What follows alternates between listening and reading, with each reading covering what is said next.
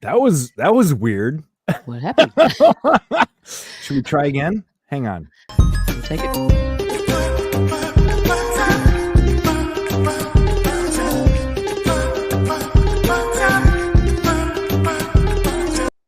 Okay.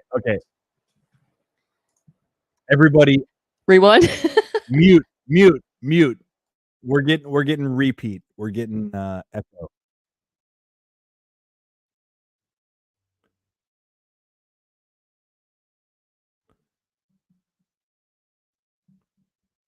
Yeah? Okay, everybody's muted.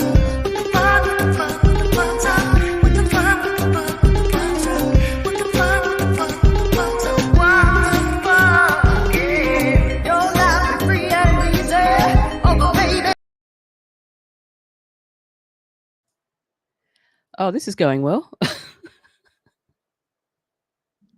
Honestly, I don't know what the hell's happening.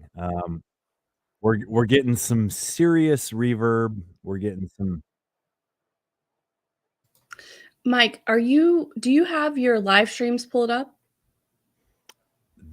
That's totally Make it is. muted there because you can hear it, but we couldn't hear anything. You couldn't hear it? Oh my Correct. God. Yeah, No. but that's okay. I've been there before and it freaks you out, but that's probably what it is. Okay, all right. Yeah, you got to mute. YouTube doesn't let you mute until it starts, but the other ones do. God, yeah, that was totally on me. All right, here we Now, go. workers, take two. Take two. Come on. What the fuck?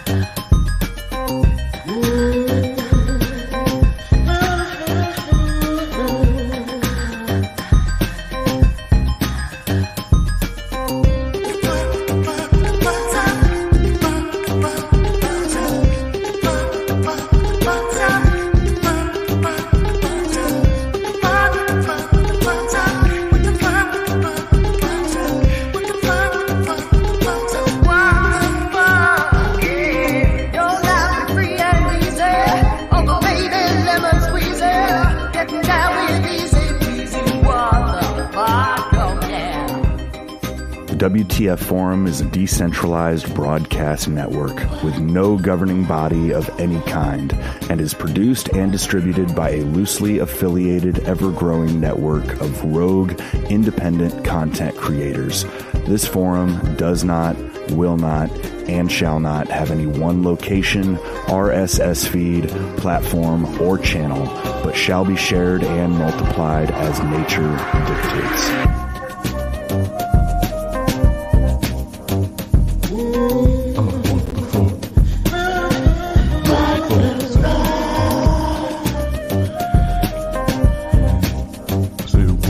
Welcome to the WTF Forum. The hosts do not give financial, legal, medical, or any kind of advice. Opinions are their own. This broadcast contains foul language and dangerous ideas. If you need a trigger warning, you are in the wrong place.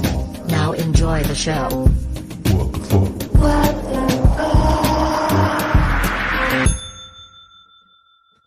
What the fuck's up, everybody? I was having a hard time there, but it turns out it was just because I had too many goddamn windows open. I hope we've got it all figured at this point. But welcome to the WTF Forum. I am Mike the Polymath, coming at you from the Easy Peasy podcast, and I will pass it over to Stella Q. Oh, well, hello there. Yes, I'm very happy to be here as usual. Glad to see my mates again, and welcome everyone who might be listening or watching for that matter. Stella Q from Australia, Union of the Unknowns. And over to Ashley, my co-unknownness lady. Hello. Happy to be here with you people as well. And yeah, Union of the Unknowns. That's where you can find me from time to time. And I'm happy to be here. Thanks for having me, Mike. No sweat. Not my this ain't my show. This is our show. But we may have one or two more folks popping in. My buddy Liam says he'll be here, but he could not make it at 7. So we'll see if and when he shows up. But I've got plenty of shit for us to cover. To be honest, though, I was really, really hoping, and last minute I sent out a specific kind of request. I was hoping that Phytophiliac might join us today. We'll see. I'm not going to hold my breath, but Fido has a whole lot going on, and I thought that it would be cool to hear what's been happening kind of in her world. But all that said, I guess I'll say personally, it seems to me that there has been a shift in the ether that what was once not so common is now becoming common. I think people are waking up to the basic reality of what's happening. Maybe I'm being, I don't know, optimistic, but have you guys sensed this? I'm starting to sense that what was once obscure is now becoming common. Yes, I think I could say, not that I socialize much, but I think from what I am observing, it appears that could be a possibility, but I'm not going to get too excited. But I guess I'm just basing that on the little bit of things that I see sort of online and out of the mainstream news when I subject myself to it, and the things that they're covering. So I haven't seen anything like that within my friend circle yet. I want to be optimistic. So yeah, what about you, Ashley? Yeah, I don't know. It's difficult for me to make a judgment call on this because I was really lucky to have a good handful of people that even during COVID times I could talk to about what was going on. Now, maybe they were not totally aware of the predator class of, like all the rabbit holes that we get down into, right? Like MK Ultra and weather modification and all this stuff. But they at least thought that something was wrong, and I could at least talk to them about that and how it wasn't adding up. And there was a lot of mRNA injection refusers in my life. I actually was lucky enough that both of my parents were in that. They were on that boat. So that being said, I have had a lot of interaction because of my job in my life with people that we refer to as normies. And it's difficult to say. I see people that I feel like there are hopes and glimmers, and I'm not black pilled, but I still see people that buy into the current paradigm, right? Like, like they think that Vivek is based in red pilled, or like Vivek is outside of the establishment or something like that. And of course I'm like, I can understand why they're saying that, but obviously I don't think that, so, but that's not to say that I don't see glimmers of it, if that makes sense. Well, it makes nothing but sense. I bring it up to say that, I guess I'm jealous, Ashley. Like I was the only one that I knew personally to deny the vax. And I suppose that's not specifically what I'm trying to get at here. Although it does apply. What I found super interesting, I've got this clip, and it's of a kid making a joke. And I suppose I should just play it because the kid tells it better than I can. But the fact that there is a 10, 11-year-old kid telling this joke, to me, that kind of says something, anyways, before I say anything more, let me just play it. Gonna come in. What you gotta say? I want to tell a joke. It's about all this stuff. So Obama, Barack Obama, Hillary Clinton, and Nancy Pelosi are all in an airplane together with the pilot. So Obama says, "I'm gonna throw this $100 bill out the window and make one American happy," and Hillary says, "I'm gonna throw $200 out the window, and make 2 Americans happy." And Nancy Pelosi says, "I'm going to throw 100 $100 bills out the window and make 100 Americans happy." And the pilot says, "I can throw all 3 of you out the window and make all of America happy." I speak facts. Did you What hear do him? you say? He Good one, goes. kiddo. He goes. I speak facts. Hold on. I speak We got. facts. We got to go back. Here. Throw all 3 of you out the window and make all of America happy. I speak facts. What do you say? Mic drop. Mic Yeah. drop. Nice one. I'm like, this little dude knows what the fuck's up. Yeah. 100%. That offers hope.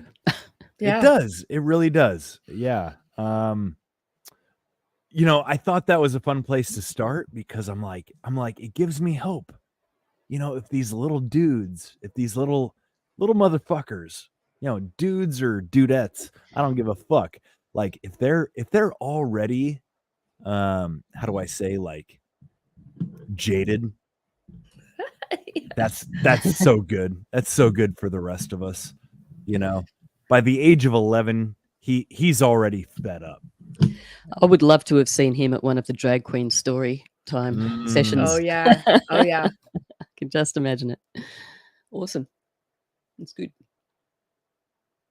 Yeah, you love to see it, and I do feel like maybe some of these kids are, they're different. They are seeing things from a totally different angle than we saw them, for right, wrong, indifferent, whatever you want to say.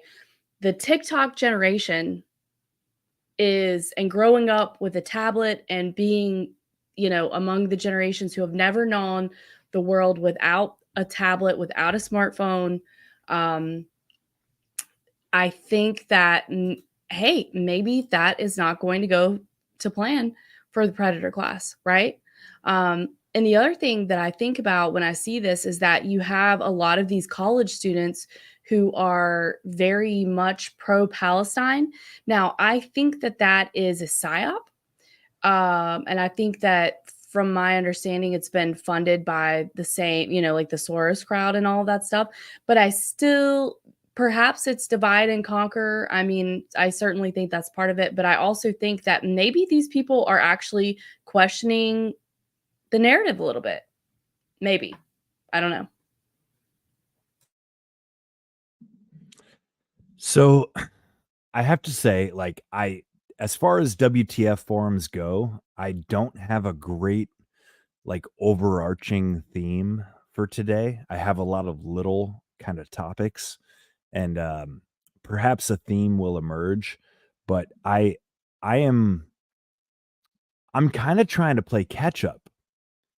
Like, it seems like during the holidays for like 2 or 3 weeks, nothing happened. And then all of a sudden, a shit ton of stuff came out, right? All kinds of stories hit the mainstream. We've got all kinds of things to talk about. And the hard part is kind of figuring what to cover. Like I said, it's like nothing happened and then a shit ton happened. Yeah. And, the last thing we want to really be doing is echoing everything that's been True. done everywhere else. And Yeah. it's all such crap too, isn't it? I mean, it's all such garbage that it is hard to pick something worthwhile talking about, really. I think we've got to go a little bit off center for that. So we shall do that. I'll tell you something that I was looking at. Oh, sorry, Ash. Well, I was just going to say that for me, it has been really interesting. And I have basically been referring to it as America's Next Top PSYOP, because they have been coming fast and furious. And so Stella and I have a little bit of a different take on the news. I agree that it is crap, but what I still find anthropological value in it, because of the message or the thing that is being allowed to be shown. So I have a curiosity from that perspective. And I do think very, very much that it's managed, that it's a distraction, that it's not true, all that stuff. Totally on the same page. But I'm still interested in what they are manipulating the news cycle with, and also at the frequency with which they pull the psyops or whatever you want to call it. That fascinates me as well, because it tells me a little bit about, or I don't know that it gives me anything definitive, but just I'm just curious about what they're doing, when they're doing it, and why. So this has been a really, really fast, like what Mike was saying, news cycle ever since like the new year. Because we were talking about it this past week, that it was only January the 9th when we were talking about all the stuff, and already, so it's just over the first week of the new year, and already you had the tunnels, you had somebody driving into the gate at the White House, you have protesters breaching the gate at the White House, and there's like several other things Doors that are falling off happening at the same. planes. Yeah, the plane doors, yes. And it's like, what? It's crazy. It's a crazy time. What the fuck? Exactly. Yeah. So, do y'all want to like cover any of these small stories? Because like I had a hard time trying to decide like what to cover here. Um, to me, like that airplane, like the window slash door getting sucked out. I'm like, I don't know. I don't know. Is that worth covering? Hardly. Like it's one of a million like airline happenstances where something went wrong and they're telling us one thing and really it's another. I mean, Well, I from what I learned about that, a window did not fail. It was a door plug, what used to be an emergency exit door, and out of I guess you'd say like financial pressure, they got rid of this emergency exit and replaced it with just regular like windows. But they had this door plug that if you're on the inside of the airplane, it would look like just another couple of windows, but it was a door that they plugged, and that's what failed. And I only bring it up to say this is what I know about that story, in that what we were told is not exactly the whole truth. You know, they gave it to us as like mechanical failure, a window gets sucked out of an airplane, some 5-year-old kid has his shirt ripped off of his body, iPhones are flying out the window. Supposedly, one iPhone made it all the way down to the ground unharmed. You know, this story is super this is a story worth covering. I don't know what to make of it, but like it seems like a whole lot of nonsense. I don't know. Ashley's kind of nodding her head like she knows what the fuck I'm getting at here. What do you? Well, what I wanted to say is, from a is it worth covering perspective, I have thoughts on this, because I caught Brad Binkley's analysis of this, which was good and comprehensive and of course funny, because he asked the same thing. He's like, okay, so you're telling me people, like, a kid's shirt was ripped off and somebody's phone survived, and how would you know? You find an iPhone, how would you possibly think like, oh, came from this, and there was some organization that they contacted or something? It didn't make sense.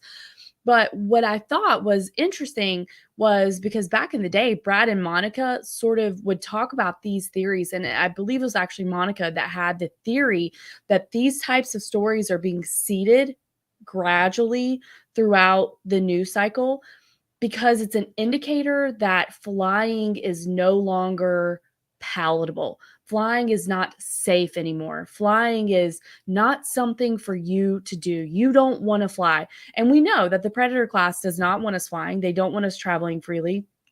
They want us stuck in 15-minute surveillance cities. So I do think that at that angle is at least part of why we see these stories seeded throughout the news. And then I had one other thought on that, but anyway, it is weird, but I think that it's just basically to start seeding that narrative in people's minds that it's not safe for you. And I even think it's potentially leading up to some other bigger air disaster that would not be organic, in my opinion, but would be more of the trying to scare people away. Yeah, the iPhone on the ground being recovered all right and functioning is just reminds me immediately of the passport being found at 9/11. It's just comical. I just can't take any of it seriously because I mean, sure, these things might happen, but of course, we're never going to hear the truth about it. It's always going to be the narrative. Let's not forget that the WEF are having their Davos meeting this week, so I guess they probably want a lot of eyes off that, perhaps. And it turns out that the Swiss government can't even afford to go to Davos. Too expensive. They're going to have to bunker up, share rooms and things. It's very humiliating. Well, God damn, it's hard for me to say where we should go here. I've got lots of topics. Well, and I did want to chime in that I think it's Go ahead. fun sometimes if you don't have a theme, if you're worrying about that, sometimes a grab bag is fun, right? Just round table grab bag. So No doubt. All right. Well, how about this? Okay, so something that has always been a theme on the WTF forum. We are a group show, but ideally we are not one of these group shows where everybody talks over each other and gets into unnecessary conflict. Like we have this we've got precedent where there are these group shows that exist, but I think that we are better than they are because we do not turn into a clusterfuck of crosstalk. That's the way I've come to describe it. So let's start here. This is Tim Pool, and shit went wild on the Tim Pool I'm show. glad that you're showing this one because I think this one's really interesting. Yeah, so let me I got to line up the exact moment. I've got it marked at Do you remember what did you just 106 say then, Mike? Not a clusterfuck of what? of crosstalk. There's the title. Yeah. This episode, not a clusterfuck of crosstalk. Well, so I don't know if y'all listened to the greatest hits episode I put together, but when we first started the WTF forum, I wrote out these 4 kind of code these I called them prayers, but it was the WTF code. And one of them had to do with something to the effect of seeing as that all group shows tend to devolve into a clusterfuck of crosstalk. We at the WTF forum strive to be better and interrupt sparingly. Something to those, to that effect. But Tim Pool, right? We've talked about Tim Pool. He's kind of a douchebag, and I think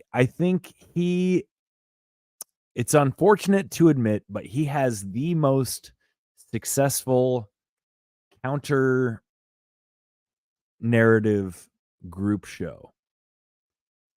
Like as far as group podcasts go, he has the biggest conservative group show. And oftentimes it goes well, but this past week it devolved into a clusterfuck of crosstalk. And this I share only because this is the exact thing that we want to avoid. Okay? So, here we go.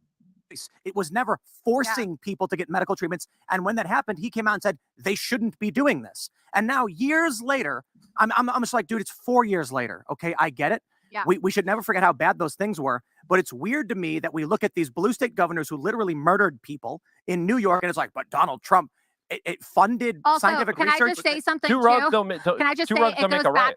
it goes back to the concept of revolution. Look, I understand people have to provide for their families, and so I'm not trying to sound like a cold-hearted bitch with what I'm about to say, but everybody has choices. Everybody has free will. And I'm really sick and tired of listening to people say things like, oh, I would have lost my job, or, oh, well, I would have been fired. You either stand for something or you fall for everything. And if more people in this country would have stood up and taken to the streets and fought back against these tyrannical lockdowns, President Trump never forced the vaccine on anyone. President Trump never forced extended lockdowns. President Trump never forced people to wear masks. But Trump told accepted people, it. People allowed Trump their attacked children to Thomas be forcefully Macy, vaccinated. who was against lockdowns. Trump attacked Sweden, who decided not to lock down. That's a fact. I still want an acknowledgement of it, and because we don't have an acknowledgement of it, because Trump still believes that the vaccine saved millions of hundreds of millions of lives. Let me take it. The scenario could again unfold. Okay, I'll tell you why I'm done with this. Because the anti-Trump people say Trump did the exact same thing Ron DeSantis did, but Trump was wrong when he did. And then the DeSantis people are like, DeSantis did the same thing that Trump did, but DeSantis was right when I'm like,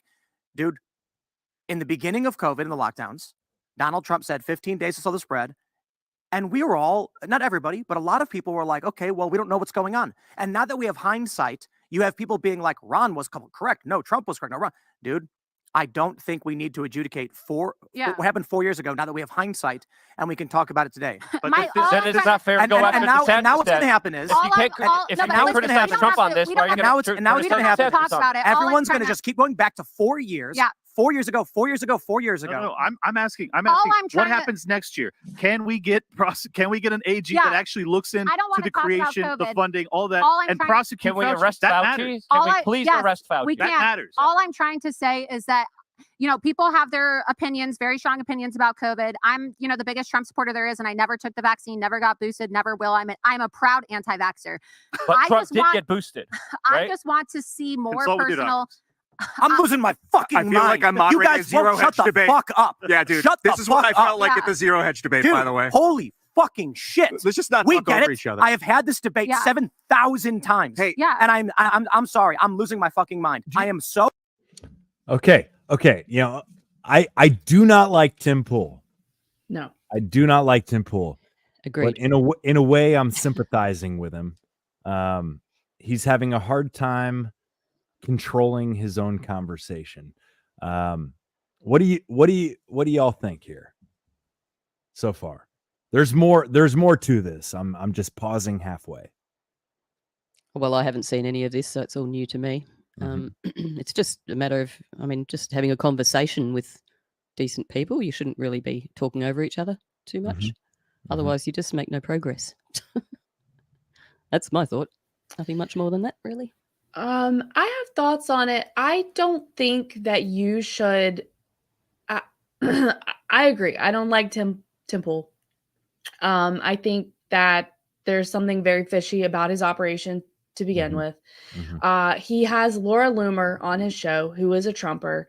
Trump supporters will sit there and admit all the lies and all the bullshit about the shots and about COVID and the lockdowns and all the things. And they'll say that Fauci should be imprisoned, which is correct. At the very best, that's what he deserves.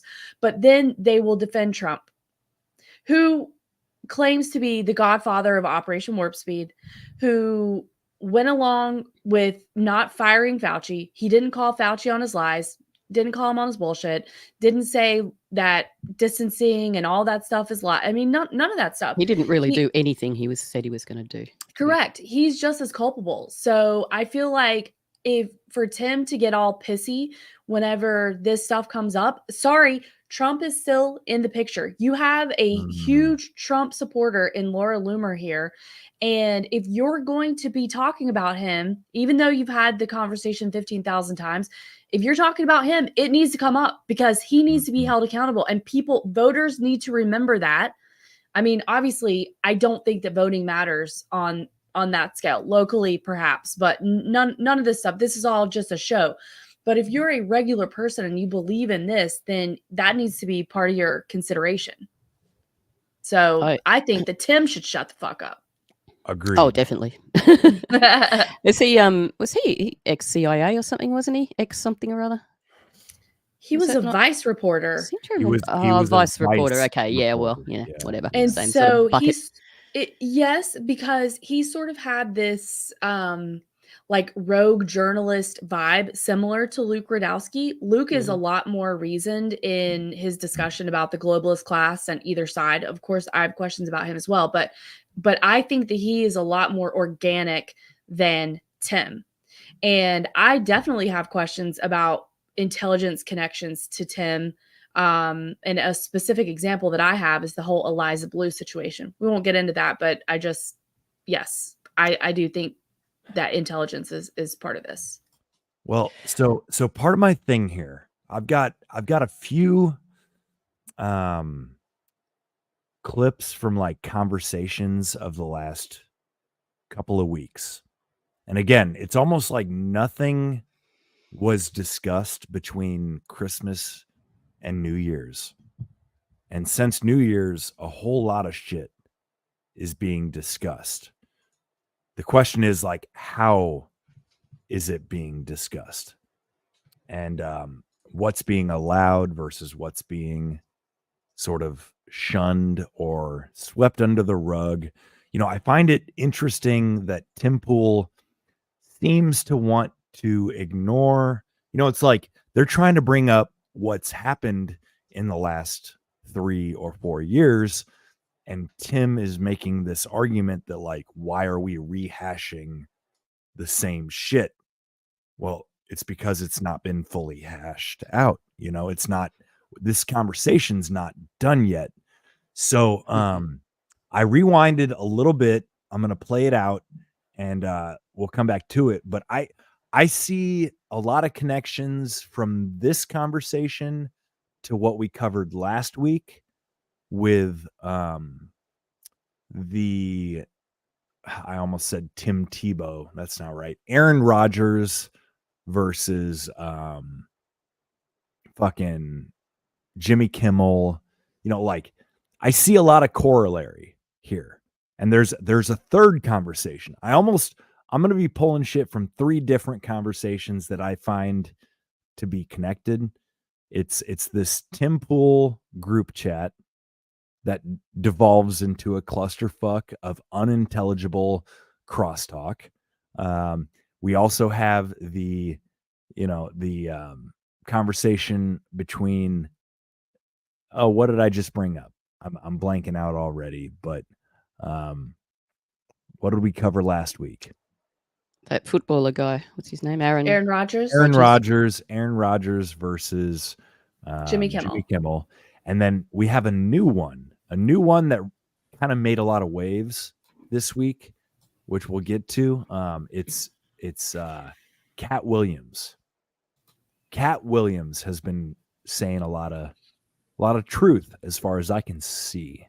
I hope I'm not getting ahead of myself here, but again, it's almost like nobody was saying jack shit. But since the new year, there's a whole lot of conversation happening. Yep. Am I the only one that feels that way, or what do you think? No, I definitely think that it's picking up for sure post holiday. Go ahead, Stell. Yeah, the pot is being stirred, it seems. Does anyone know how long Tim Pool has been doing music? Because I didn't even know he did music. And last week I happened to stumble over it and I was watching a few clips and things. It looks very, very high budget. He does music the way I try to organize a WTF Forum intro song. That's the way I imagine it. He is the guy that says we need a song. All of the musicians in this group do it, and then I'm going to take the credit. Yeah, you know, sort of. It certainly looked like it was more than just a muso in his bedroom, basically. I hope that's not what I did, FYI. But I don't think Tim Pool's any kind of musician. It's at least been a couple of years, and I would say that there's potentially some overlap with when Phil Labonte started coming on his show during COVID times. So Phil is a libertarian who is a heavy metal singer of the band All That Remains, and he kind of got on Tim's radar, got into the conversation pool, and that is when I noticed Tim starting to make music. So I would say during COVID times. I could be wrong, but that's when it came on my radar. And I would also say that I can barely, even when the videos came out, I was like, this is fucking cringe. Like, I cannot watch this. It's That's awful. exactly what I thought too, mate. Okay. Super cringe. So Now, it's only sort of like, he was already quite big though, wasn't he, before 2020, Tim Pool? He worked for Vice News. I wouldn't say he was big. I think he didn't have a really, podcast before 2020? I think he's gotten big since 2020. Now, definitely. Before we carry on, I want to say hello to OG Dad Bod. Glad you made it, bro. How you doing? Hello. Man, I am trying to get to the airport. It looks like we're going to get the apocalypse finally. Snowpocalypse is heading your way? Yeah, I'm supposed to get between like 4 and 7 inches. So I'm hoping I can catch my flight to Texas in the morning. It's not looking promising. Oh, well, I hope we can hang on to you for a little while. We'll see. Are you down in Tennessee? And also, can we get any more volume from you? I am driving, so let me see. Is that any better? You know what? Mike, I think I can manage. You should be able to do that. I haven't got the permission, so if you. Hello. Say what's up, OG. What's up? I got you turned up. I don't know if that'll help you. Maybe. Doesn't sound much different to me. I turned you all the way up. We'll see what happens, but yeah, I guess my whole point here, I've got clips from a few different conversations, and they all seem to be, I guess, I don't know, typical, topical. They all seem worth paying attention to, even if I disagree with them. So I rewinded a little bit to before this Tim Pool freak out, but partly I'm playing this because I'm grateful. I'm like, Tim Pool is losing it. The WTF Forum, we are nipping at Tim Pool's heels. This guy doesn't know what the fuck he's doing. He cannot manage a group conversation. So here we come. We're nipping at his heels. Is that fair, or am I shooting a little high? I think we should be nipping at his heels. Yeah, fuck yeah. And I suppose that it depends on if you're looking at quality of conversation and people who have an actual awareness of what's going on, or if you're looking at super chats, because in the super chats regard, we're not quite there. Yeah, well, I don't think that's what matters. I don't really know who this woman is, Laura. I've heard her name, that's all. Laura Loomer, yeah. Never set eyes on her before, so this is new to me. But I'm just thinking, if she's an absolute Trump supporter and he doesn't want to have this conversation, why is she there? Exactly. Did he not foresee that, perhaps? I think go ahead, Ash. I was going to say, I think he's more tired of what Luke and Clint were saying, which is trying to hold Trump accountable, because she's obviously giving him a pass because she's saying she doesn't agree with the shots and all of that stuff, but she has no problem with Operation Warp Speed or how Trump behaved. But it was Luke that was really making the point, and I think he's tired of that from him and Clint probably. Okay, so Tim Pool's more of the let's just get on with life and forget about it and move on. And whereas, more people like us, I suppose, or definitely me, is like, no, we are never going to forget this. Heads need to roll or something. We just need to bloody at least acknowledge what really happened. At least do that. Yeah. On math. This is, to me, this is Tim Pool kind of showing his true colors and saying, hey, let's get over it. Let's move on. Let's brush it under the rug. Yes, I agree. Which kind of shows what he's really on about. So I stopped it a little early. I rewinded. Let's watch a couple minutes, but I think you'll get my point. Like, he is all about moving beyond COVID. He doesn't want to talk about COVID no more, but everybody else still does. Oh, we're just getting started. Yeah. So here, let me play a couple minutes and then we'll carry on. You moved to Florida, so absolutely. Yeah, so for people who saw it from the outside, it was all a farce. Okay, Ron DeSantis is a Manchurian candidate, and as we know, Fox News has been grooming him for years now to be this opposition candidate to Donald Trump. His COVID record was no different than the record of some of these Democrats. It's just the media lied about it. I was running for Congress in 2020 in Palm Beach County, and I was not able to knock on doors because there were lockdown orders, and you were threatened with arrest in Palm Beach County for walking on the beach. There were parents that got arrested. There were the first time a pastor has ever been arrested in over 120 years in the United States happened in Tampa, Florida, and he's now, I believe, supporting President Trump. I'm telling you right now, people were lied to about Ron DeSantis's record. He pushed the vaccine. He's on video telling everybody that the vaccines have a 99% effectiveness rate. And I know people are going to say, well, how can you be a hypocrite? Trump pushed the vaccine too. Trump never, is pushing the Trump vaccine, never but he's still anybody pushing to get it. But it's a matter of But choice. he's still pushing it. And I don't agree with it. And I'm not vaccinated. I will never take the vaccine. I refuse to. Why are we trying to adjudicate something 4 years ago when right now I Ron was DeSantis... just making the point that he's not a good governor, and people need to stop saying that he had a great record on COVID because it's a lie. You can read his own executive orders that say, I'm locking down the beaches. I'm locking down the restaurants. He's a liar. He's a Manchurian candidate. I can say right now, my point when I was bringing this up about Luke's prior support is that here's a guy who is losing. He's losing badly, and he decided to abandon his state during a state of emergency. Everything else out the window. You can come and tell me that the dude saved a baby that was rushing down a river and he jumped in, and then you tell me that he left his state during a state of emergency to try and win a race he was badly losing, and I'm like, he is a bad leader. That's it. Everything else is gone. That one was like just. And it's not the first still time. think we need an acknowledgement from Donald about what happened to Operation Warp Speed. There's been a lot of Americans that have been injured. One of them was here at the. I'm so sick of talking about this. We haven't had it. It's still a major issue because let's just say he comes into office. The CIA, Peter Daszak, Echo Health Alliance, all they have to do is restart and do whatever they did again, because there isn't a conversation about, hey, I learned my lesson. Hey, there's some mistakes. I should have done something better. Absolutely not.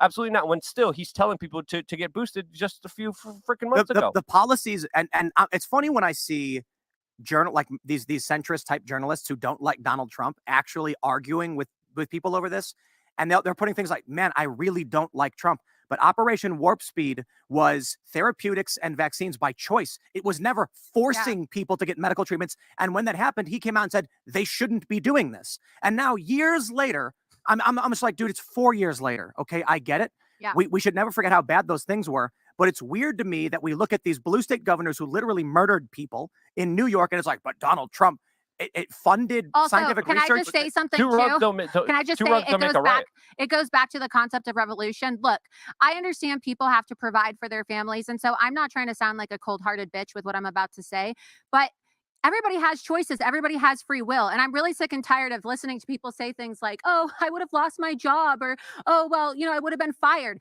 You either stand for something or you fall for everything. And if more people in this country would have stood up and taken to the streets and fought back against these tyrannical lockdowns, President Trump never forced the vaccine on anyone. President Trump never forced extended lockdowns. President Trump never forced people to wear masks. But Trump people allowed their children to be forcefully vaccinated. Against lockdowns. Trump attacked Sweden, who decided not to lock down. That's a fact. I still want an acknowledgement of it, and because we don't have an acknowledgement of it, because Trump still believes that the vaccine saved hundreds of millions of lives. Let me take it. The scenario could again unfold. Okay, I'll tell you why I'm done with this. Because the anti-Trump people say Trump did the exact same thing Ron DeSantis did, but Trump was wrong when he did it. And then the DeSantis people are like, DeSantis did the same thing that Trump did, but DeSantis was right when I'm like, dude. In the beginning of COVID and the lockdowns, Donald Trump said 15 days to slow the spread. And we were all, not everybody, but a lot of people were like, okay, well, we don't know what's going on. And now that we have hindsight, you have people being like, Ron was correct. No, Trump was correct. No, Ron.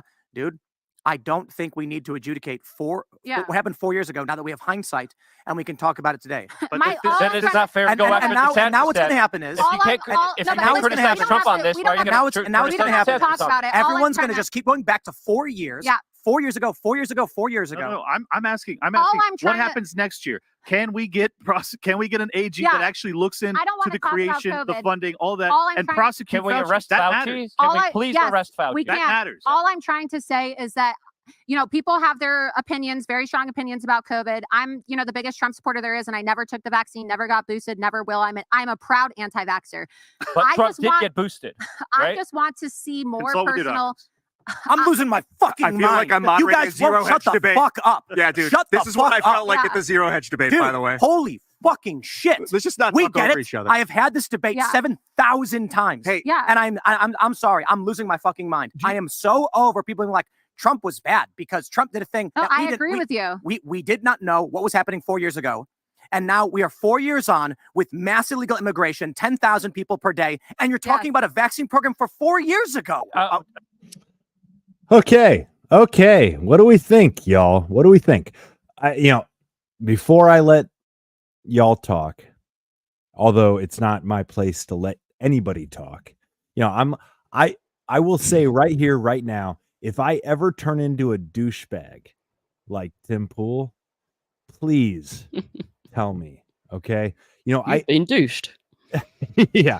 So before I ever even started the first WTF forum, I wrote down what I thought would be a good code of ethics for this type of show.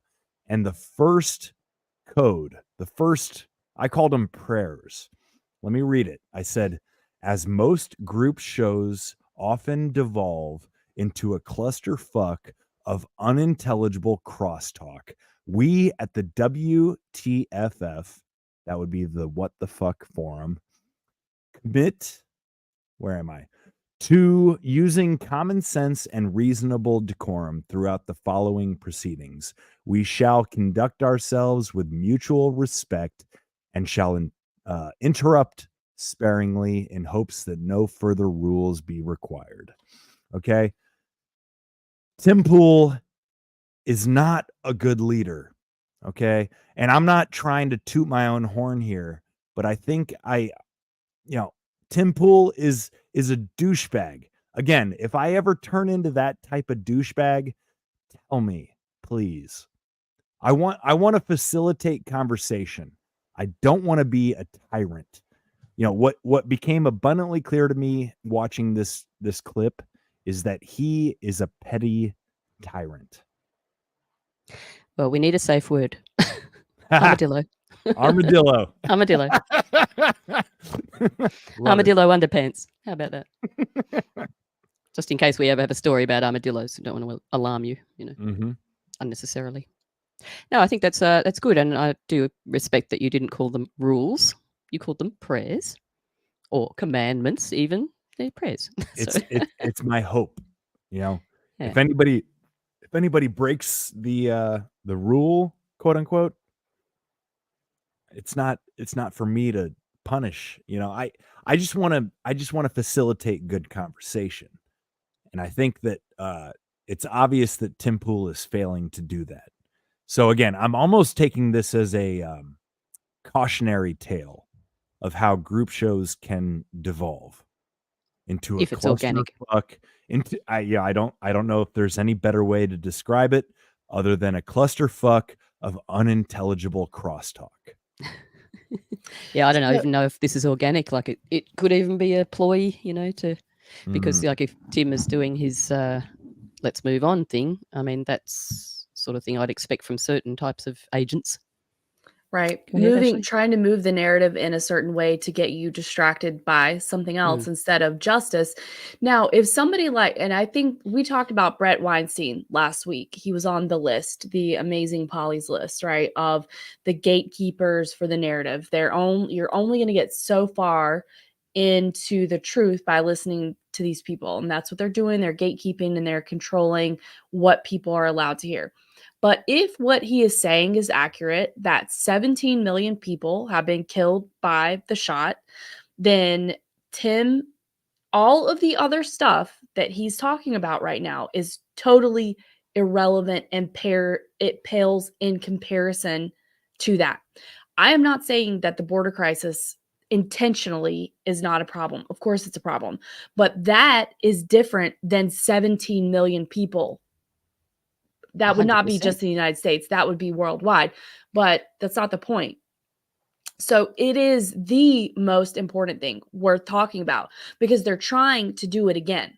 So I definitely think that, yes, perhaps this is, narrative management on Tim's part. And I just heard something by Dr. John Campbell where he's talking about some X disease that's in China again. And it's all the same bullshit. So if we don't hold these people to accountable, so why wouldn't Tim want them held to account? Why wouldn't he want it acknowledged? Because it matters. Yeah. Yeah, because they're Yeah. going to do it again if people don't know about it. But he has the ability to affect that conversation. He really does because, tens of thousands of people day over day listen to his show.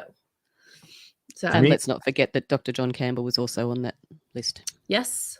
Yeah. And apparently John Campbell deleted that video as well. Maybe he was called out for fear mongering or whatever. But anyway, yeah. Really? Because it was there about an hour ago.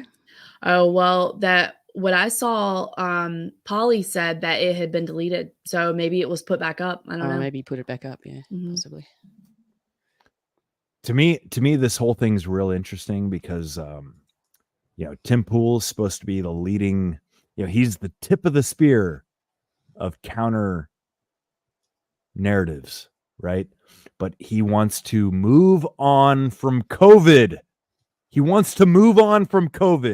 Red flag, anybody? 100%. The red flag for me. Hello. Big time. I need to get a red flag so I can wave it whenever it comes up. Yes. Now, we did not take a chance, I don't believe, to introduce Fido. Fido, are you there? Hello? Yes, I'm here. Can you hear me okay? Yeah. What's up, girl? How you doing?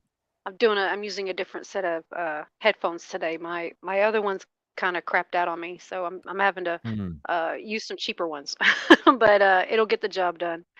Yeah, So no, you sound yeah, good. hey, I haven't seen y'all in a while. I've been sewing up some loose ends on my end, and I am officially unemployed. So maybe it's worth taking a moment, Fido. Congratulations. If you're willing, yeah. Like I know some details. Anybody that's been in the Telegram knows some details, but would you like Yeah, to kind of sure. explain for the listener? So tell us what you were doing and why you quit, if you would. All right. Well, I may have mentioned it in a previous episode before, but I have been an LVN or an LPN, licensed practical nurse, licensed vocational nurse, same thing, interchangeable, since 2008. And over the course of my career, I have been picking up on things here and there, and I've always known that insurance was a scam, and just I wondered about the vaccines and stuff, but I never really delved too deep into it, mostly because I was working so much and I just really didn't have the time to sit down and go through the mountains of research on the topic. And Well, I feel but like I just went with my. if I can, Fido, from my outsider perspective, okay, Mhm. I feel like you're not giving yourself enough credit. It seems to me that you did do your own research. You did dive into this stuff. Maybe not as deep as you might have liked, but you had developed a perspective. And it seems to me that your job was one that would not exactly allow you to express your perspective fully. Is that a fair statement? Like it seems to me that it took, from what I saw in our group chat, it took you getting to your last day to finally be able to say what you really thought to your patients. I mean, Right. am I Well, pretty close actually. I excuse me. I have this job that I'm now free of. I have been doing since 2014. I've been working in primary care practice. Excuse me. I have a bit of a frog in my throat. So I've been doing this job that I just left. I've been doing it since 2014, almost 10 years. And actually right at 10, well, July will be 10 years.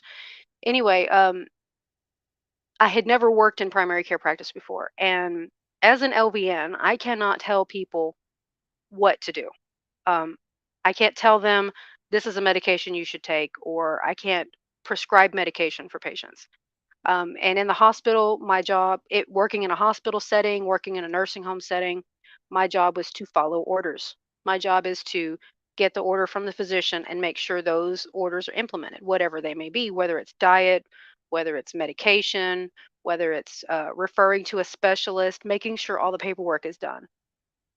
And so, working in primary care practice, it's a little different in that you do get to know some of these people, and you do see a lot more different things. So, like one day you'll see, urinary tract infections and respiratory stuff going on, and then the next day you'll see somebody with blood pressure.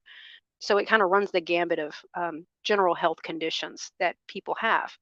And so I was doing this, and then in middle 2016, I was asked to take over the job of going with the nurse practitioner to the nursing homes that our facility takes care of. So the doctors have patients at the nursing home, and so the nurse practitioner makes rounds at the nursing home and sees these patients for the physician, and she has a nurse that comes with her to do the same thing that would be done at the doctor's office. I'm just doing them for nursing home patients, ordering medications, like completing the order for the medication, doing referrals, doing paperwork for medical equipment, and jumping through all the hoops so the insurance will cover care for the patients. Prior authorizations, getting authorization from the insurance before the patient takes it, that they'll cover it. Just all kinds of just rigmarole, just ridiculous paperwork. Basically saying to the physicians, yeah, we know this patient needs this medicine, but you got to prove it. And that's really what irritated the crap out of me. I think more than anything was having to explain to the insurance companies why this patient needed this medication, or why they needed this walker or this wheelchair. It's like it's between the doctor and the patient. It should not have anything to do with the insurance company. But they're a business, and they have their own rules. So I think really what really got me to thinking about leaving and doing something else entirely. And I'll be completely honest, it was COVID. I'm not even gonna lie. That was the straight up impetus for me to really pursue the option of leaving, because I really actually enjoyed my job. I have autonomy with my job that I would not get in any other field. I have my list of things that I have to do on a day-to-day basis. I don't have somebody breathing down my neck saying, "Have you gotten this done? Have you gotten that done?" Unless it's one of the facilities saying they needed paperwork. But as far as my boss goes, he was pretty hands off when it came to that sort of thing. And I stepped up to the role, and I got my work done, and I got it done in a timely manner without someone breathing down my neck about it. And I was out and about driving around from facility to facility, spending very little time in the office. I wasn't tied to a desk per se at the office. There were a couple of days a week that I would be at the office, but the rest of the time I was running around, um, driving, getting from to and from. So I actually had quite a bit of leeway when it came to deciding how my day went. And the nurse practitioner and I, we would coordinate, and she would tell me where she wanted to go, and I would meet her there. And really, that having that autonomy in my job was really one of the main things that kept me there, because if I had gone anywhere else, I would not be able to make those kinds of decisions for myself. I would be told, you have to be here and you have to be there, and just, answering to a boss 20 all the time while I was at work. So I had been wanting to like stretch my legs and go into more of a managerial position.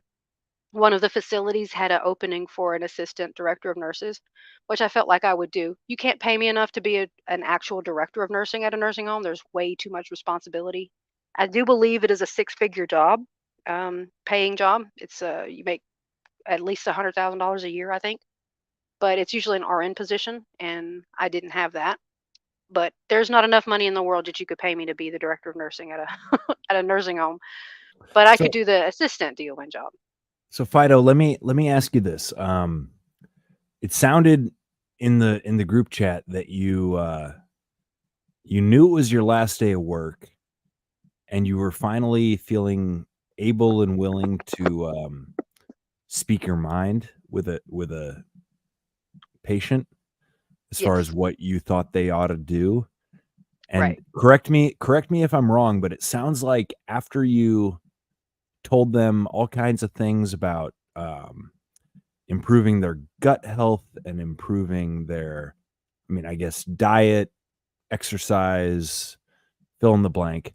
From what I read in the group chat, it sounds like the doctor came in, or I don't know if it was a doctor, but your superior came in and confirmed everything you said, and then immediately proceeded to prescribe drugs that it almost sounded like, even though they agreed with you, they negated everything you said by simply trying to slap a Band-Aid on it. Am I exaggerating? Am I wrong in that? No, you're not. You're quite spot on there. Okay. I do want to make it clear though that while I did take it a step further on my last day, I have mentioned natural remedies and exercise and diet and things that patients can do at home for themselves. I have mentioned stuff like that before to patients when I worked in the office, and the thing was, I always made sure to tell them, um, make sure you discuss this with the physician. I'm telling you, this is some things that you can do, and studies have shown that this has helped without having to rely so heavily on medication, um, or pharmaceutical medication. You can just do this, and it will help, and you should discuss it with the doctor. So what the difference on my last day was, I just straight up told her, I was like, look, you've got severe ADHD, supposedly, or you're saying you have severe ADHD and you cannot function without this ADHD medication. You're saying you have severe depression and you cannot function without this medication. And you have your lab work indicates that you have really high cholesterol. And so and she didn't want to take the cholesterol medication that was prescribed because her family members, her immediate family members, all had reactions to that particular cholesterol medication, and she was afraid she was also going to suffer some significant side effects from it and didn't want to take it. She didn't want to risk it. And I told her she could go get some fish oil from the store. She could get something with omega-3. She could get, um, they have, I said, I told her to look at the different ones that were available and see which ones she could afford and which one, she would like to use. And I said, just fish oil, preferably something with omega-3. Krill oil works well too. Increasing your fish intake, like salmon and whitefish, and cooking with those instead of going and buying catfish, fried catfish, which is really popular around here. I said, staying away from the fried foods. I said, walking every day, if you can. If not, 3 days a week, 2 days a week, go 1 to 2 miles, and exercise. And as you get used to doing all of that exercise and you feel like you want to stretch yourself, then you can take it a little bit further each time. And I say, but you pace yourself. And she has back problems. And I said, so exercises, walking is going to be the best exercise for you. You don't want to go and do a whole bunch of weightlifting and power training and P90X and CrossFit. I said, because you're gonna hurt yourself. And so walking is the best exercise, and there's nothing wrong with walking. We went through this. I spent, I think, probably 30 minutes talking to this lady about diet and exercise, and I said, get off the sugar. She said, oh, I can't do that. Have to put sugar in my coffee. I said, you can wean yourself off the sugar. It's not hard. I said, cut whatever sugar you're putting in, cut it in half, and get used to that for a while. And then once you're used to that, cut it in half again, and then just taper yourself down. I said, you don't have to just go cold turkey. I said, it's next to impossible. You're going to fall off the bandwagon. So I said, just pace yourself, set attainable goals, and it will eventually get better. And she's like, oh, I didn't even think about it like that. And I said, well, you can use honey instead of sugar. She's like, well, isn't it the same thing? I was like, no, it's not. Honey is a complex sugar, whereas white sugar is refined and it doesn't require as much energy to burn off. And so you burn that first and then the fat, and your body just sits there. And she's like, oh, okay, well, that makes sense. And I spent this whole time sitting there talking to her, And I said, and then at the end I was like, but of course you can discuss this with the physician if you don't believe me, or you have more questions you want answered. They'll be more than happy to talk to you about it. And I talked to her about probiotics and gut health, and how gut health is linked to mental health, and having a healthy gut is helps you to have a better mood. And I explained to her the different types of probiotics that you could get from the store, and she said she would look into it. And then the nurse practitioner walks in and she's talking to her, and she's corroborating every single thing that I said. She nailed it right on the head. I'm like, yes, yes, yes, we're doing it. We're gonna get through this visit without having to prescribe any medication except maybe refill her Adderall. But she that's gonna be a story for that's gonna be something at another time to address. But at least we could get her off the cholesterol medicine. And I'm like, yes, we're gonna do it.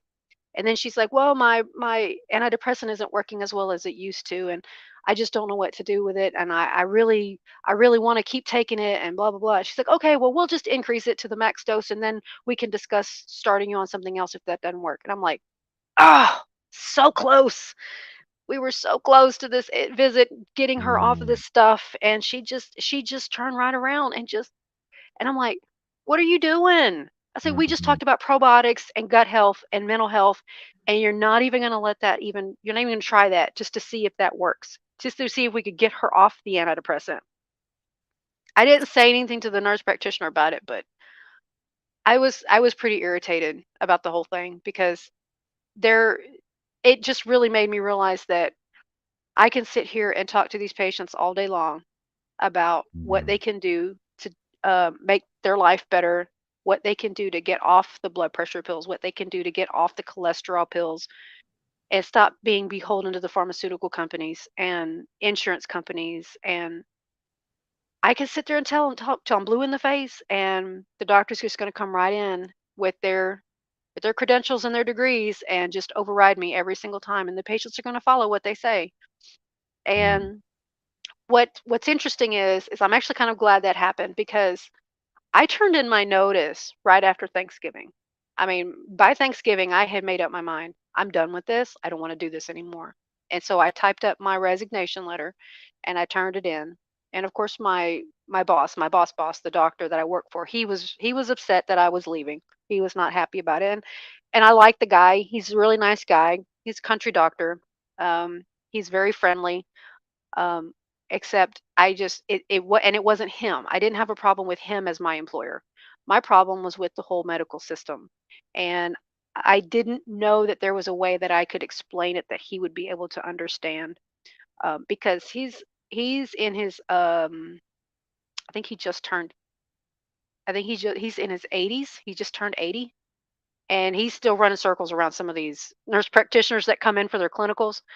Um, and he's very smart. He knows a lot. He's got a lot of experience in the medical field, and even he has mentioned to patients about natural remedies from time to time. But he does rely heavily on the pharmaceuticals, and that's just his training. That's just what he went. That's what they taught him in medical school, and that's what he's relied on so heavily when he got out, and has been seeing patients. I think probably for the last almost 40 years in this town. And I didn't have a problem with him personally. But Photo. yes, go ahead. Can I ask you, have you thought about going into like natural medicine, like being naturopathy and stuff like that? Because you sound like you'd be really good. I have thought about it, and I did a dive into it a couple of weeks ago, and because I had told my sister that's what I wanted to do, and she was intrigued by the idea.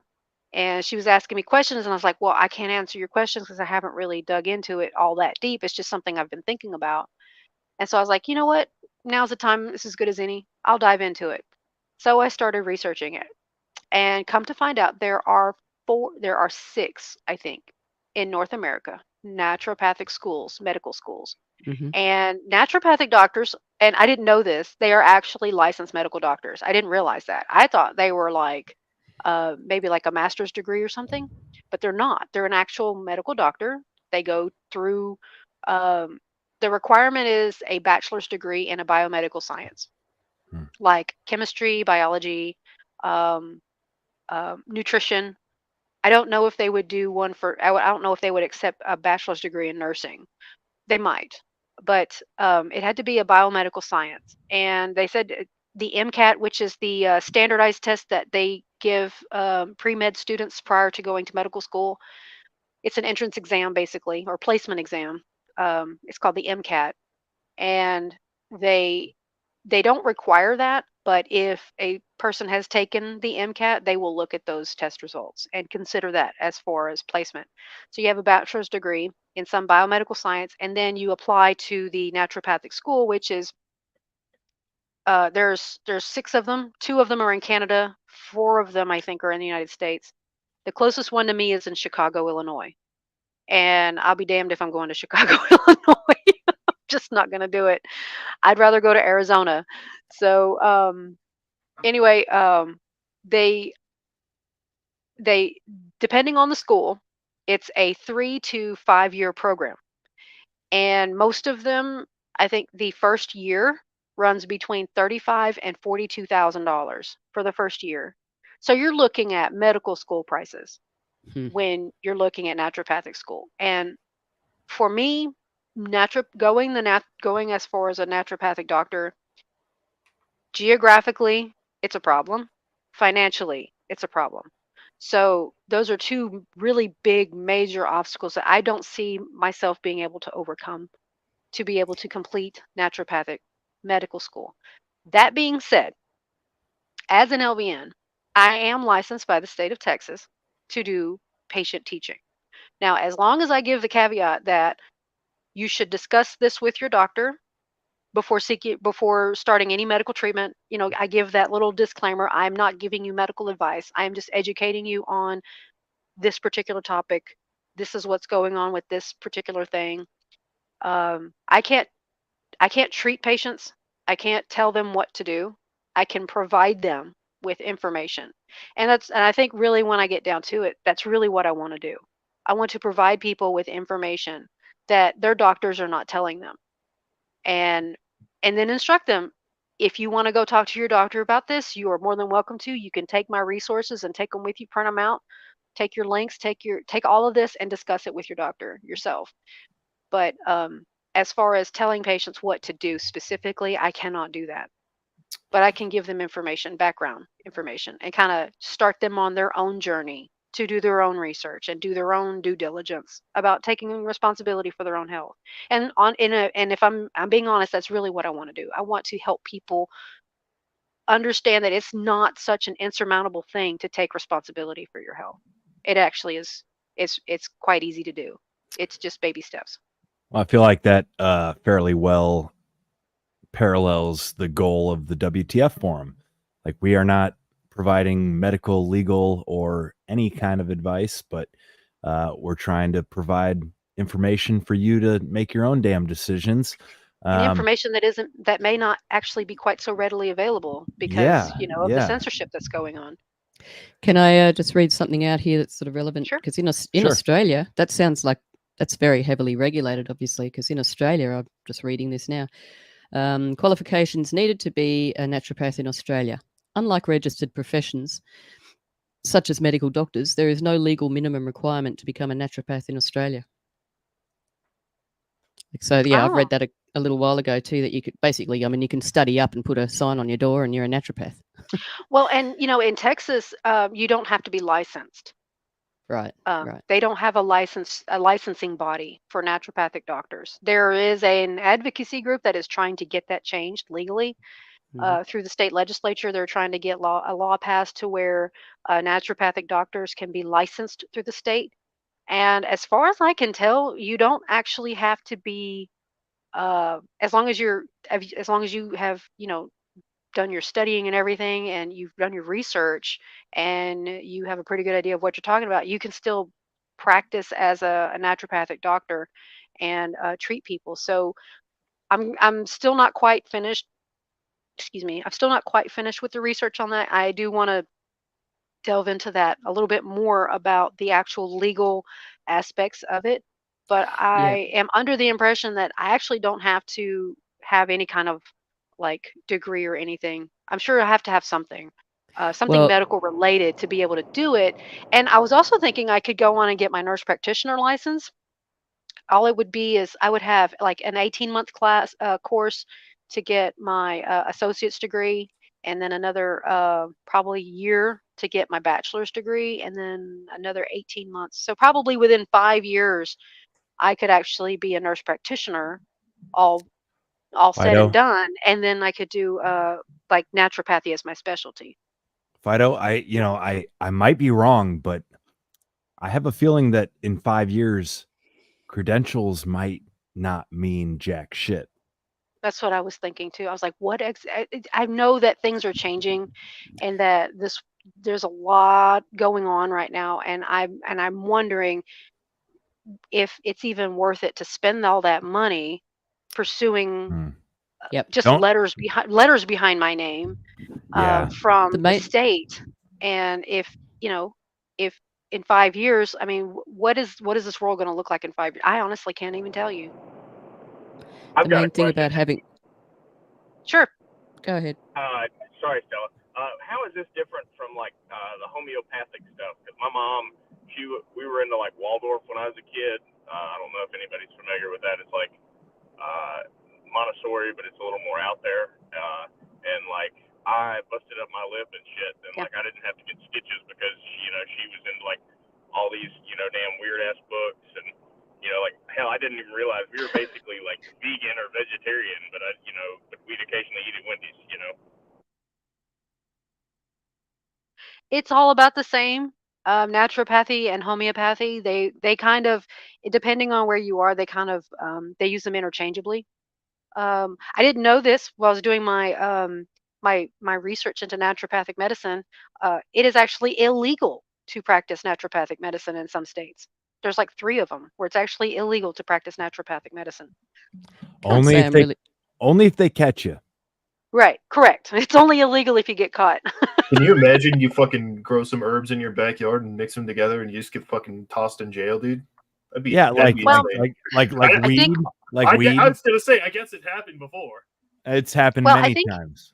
Well, I mean, aside from the weed, but like doing like herbal remedies in your backyard, as long as, I mean, well, they have to prove it too. They have to prove that you've been treating people with natural remedies.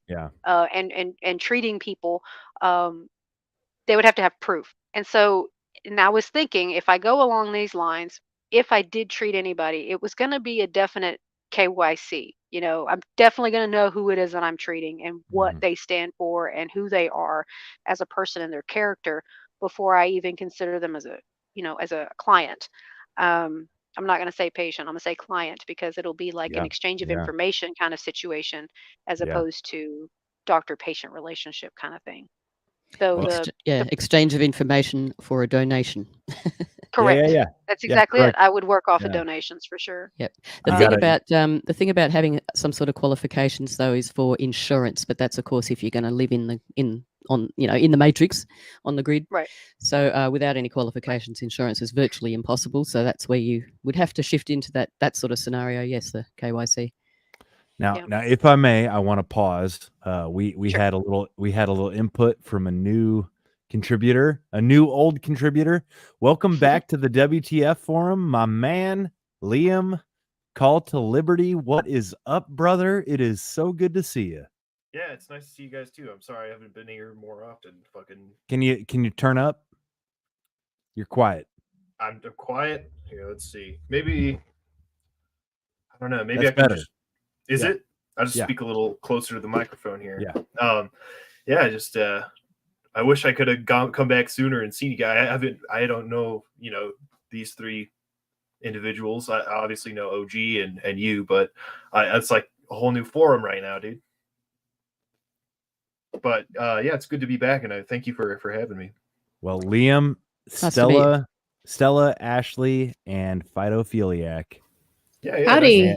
Yep. May I say hello between y'all? Yeah. G'day. Good day. Good to I bet it is. I bet it is where you're at right now. It's fucking like -10. Dude, Liam, you and me are well. Ashley, did I already ask you? And Fido, is it? And well, OG, what's it like? I'm living in like 1 degree Fahrenheit kind of scenario here. Yeah, I see a and Carhartt. I see a Carhartt BD. It's got to be pretty chilly where you're at. Bro, I got the fire going behind me. It's nice and warm here in the shop, but it is cold as fuck outside. I take my dog out to take a leak, and he starts limping because his paws don't like how cold that ground is. Yeah. It's brutal, man. So you're in Colorado on Denver-ish area, right? Sort of, yeah, close. So what are you dealing with? It's right now, I just checked it, -5, but for the last 3 or 4 days, this same cold front has been here, and it's been like in the negatives the whole fucking time. Snow on the ground. It's fucking frozen. Let's go, I guess, east to west. I suppose, Fido, you're down in Texas. What are you dealing with? Is it cold? Right now, I think it's in the 30s, maybe 40s, You upper lucky- 40s, but lucky it's dog. coming through tonight, and they're expecting 20s in the morning.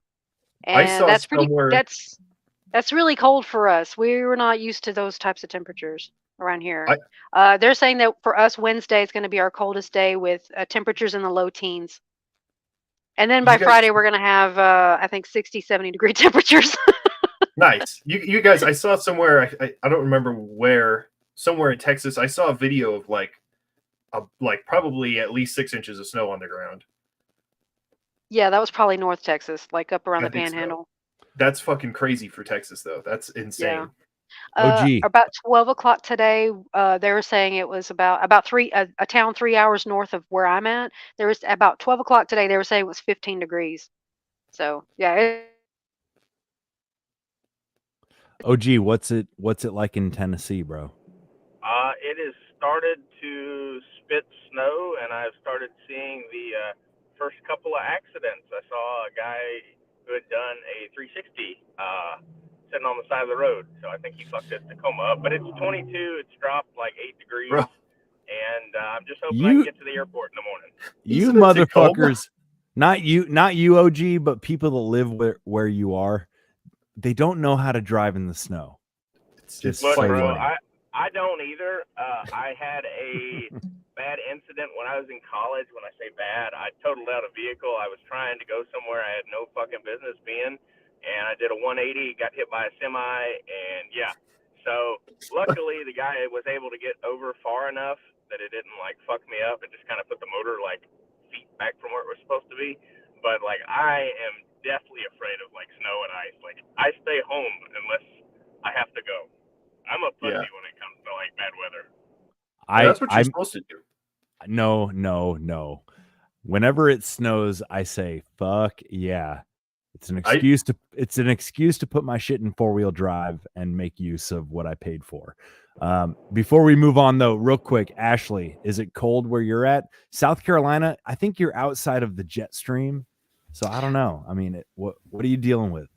Yeah, so I'm over in North Carolina, and it has gotten cold here. However, it's nothing close to what y'all are dealing with. Like, it's not negative temperatures, not yet. I do think we may have some Arctic weather coming up, but it's not that abnormal for us to have that from time to time, especially in Western North Carolina, but over in Central to an extent. So, but yeah, it has gotten cold after being unseasonably mild, and this past week it felt very tropical here because of whatever was going through. Weird weather. Well, okay. So I'm tempted to say let's carry forward. I've got a few more topics to cover. If anybody has any pressing, things that they wanted to say and haven't said, by all means. What I wanted to shift to, and actually Fido brought up a good point, credentialism.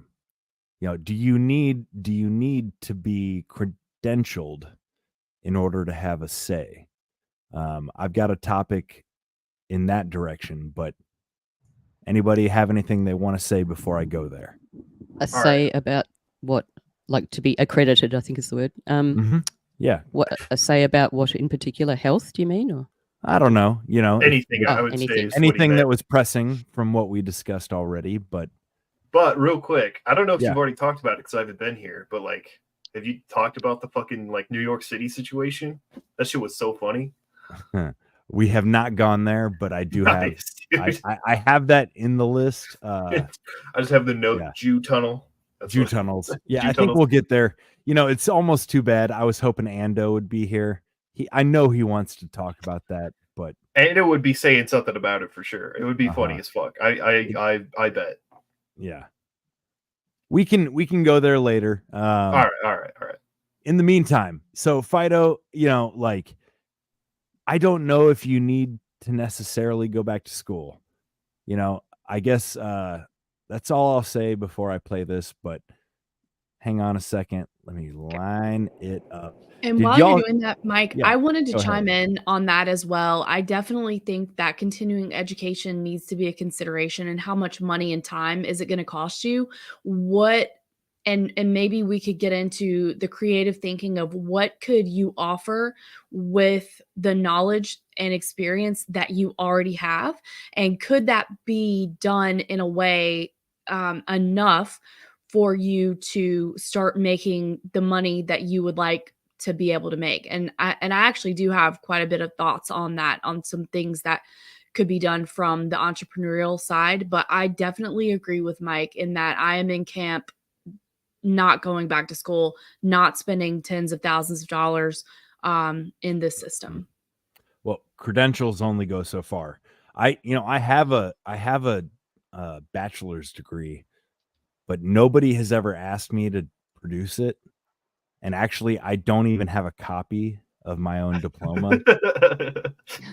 I never filled out whatever form I needed to fill out to get it delivered. I did not walk in the ceremony. Nobody handed it to me, but I know I got it. It's just in a file somewhere, and I don't have it. Also, one little thing on that same topic. Yeah. Have you ever noticed how nobody gives a shit that you graduated from high school? Or college. That you have an actual high school, like a high school diploma. Nobody Yeah. gives a shit if you got a GED or a high school diploma. Nobody Right. cares. Nobody But cares. they put all of this emphasis on, and these kids in high school, they put all of this emphasis on getting a high school diploma. Nobody cares. There's so many jobs you can do without a high school diploma. It's not even funny. But carry on. Bingo. I was never ever asked for my school certificate or anything like that.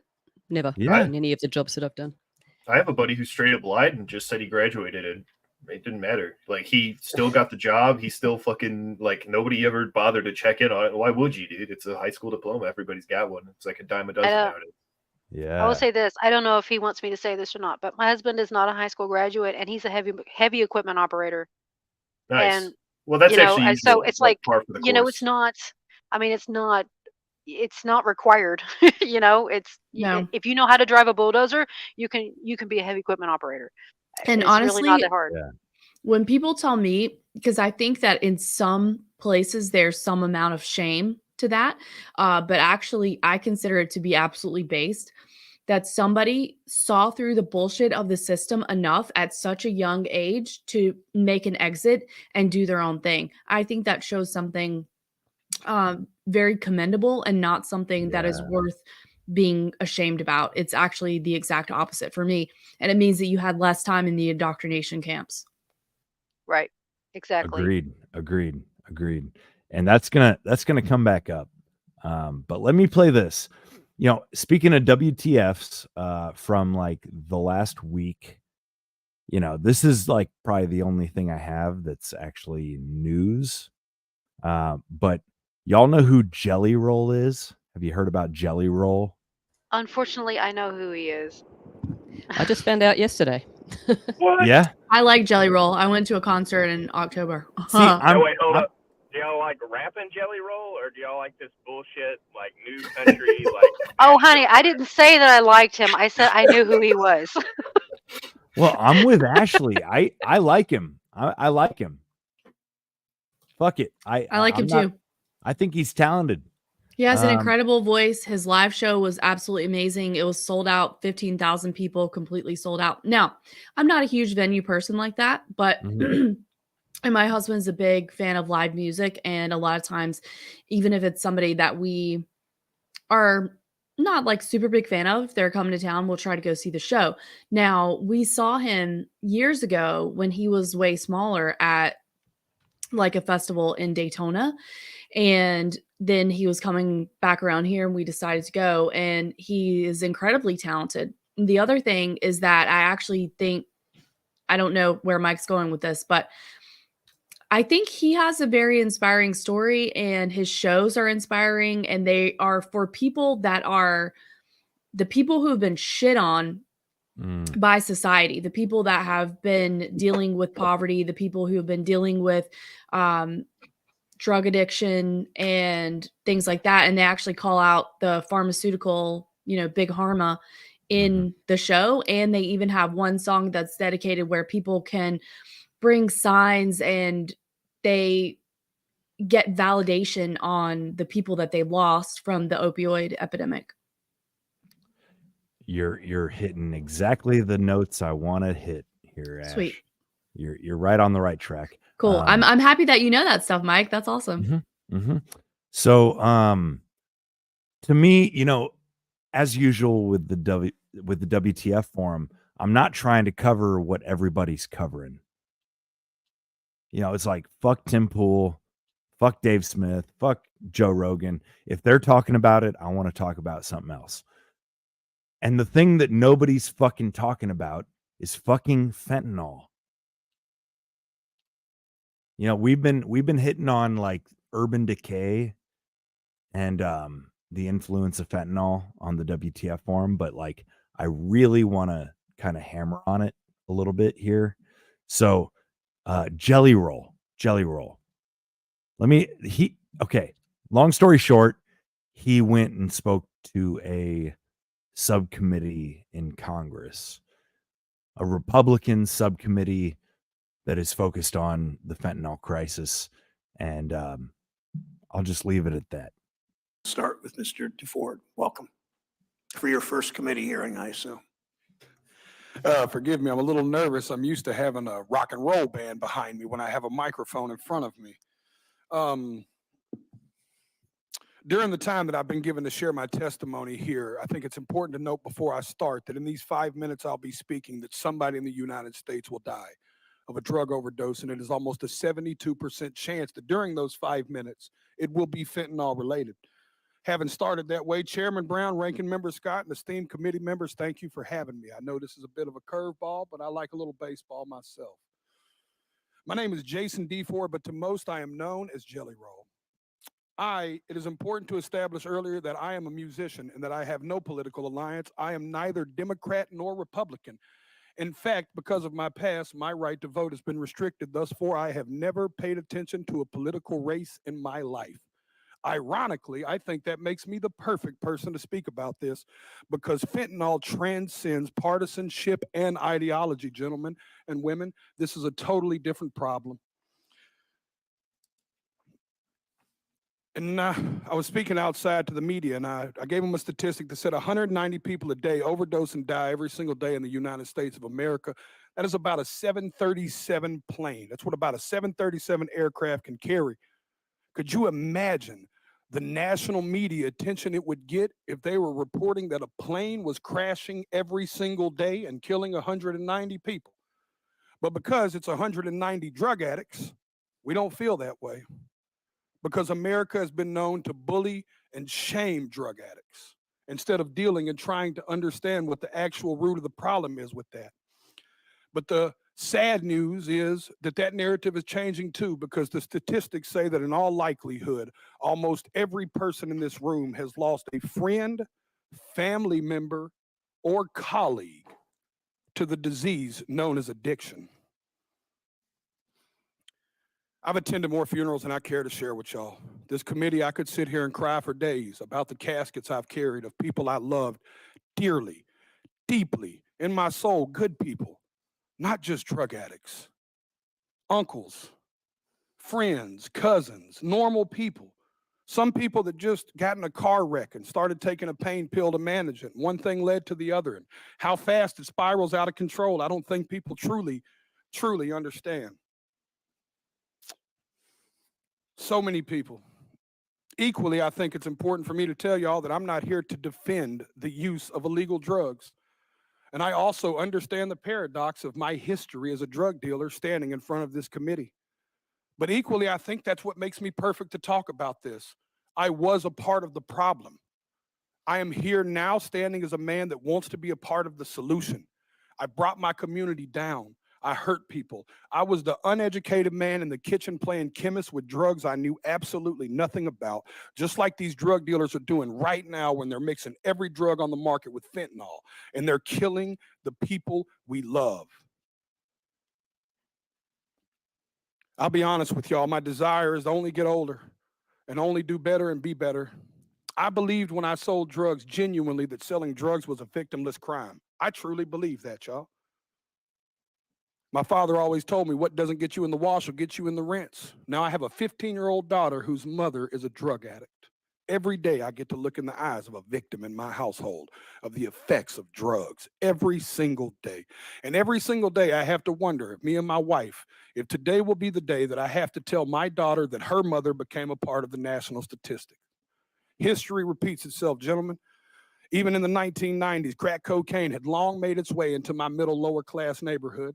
And at that moment, even as a teenager, you could have never convinced me in that moment that there would be a far bigger problem on the horizon in the form of a pharmaceutical drug. And then I watched opioids and Oxycontin burst onto the scene.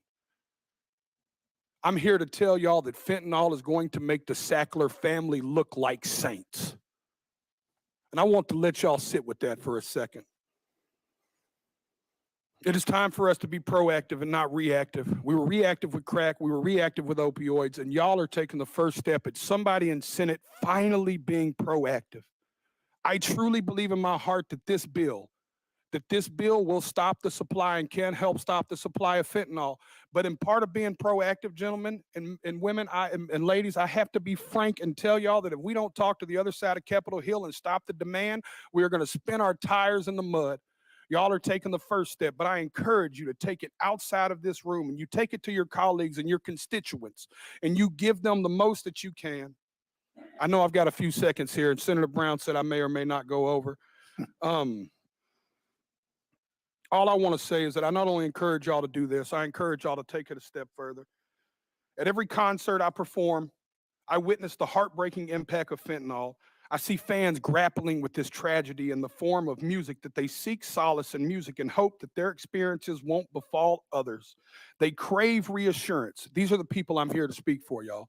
These people crave reassurance that their elected officials actually care more about human life than they do about ideology and partisanship.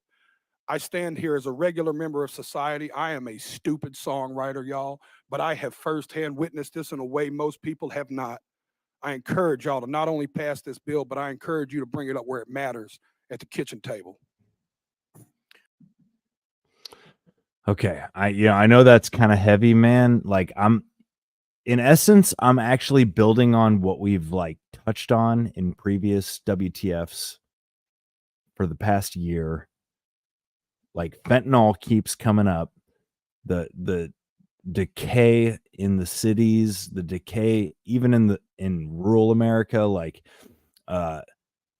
these drugs, man, like it's insane. We've talked about how there's NGOs passing out free fentanyl in downtown Portland.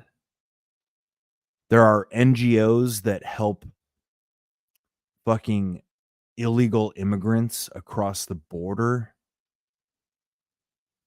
This decay is like, to me, it's like fentanyl. It seems like they're doing it all on purpose, man. And I don't know. I don't, again, tonight, I'm sorry. I don't have a story. I don't have a theme. In some ways, I feel like I'm almost just reinforcing themes and stories that we've done in the past. I've got a few more after fentanyl, but like, anybody want to speak? Just, I think it's fairly obvious that it is just another section of the controlled demolition of society. It's really as simple as that. On a Yeah, mass actually, scale. really, do they have this problem in like Australia? Do you guys have a fentanyl issue?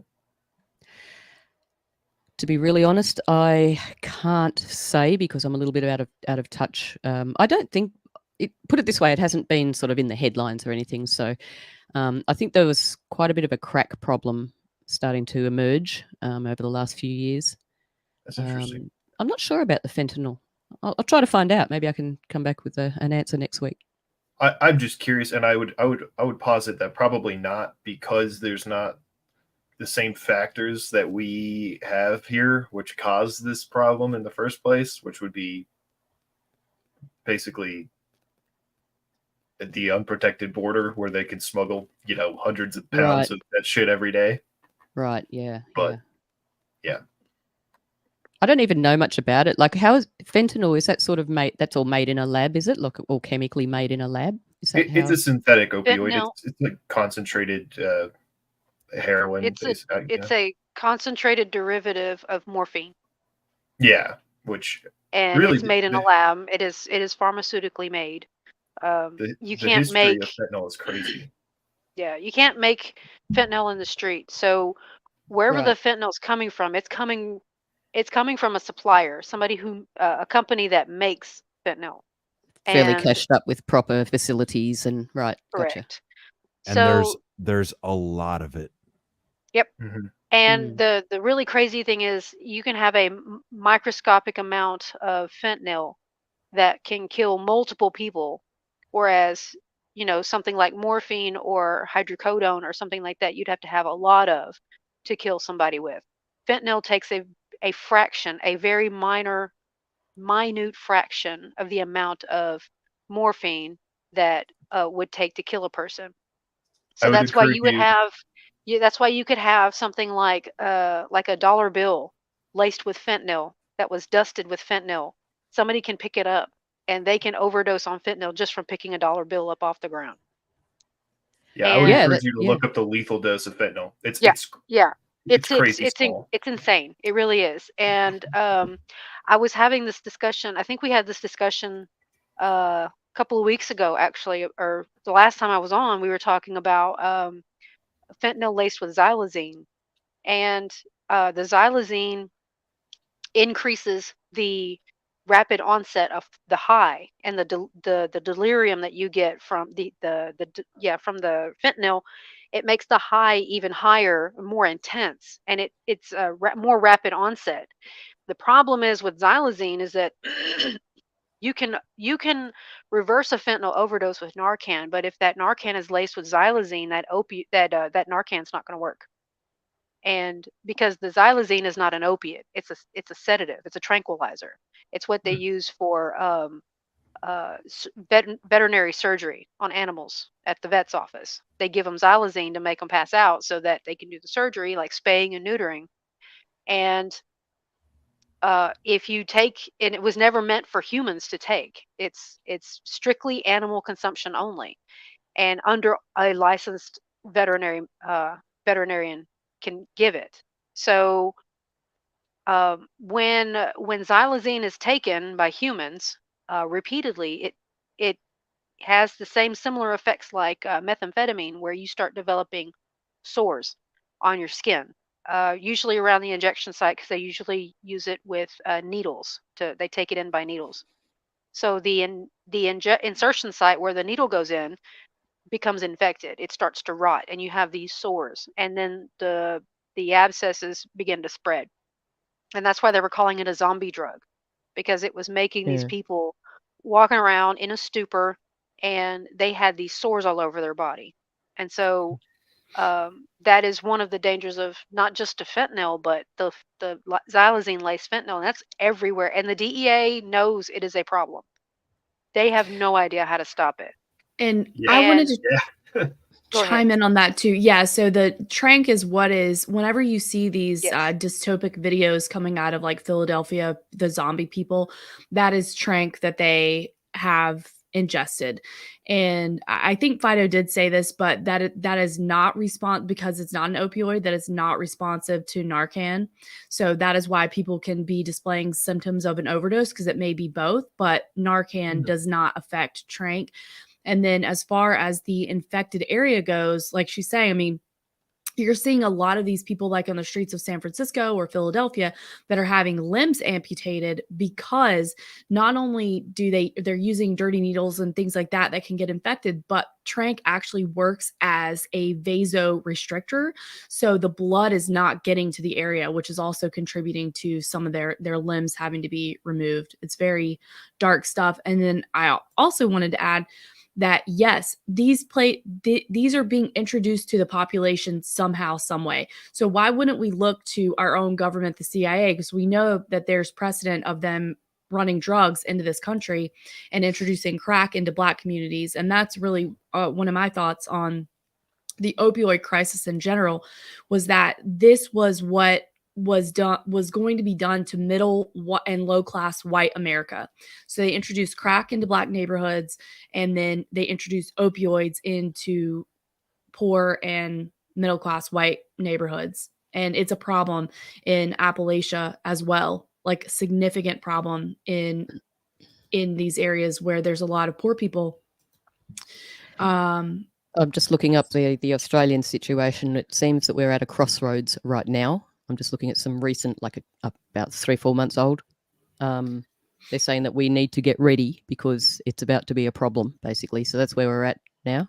Yeah, they're also and I was saying just that getting real ready quick, for it. Stella, Is I was just gonna finish saying that I think that it was done intentionally here. The whole thing has been stoked to take out a generation of people who could be productive citizens, who could potentially see through the narrative, and who could potentially stand up to what was going on. But instead, they're passed out shitting on the street in San Francisco.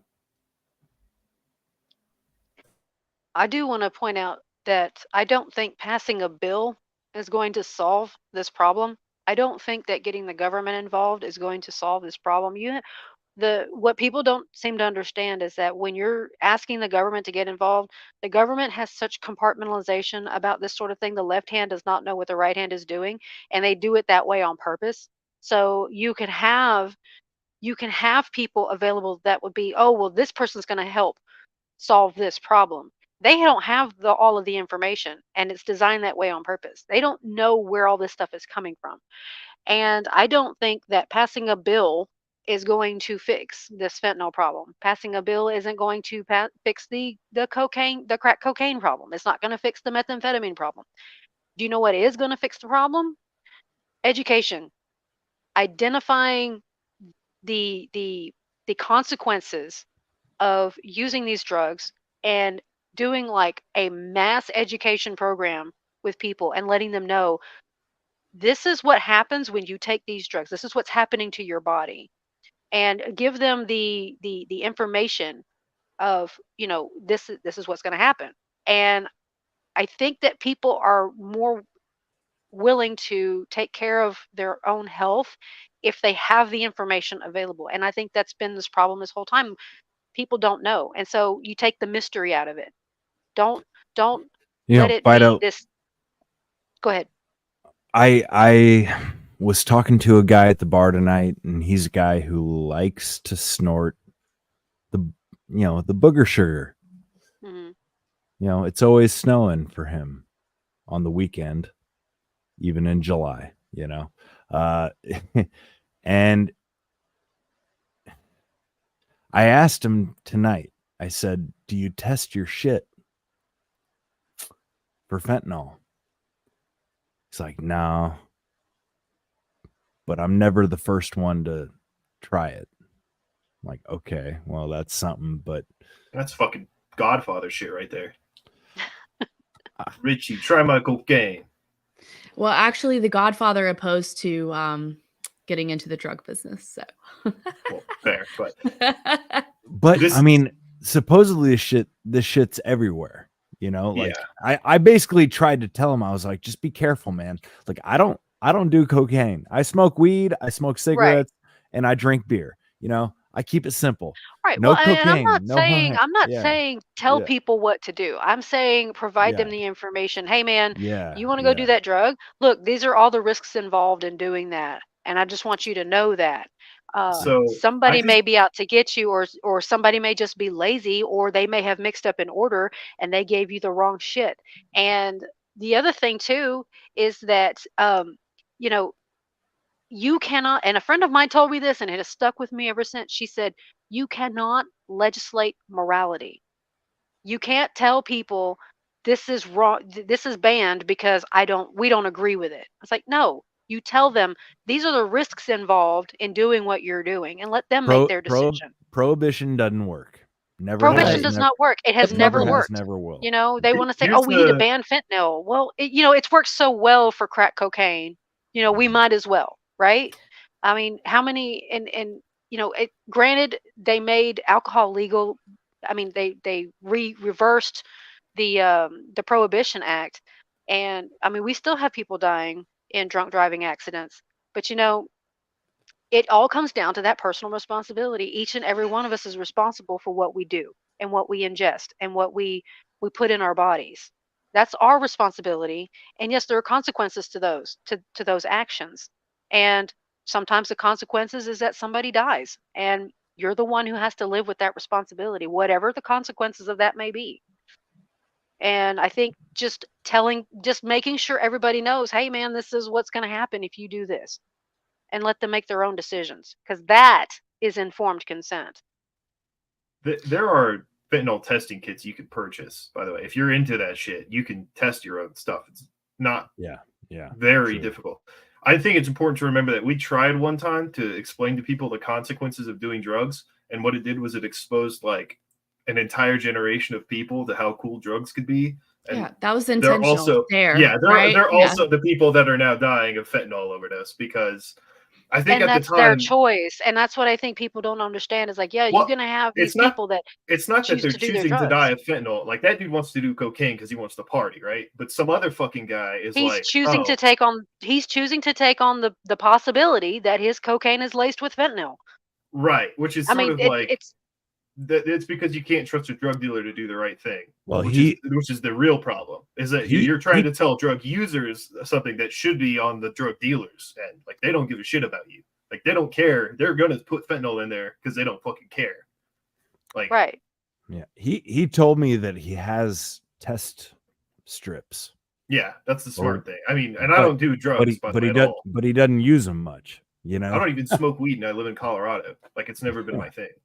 Yeah. Well, but before we move on too much, I did want to get back to what Stella was talking about, because I am curious about what they're saying about what's happening there, and I think it could be interesting to discuss that. And then if she keeps an eye on that, where does that go? Because That's a are good they point. trying to do the same thing in Australia that they're doing here, which is destroy the major cities one by one? Let's benchmark it, yeah. But here's my take on this, by the way, and nobody asked for it, but here it is. We all know that the crack was like a controlled op, right? Like that was like, hey, let's infiltrate these communities and fuck them up. And then the thing with crack is like you're not necessarily dying. Like you're gonna keep going back and buying crack, and they're obviously money laundering a shit ton of money from the operation. What happened, I think, is that the DEA has solely existed up until this point to like be a name that didn't have a job or a face. It was like, okay, you can lock somebody up for 40 years for like a fucking ounce of weed, but like any real crime is gonna get like it's gonna go undetected, so we can keep making this fucking money. But right now, the actual problem is not a controlled op; it's like an out of control op, and so they don't know what the fuck to do because they've never actually had to like work on a drug busting like thing before. They're only used to like hitting like fucking lower class and middle class neighborhoods where the fucking drug dealer is the guy with the Hellcat sitting in the fucking trailer park, and you're like, oh yeah, that's the guy. But now it's like you've got cartels and like all these people that are like in huge networks distributing this shit. And actually, I think we talked about the story on the WTF before. That lady in California, she was like the police union executive, whatever bullshit, and she was caught smuggling like tons of fentanyl because the cops would arrest people and then like confiscate it, and then she would just go and fucking ship it off to other people while they weren't. They I mean, they have no accountability. So whatever. I think the problem now is that there's so much money in it, and that money isn't going to like the CIA. It's going to like shitty people who are individually profiting a lot of money by distributing this substance, who have no morality whatsoever. They don't care who's dying. You know what I mean? Like, oh, I think the CIA is definitely profiting, but I think it's so much profits that they're actually sharing it with these corrupt individuals too. So I think, just to keep them beholden to them. But yeah, I definitely, that's also something else that I think people should be aware of too, is like when you engage in illicit drug use, is you are perpetuating a system of drug control over the American people. You're helping fund this system, just like with the pharmaceutical industry. Every time you go to your doctor and you get a prescription from your doctor, you are helping keep that system alive. And I that's why I got out of it, so I couldn't be a part of it. But educating people on what all of this stuff actually means, not just, yeah, I want to go have drugs and have a good time. That's one thing, but you are also helping a system to continue to flourish by doing so. I'm not trying to be judgmental. Yeah, sorry, do your thing. I'd just like to raise a couple of awkward points along those lines. I don't see it any different to somebody who has a Netflix subscription or somebody who goes to McDonald's. I don't see any difference, really, because these are all industries that are, I mean, Netflix is our brainwasher. We're paying them for it. Well, some people are. The poisonous junk food industry is killing us. We know that, yet we still go and support it. So really, what's the difference? I think the immediacy one is legal and one is not. That's the difference. Well, legal according to the authorities of the corrupt system. Correct. Like McDonald's might take 20 years to kill you, but fentanyl will kill you today. I think that's I'd rather die from talking fentanyl, about personally. Yeah, I mean, it's not, from what I understand, it's not a fun death, like a nice like morphine overdose where you can chill. This one's more of like a shock and awe, fucking you're dead quickly thing. Yeah, I'm just making a point. I know, but I'm not trying to be judgmental here. But you're also saying like we should conflate people that are going to listen to your education with people that want to do fucking hard drugs, and those are very generally the opposite ends of the spectrum. Like in my experience, my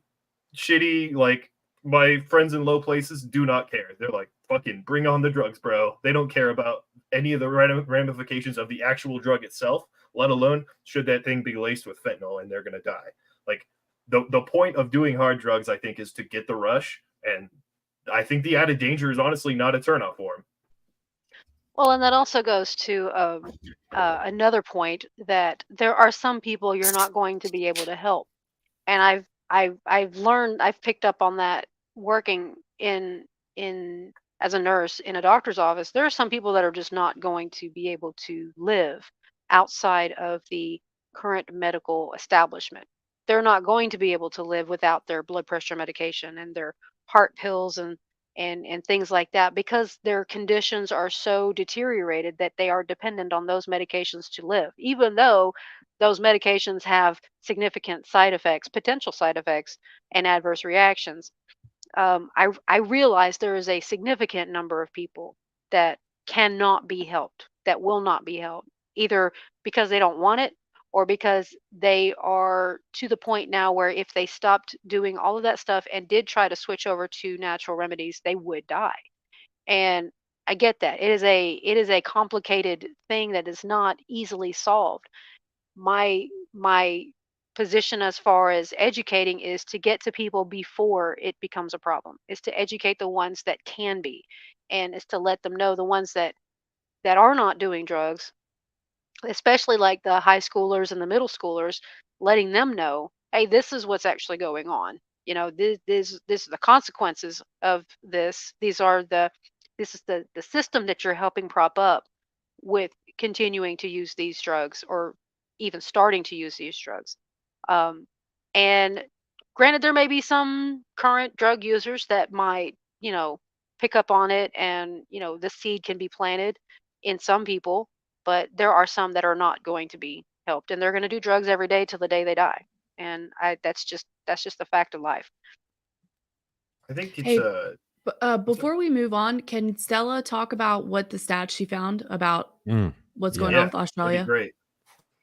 Oh, I didn't really find any stats. I mean, I pretty much said it. We're just at the bit where they're telling us that this is going to be a problem fairly soon, and we need to get onto it. But at the same time, they're also saying we currently have a large number of deaths from prescription pain medicines alongside a growing. Oh, you're at the American 2000s. You guys had a crack epidemic, and now you're moving on to the fucking Sackler family medicine. Yeah. What I was going to say. 10 years That's left. exactly how it started here. Yep. Yep. That was exactly 15, it. Stella. 20 years behind. Yeah. And that's the other thing I would encourage you to remember there, like Fido, like it's like you can blame the people, and I understand that, like 100%. I understand that, but you also have to remember that there was an engineered like scheme to get people addicted to opioids in this country it happened for 20-ish years. It's still technically happening today, where they were paying doctors to write prescriptions willy-nilly, like fucking for no reason. You'd be like, "Oh, doc, I pissed yellow." He'd be like, "Yeah, that's probably bad. Here's your fucking opiates, dude. These are OxyContin." Oh yeah. Like, I'm very much aware of that. That was going on. All that monkey business was going on. Yeah, you have that system in place. Then they lose their fucking jobs or whatever because they're high as shit, and like their next fix can only come from like heroin or like morphine, whatever, on the street. And now that is just going to be fentanyl. And so it's like you can't conflate like people that are addicted to fucking opiates with being very intelligent anymore anyways, because they're high as shit. You know what I mean? Like well, and really, it was like my grandmother in the 90s she had a knee surgery, and afterwards she thought she needed her pain medication, and my grandmother was addicted to hydrocodone. This 60, 70-year-old Pentecostal lady was addicted to hydrocodone, and she would not admit it. She's like, "I'm not a drug addict. I don't live on the street. I'm not homeless." And she had this idea in her head. Right. The doctor said it was okay for her to take it, and she's taken it exactly like the doctor said she could take it. And so there's no way that she could possibly be a drug addict. And people have this mental image in their head of what a drug addict looks like, and it's not always the case. Sometimes it is. Sometimes they do have their teeth falling out of their head and their eyes sunken in, but sometimes they don't. Sometimes they look like normal people. Yeah. And look, I've I've been watching this guy, Tyler Oliveira, I don't know how you say it. His videos, he goes out and he interviews people. This is it's not a matter of intelligence. Yeah. It's a matter of desperation. It's a matter of circumstance. Lack of solutions. Yeah, it's a matter of depression. And there's a certain genetic component to addiction that we could be some of that, but at the same time, I think this is being done. Like, I think this is part of the Depop agenda. This is they want people to self-destruct. Let me play some of this and then we can carry on. A little bit about your story and how you ended up here. Okay, my story's way different, and I'm telepathic. Okay. And please don't think I'm crazy, because I'm not crazy. No. Your telepathic abilities. Do you have telepathic abilities? Do you hear other people's voices in your head?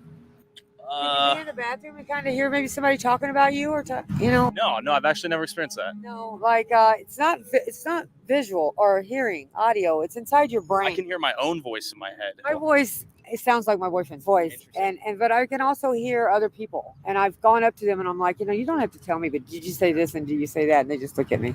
I actually came from Texas.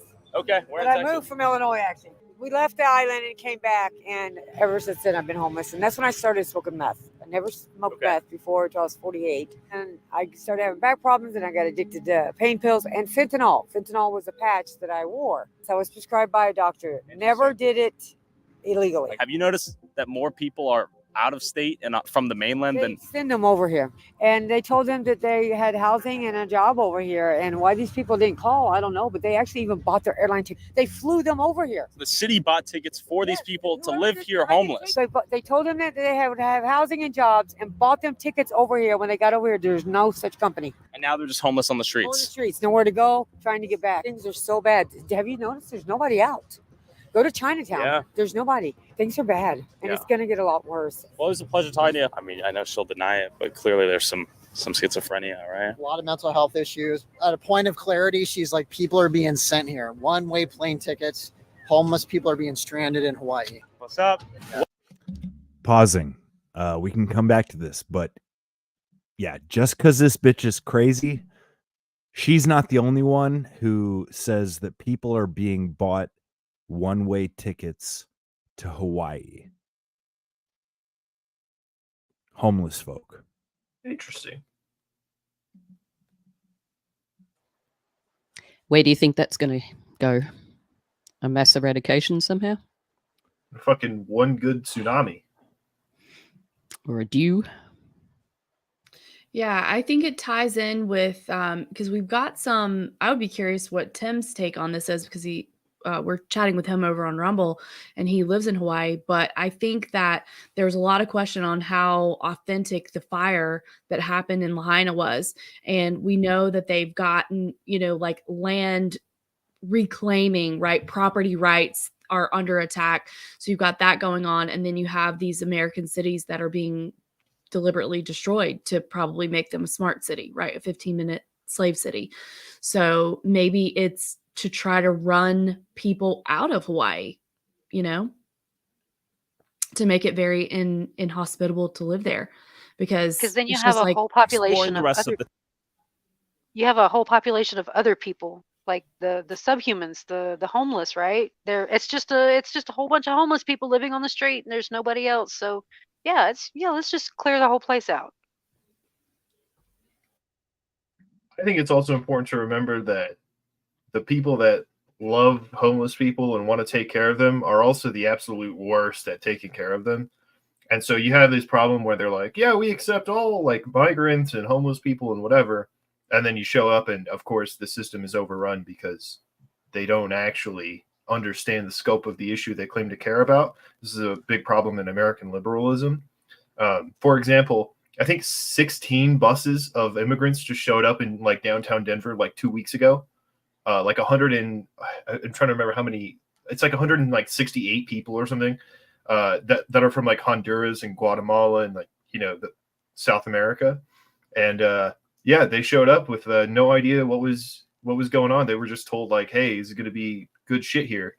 And Denver was just like, our homeless shelters are already at capacity and there's still more of you. We have no idea what to do. And of course, now it's -5 here. So they declared a state of emergency and every single shelter just had to open their doors regardless. And, they're just terrible at doing what they claim to love to do. This is happening everywhere. This is happening fucking everywhere in the States right now. Guys, like part of my struggle in preparing for this weekend was that like there is so much going on. Like I said, it seemed like between Christmas and New Year's, nothing happened. We had like a week of no news, and then all of these big conversations and all of these big problems just start bubbling up. And maybe it's just me and how I consume this information, but like I said, I've been watching this guy Tyler Oliveira's shit. He's getting into the inner city. He's talking to the homeless. He's talking to the addicts. He's getting a firsthand kind of take on things. And when it comes to any of it, like, I think it's all like Hawaii. I want to really focus on Hawaii because I think it's like a microcosm. Islands always are, they're always like ahead of the curve. It's a little easier to see a problem arise when there's less population that it has to like distribute its way. And there's geographic isolation. Yeah. Petri dish. I'm going to be honest. I did have one of my fucking best homies I ever met. He's gone now. Rest in peace. But he told me, like, he one time for, I don't know, 5 years or so, he purposely went to Hawaii, like, homeless. He sold everything, whatever he had, for a ticket to Hawaii. And he just lived there, homeless on the beaches for a while. And he said it was like the greatest fucking time of his life, because Hawaii is like warm. It doesn't get cold at night. So like you can live on the street and not die. So that, I think that was that was the case, but it's not the case no more. Yeah. Yeah, that's fair. Let me Can play I this. just Go ahead. Go ahead. just was having a thought, that's all. So we've got all this mass immigration because it's happening all over the world. It's not just America. Right. So there's this mass immigration of, well, primarily they are people from very hot countries, aren't they? You got like, sort of more tropical countries, let's say. Anyway, they're not really used to snow and stuff. So I'm just thinking the timing is pretty, I don't know, it's a bit sus, isn't it? Like all this immigration happens over the last, couple of years particularly, like it's really ramped up with all the Soros buses bringing them into the border, etc. Yeah, well, and then you get this massive, huge freeze, like this heavy winter come over. I mean, is that connected? Maybe because they do want to eliminate people. I mean, just because I brought it up tonight, like this freeze is not out of the norm. Yeah, if anything, we're late for a hard freeze. For sure. I thought it was coming down a lot further south than it normally does. If that was my understanding, that it's much bigger area. It's supposed to be further south because of the La Nina year, I believe.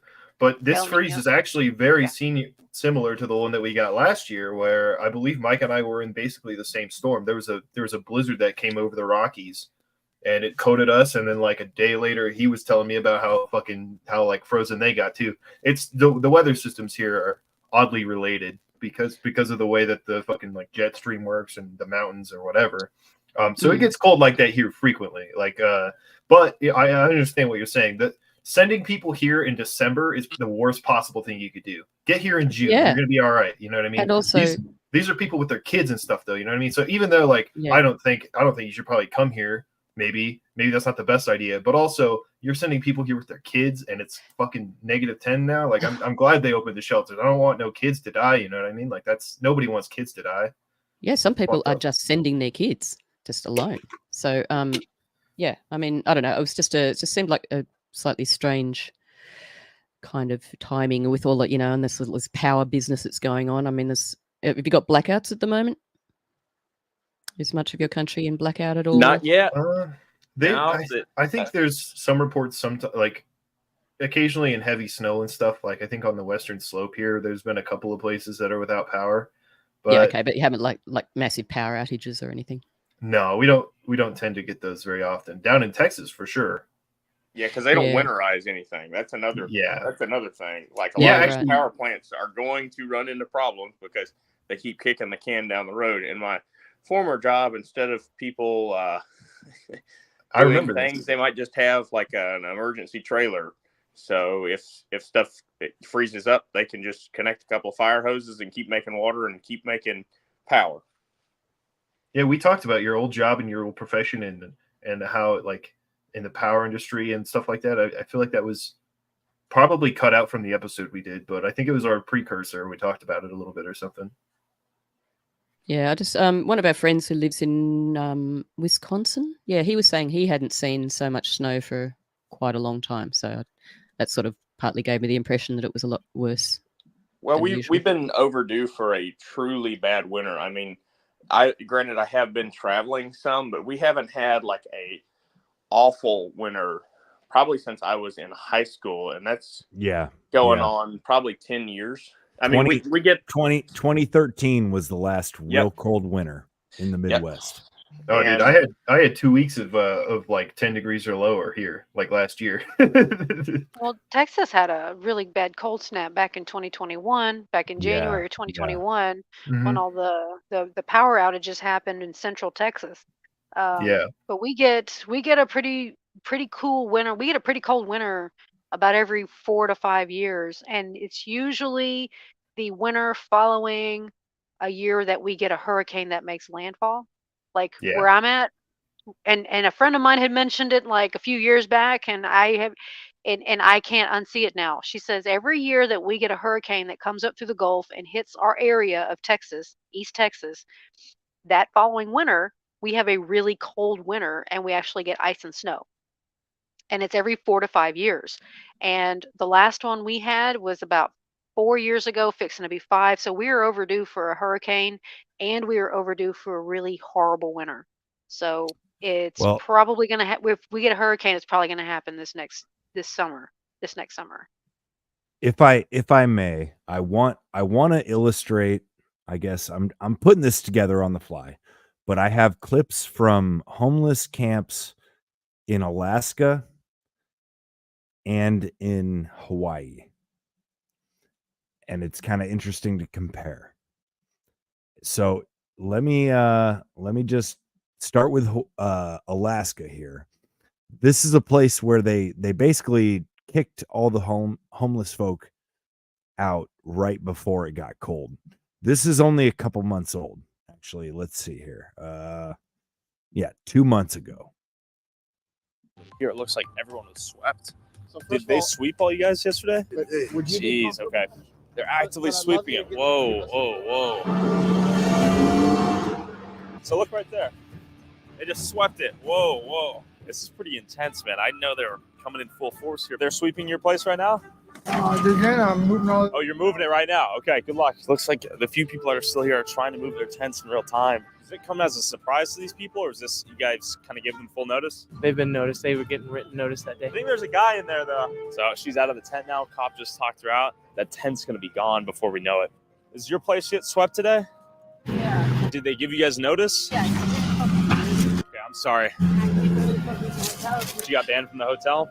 Yeah, years ago, so I can't even go to the hotel. And this is your home right here? Yeah. Did you think they wouldn't do it? I had no idea they were going to do this. Look, look, look. Jesus Christ. That's someone's home, gone.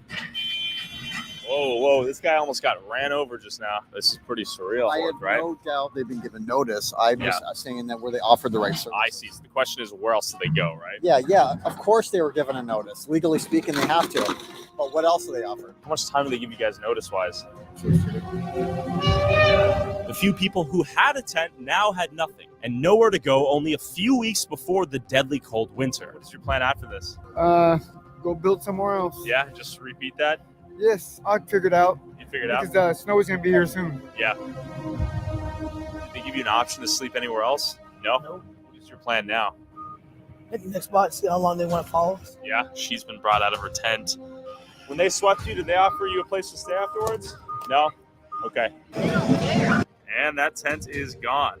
Imagine that being your tent and winter is coming. You just lost your place out there? Yes. How much notice did they give you?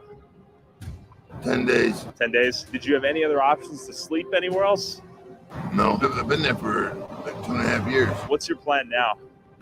I don't know. Most of my stuff just got stolen about an hour ago. So people are out there looting? Yeah, my good sleeping bags, my boots, and stuff like that. What about in a month or two? Will it get much colder? It'll get a lot colder. What's your plan then? Deepest hole in the snowbank like that. Dig the deepest hole? Snowbank. Okay, so you're gonna go full on primitive survival out there. Yeah. That sounds pretty intense. Granted, I'm sure they got some form of notice, but in absence of an alternative and somewhere to stay, this seems pretty militant. A lot of the people that were still in here had denied shelter. They denied shelter. They did not want shelter at the time. Okay, so there is shelter and there is availability. As far as I last knew, yeah. I always have to question how many times they offered and did they make a really genuine effort, or was it a BS offer, meaning something on a piece of paper and said, call this number? It's the largest camp in Alaska.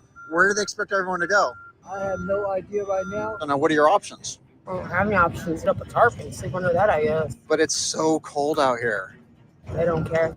Nightly. People that freeze to death. Yeah. Were you two offered services before they did this? Yeah, they said that they'd get us a hotel room, whatnot, but they said they didn't have any room for us. So we We're not tried drug so addicts much. for nothing. We tried. But you're not drug addicts. Yeah, I work. yeah, and that was our whole, that's all we had. and it's cold. None of us got jackets. Where will you guys go this winter? Somewhere in the corner in the woods somewhere. Yeah. Yeah, basically we haven't been given very much options. Yeah. It gets hella cold at night. Just got our hopes up for nothing. Is Puppy scared too? They're shivering. I understand the cities wanting to not have the homeless in their community, but you don't solve it by pushing it out. I want my parks back. I want my sidewalks back, but you actually have to help them first. This is just pushing the problem into the next neighborhood, the next street, the next state. Yeah. This is no way to do it. They're going to be in blankets tonight, curled up, hoping to God not to freeze. Okay. This is a topic we hit on a lot, and I hope we're not repetitive, but I was out in Oregon 2 winters ago, and I actually interviewed a couple folks. We went out and we talked to some homeless people that were living in like the national forest, and I can't help but sympathize and also realize that like a lot of times when people in these circumstances are offered help, part of the stipulation is that they have to be clean. They have to be off whatever drug. You cannot live in the shelter and shoot up. But I've talked to some of these folks and like they're human, and the fact that this is outside of Anchorage, they're just like bulldozing what little shelter these poor folks have right before winter without heartless, isn't it? Without any plan. No plan. Yeah. Sorry. Well, I'll just quickly say we've just had an almost identical thing happen here. In fact, I think it was yesterday or maybe the day before. I was watching the little quick story of Sky News, talking exactly the same. People just being like, authorities coming and just grabbing tents and putting them in trucks and just nicking off, and not like these people were given minimal notice, really minimal notice. They weren't allowed to go and get their stuff. Nothing. It's just heartless. But of course, we don't have to contend with the horrible cold. But still.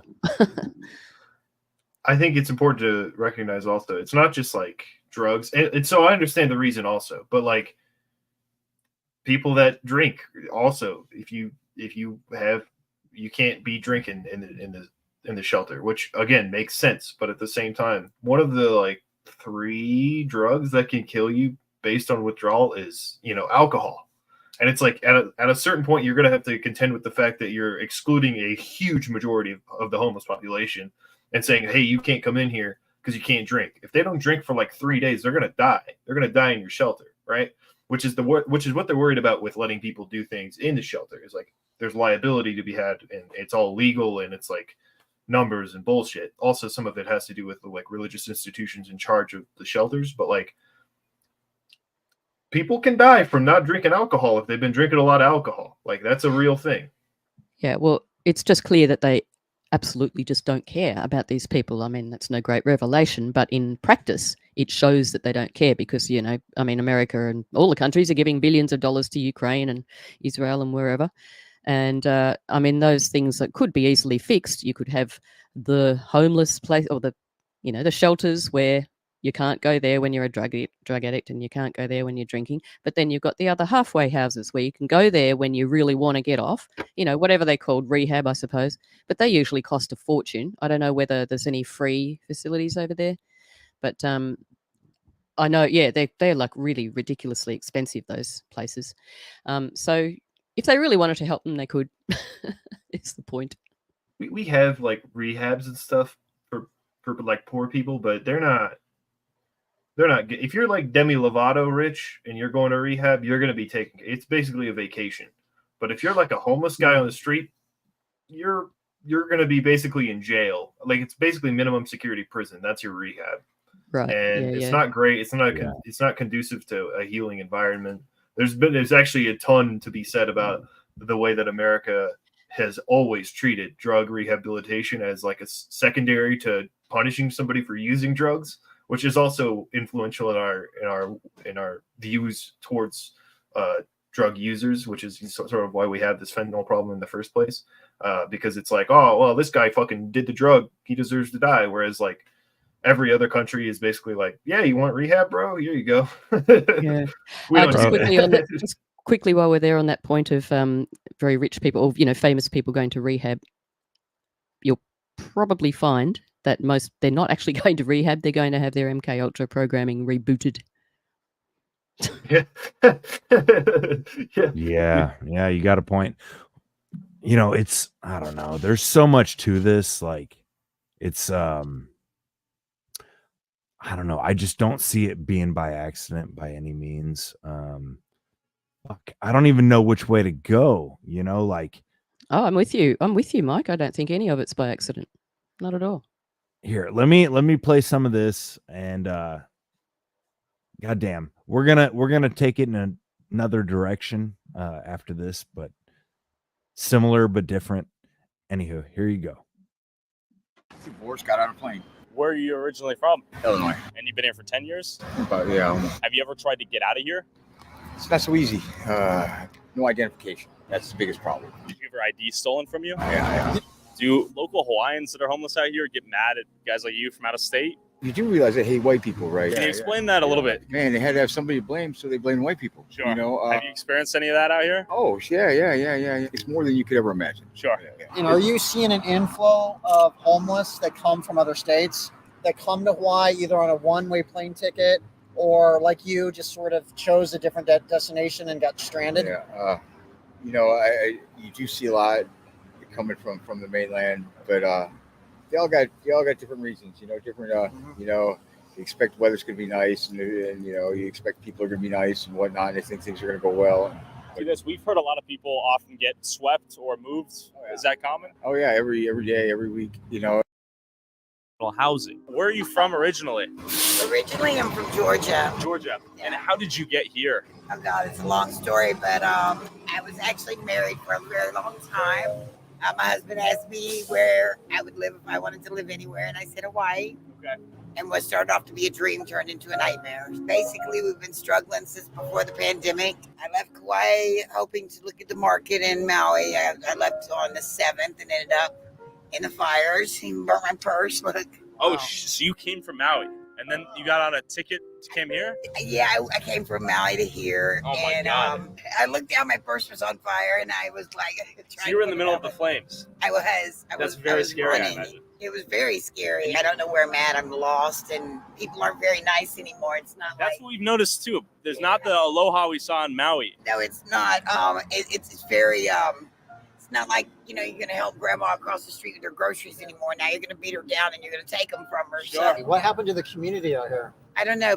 People are very inhumane and they're very cold, and they're not empathetic, or they're not even caring to put themselves in someone else's shoes. I spent last night on the sidewalk out in front of housing because I told them I'm going to be there every night until I get this done, and I got it done today. Congrats. No, that's Thank you guys.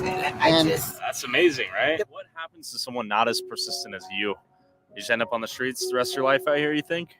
Yeah, you end up a statistic. I've been to the hospital several times this week, wanting to take my own life, wanting to end it because I'm very close. Get in tomorrow, and this is as far as I push right now. I don't have dog food for her. I don't know where I'm going, and I'm sad. Even though I feel like I've accomplished something, I'm so sad. What if we checked you into a local motel tonight? I would be like in heaven. Let's do it. In heaven. Can we make that happen? Really? Yeah, That you get means there. your homelessness ends right now? Yeah. Because you're going to a shelter tomorrow. I think this brings a lot of hope to everyone. Of me course. do this. Yeah, of course. Okay. Guys, I just like this story. I'm sorry. I'm afraid that this is an issue that's happening everywhere all at once, especially in the States, but obviously, I don't know, the States are just getting a taste of what's been going on in the third world, forever. And I'm afraid that too many of us are only a couple of paychecks away from being homeless ourselves. So we would be foolish to to write off these folks entirely, right? There's a difference between the person that overdoses multiple times a day and keeps getting revived and keeps being given help versus the person who's down on their luck and is trying their hardest and, you know, just can't get ahead.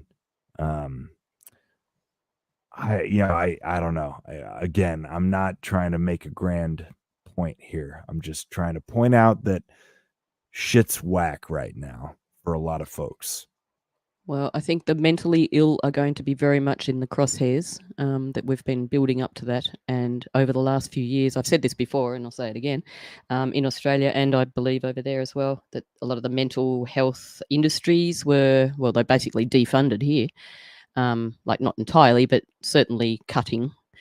So I think that was sort of setting up, you know, for a fall in a way, because let's face it, it takes a bit of strength to get through what we've all just been through. I mean, it's, you know, it's a credit to all of us. We've got to sort of remember that too. This has been extraordinarily traumatic. None of us saw it coming. None of us would have expected to ever go through this madness in any lifetime, you know, or in any country. But the clown show that we've been presented with is just, you know, that's what they want. They want to tip us over the edge so that then, because the mentally ill will be rounded up at some point. You only have to look at history. So yeah, I think it's very contrived. It has been set up. I think that's why it keeps on coming, right? Like it's why they don't want us to have a secure border. You know, I'm shifting gears, but like I found this video apparently in the last day or two. The Texas National Guard is starting to secure the border, and supposedly, yeah, God, none of it makes any fucking sense, but supposedly the Joe Biden regime is trying to sue Texas for what they're doing on the border. So let me play this. It's only 30 seconds.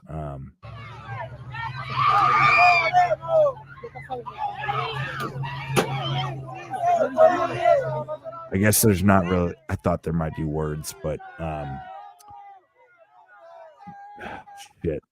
Yeah, not very informative. My bad.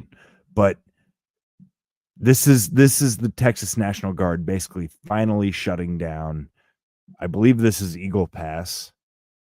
They're stretching out razor wire and they're using plastic shields to literally stop people, which kind of like, well, you know, fucking about time. Yeah, it's taken a while to get to this point, hasn't it? So how? Yeah. I think how wide was it? 2.5 miles or something. What's to stop these people just sort of going around it? Is there something to stop them? Convenience. No. So a lot of these folks have hired people to drop them off as close to the border as possible. Let them walk a short distance, cross the border conveniently, end up on the other side, and they have arrangements. You know, it's not like it was 10 or 20 years ago where it was desperate Mexicans trying to cross the border to get jobs picking strawberries. Now it's literally dozens of different nationalities paying for convenient crossing. And until the Texas National Guard stepped up this week, they were basically being greeted on this side of the border, if I'm not mistaken. The Border Patrol was like, "Oh, you made it. Congratulations. Here's a bus ticket." Yeah. I saw footage of apparently George Soros was behind this, the funding of these buses. This is going back a little while now, year and a half maybe, I guess.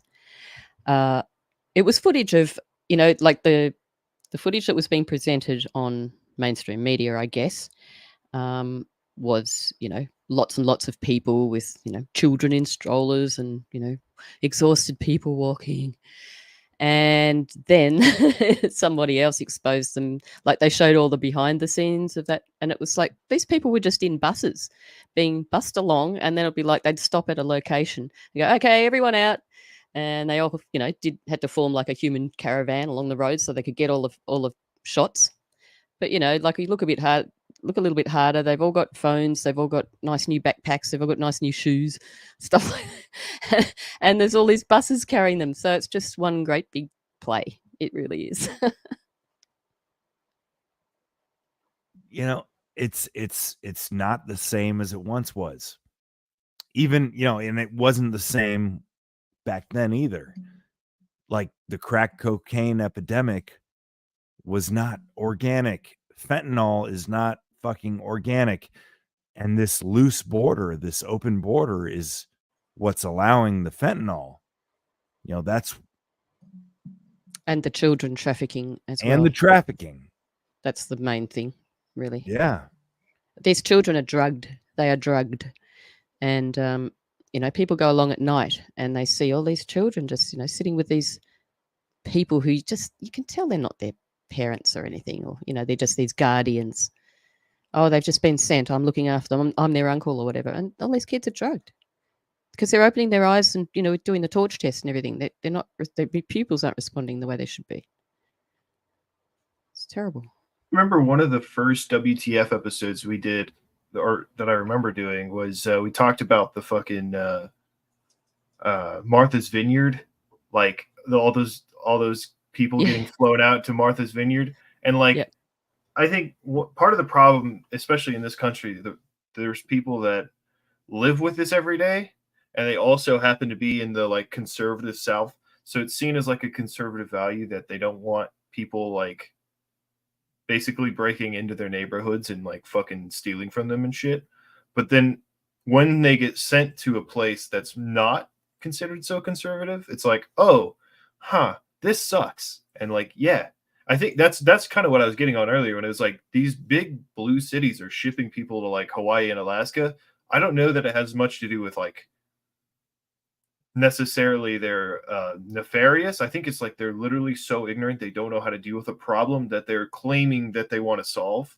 But yeah, I was just adding that in because like obviously, yeah, they're not putting in good players, especially now. Like the Mexican border crisis thing was fine. We've had booming fucking farms, dude. Everybody was benefiting from that. But now, like he was saying, and like I actually said earlier, the people that came here in those fucking 16 buses are from vastly different places in the South American continent, and none of them are here for the purpose of like finding a job or whatever. They came here intentionally, like, Well, I think there's something to the idea that like it's not such an organized thing. It's more just chaotic, where a lot of people are virtue signaling, saying, "Oh, we want to help these people," but then they don't have a real plan. And they don't know how to help these people, but these people come hoping to get some help. It's a horrible thing. And I don't know, man. It's like, we gotta just basically have a standard of saying, if you're not willing to fucking like work your ass off and get it done yourself, like you're on your own, motherfucker. If you're coming here, you're on your motherfucking own. Don't expect no help. Otherwise, this problem persists. If it wasn't contrived, they wouldn't be putting them up in nice hotels and giving them gift cards and giving them insurance and all that kind of thing. It's completely contrived. No, and like, the other thing I was sorry, you're good. No, I didn't mean to interrupt you. I would just say we have a visa program like every other fucking country on the planet that you're welcome to apply to. And by the way, it's not like we're fucking gatekeeping visas here. I mean, to some degree, if you're from like, one of the 9/11 countries, you might not get in. But like, if you're, you apply, dude, you'll get in. Basically, it's not that hard to like. The naturalization process takes about 10 years, but you could come here legally and work. It's not that difficult. I have plenty of friends that did it, like from Mexico and like I think my boy Oscar's from like El Salvador or some shit that's like super fucked up. But like it's not the most insanely hard process. It's not very difficult at all, really. Sorry.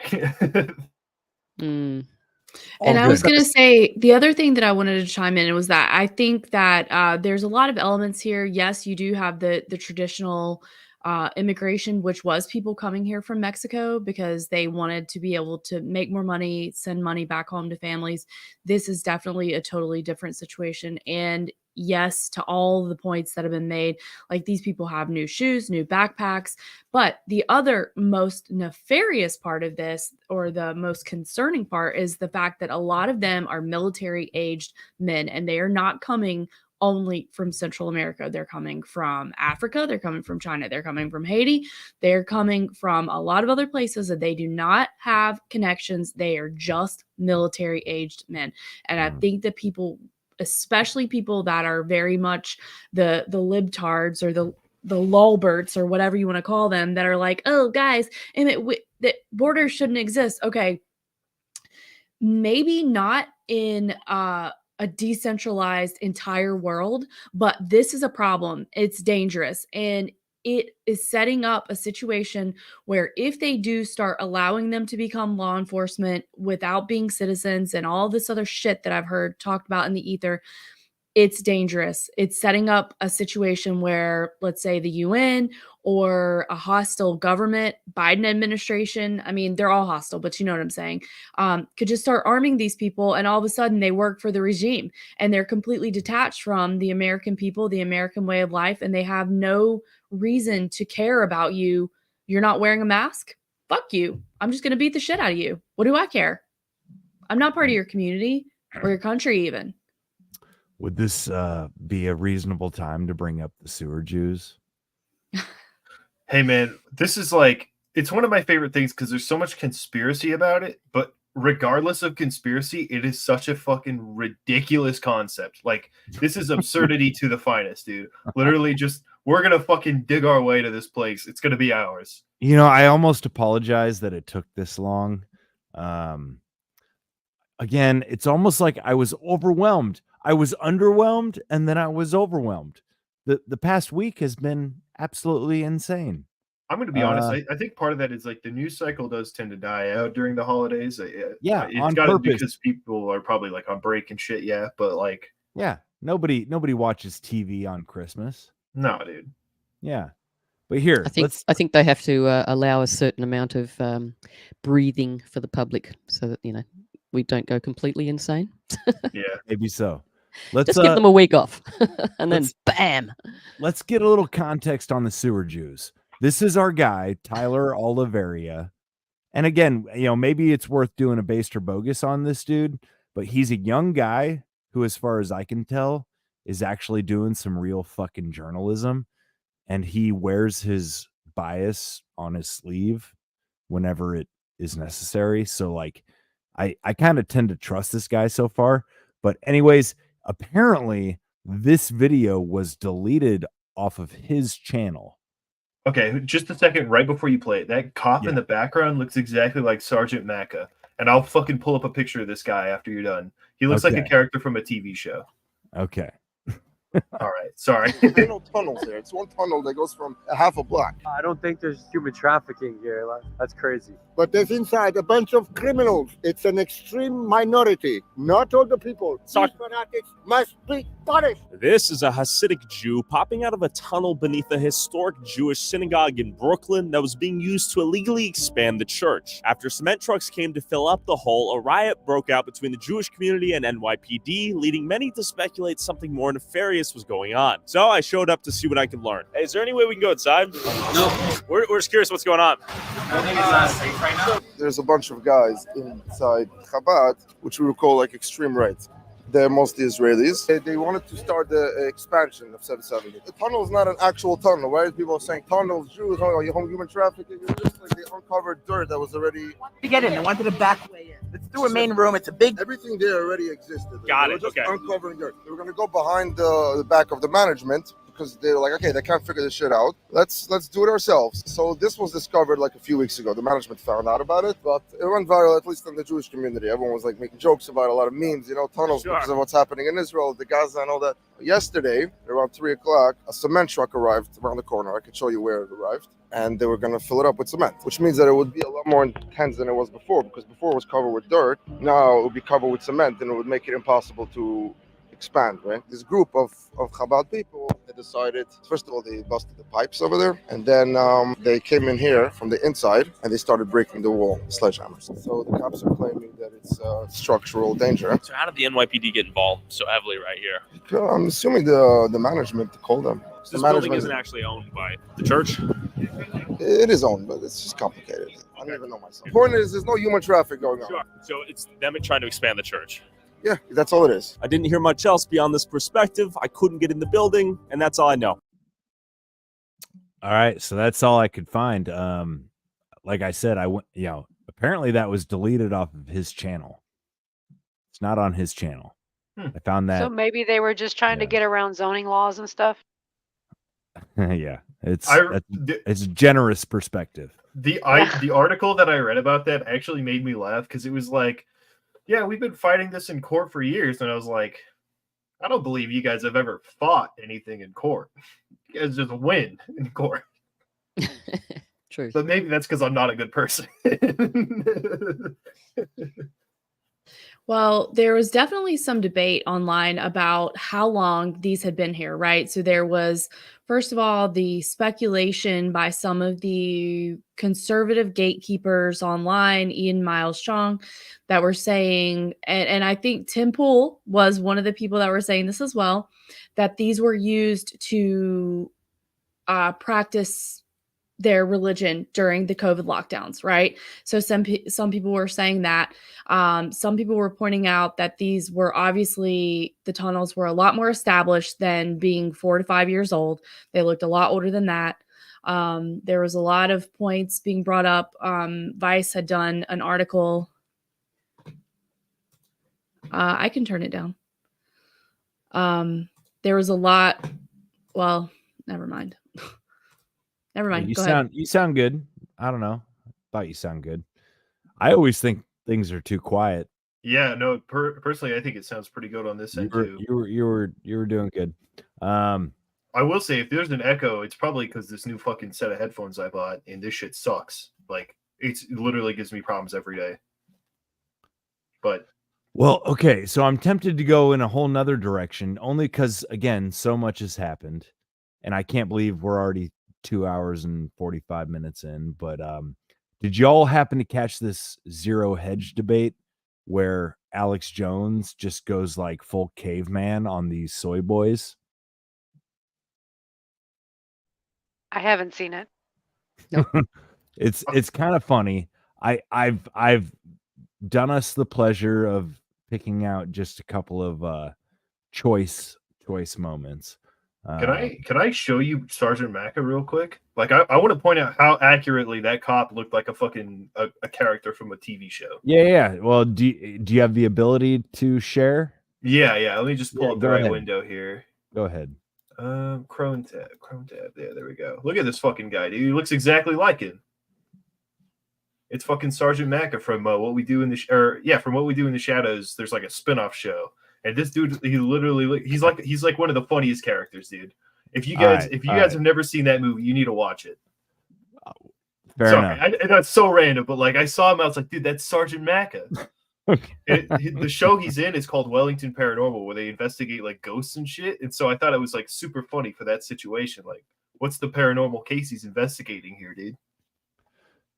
So the reason I brought this one, again, it's like there's no coherent theme here, but this goes back to last week where we were talking about the Mandela effect and how, depending on, you can have one of two distinct perspectives on the same event. This debate was about whether or not January 6th was a quote unquote insurrection. And I just found the whole thing hilarious. I watched the whole thing. But it's Alex Jones, Glenn Greenwald, and some other guy against Ed Krasenstein, Destiny, and some other guy. But it's basically 3 soy boys against 3 guys that actually have a pair of testicles. Well, probably they each have, they're not sharing one pair. I think they each have a pair. But it's kind of fun to watch only because the soy boys, just listen to how they sound relative to the not so soyish. Testifies I orchestrated this attack.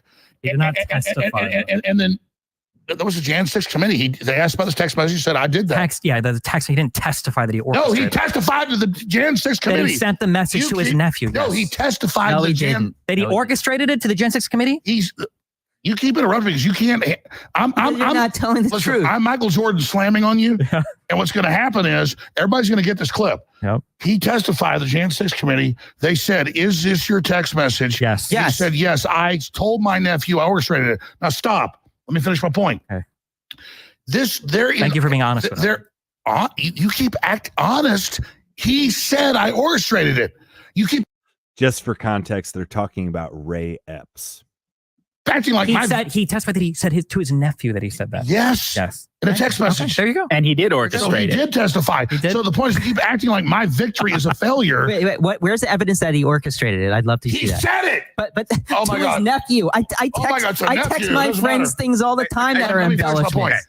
Because you guys, let me finish my point. They're all over every major corporate channel saying this poor little baby.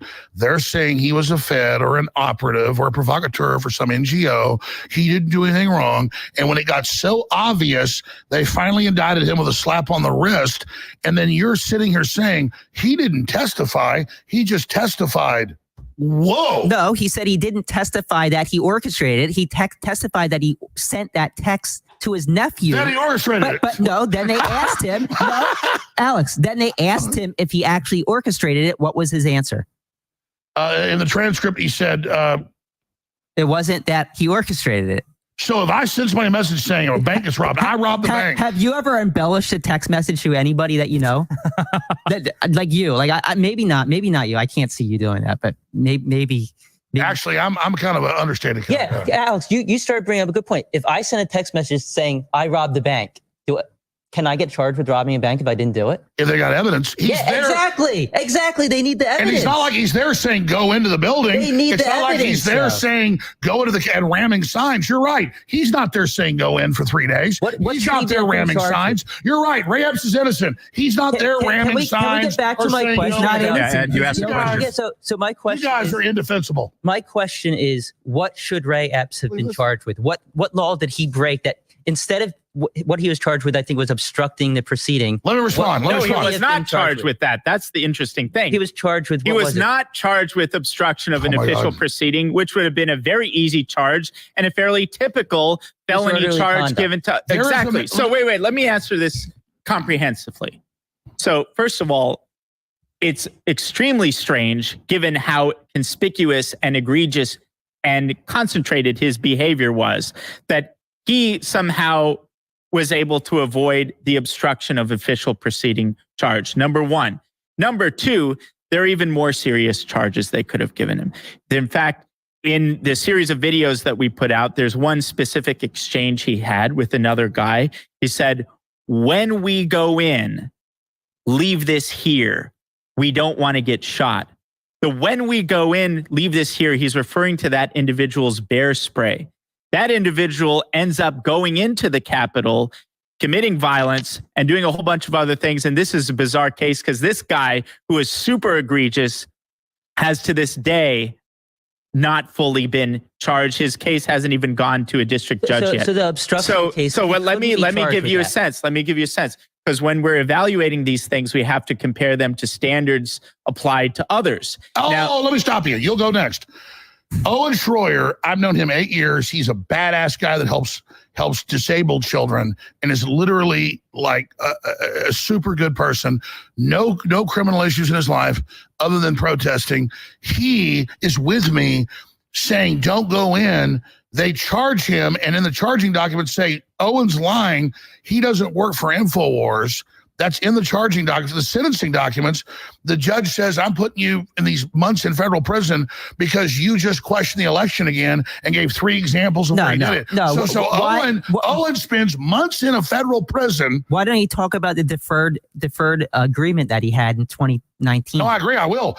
Code Pink runs around and protesting. He put tape over his mouth when they were letting leftists run around and throw red paint in Congress. And they said, sir, you can't do that. And he agreed that he wouldn't do it. And he did it. And then he didn't protest. He went there to cover it as a journalist. He was in a restricted area, though. No, he was on. Listen, Ray Epps has not spent. Listen.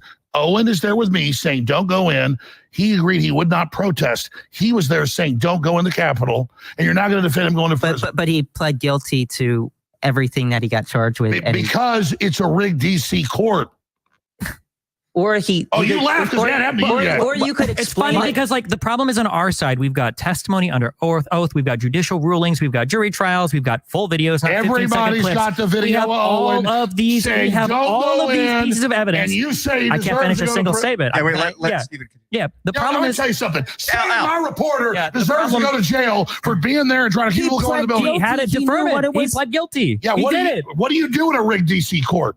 Fight your case. Yeah. Oh, If yeah. you're innocent, fight. If you have evidence that you're innocent, fight. But there was no evidence because he broke the agreement that he signed, and then he pled guilty and said, I broke the agreement that I signed, and agreed to the sentence that the sentencing guidelines. And Trump shouldn't be able to run for office. Also, this entire argument has been you, again, arguing for an insurrection, for rebellion. All we have, everything we have over here is actual testimony under oath, actual Owen judicial Schroyer, rulings, actual he's rulings by fully at the judges, Capitol, actual rulings by doing Supreme Court. nothing, and I he's can't been finish. I said I have to be able to finish. I got to be able to finish. Well, I got to be able to finish. Yeah. Let Dusty Okay. finish. Yeah. We can provide these arguments. We can provide the evidence. We can provide the testimony. And all you do is go, oh, well, I don't trust the courts. Oh, well, I don't trust statements made under oath. Oh, hasn't the FBI done this in the past? You can skirt by providing hard evidence. I got to be able to finish one thing. You know how much You can skirt you by. said why You you can do it. I wanna skirt by. respond. You can skirt by on providing any hard evidence for literally a single claim that you've made That's today. There hasn't been any evidence provided to support any of the claims made today. That's And not you are hand brushing away every single other claim that's made, Ray Epps literally said, I testified under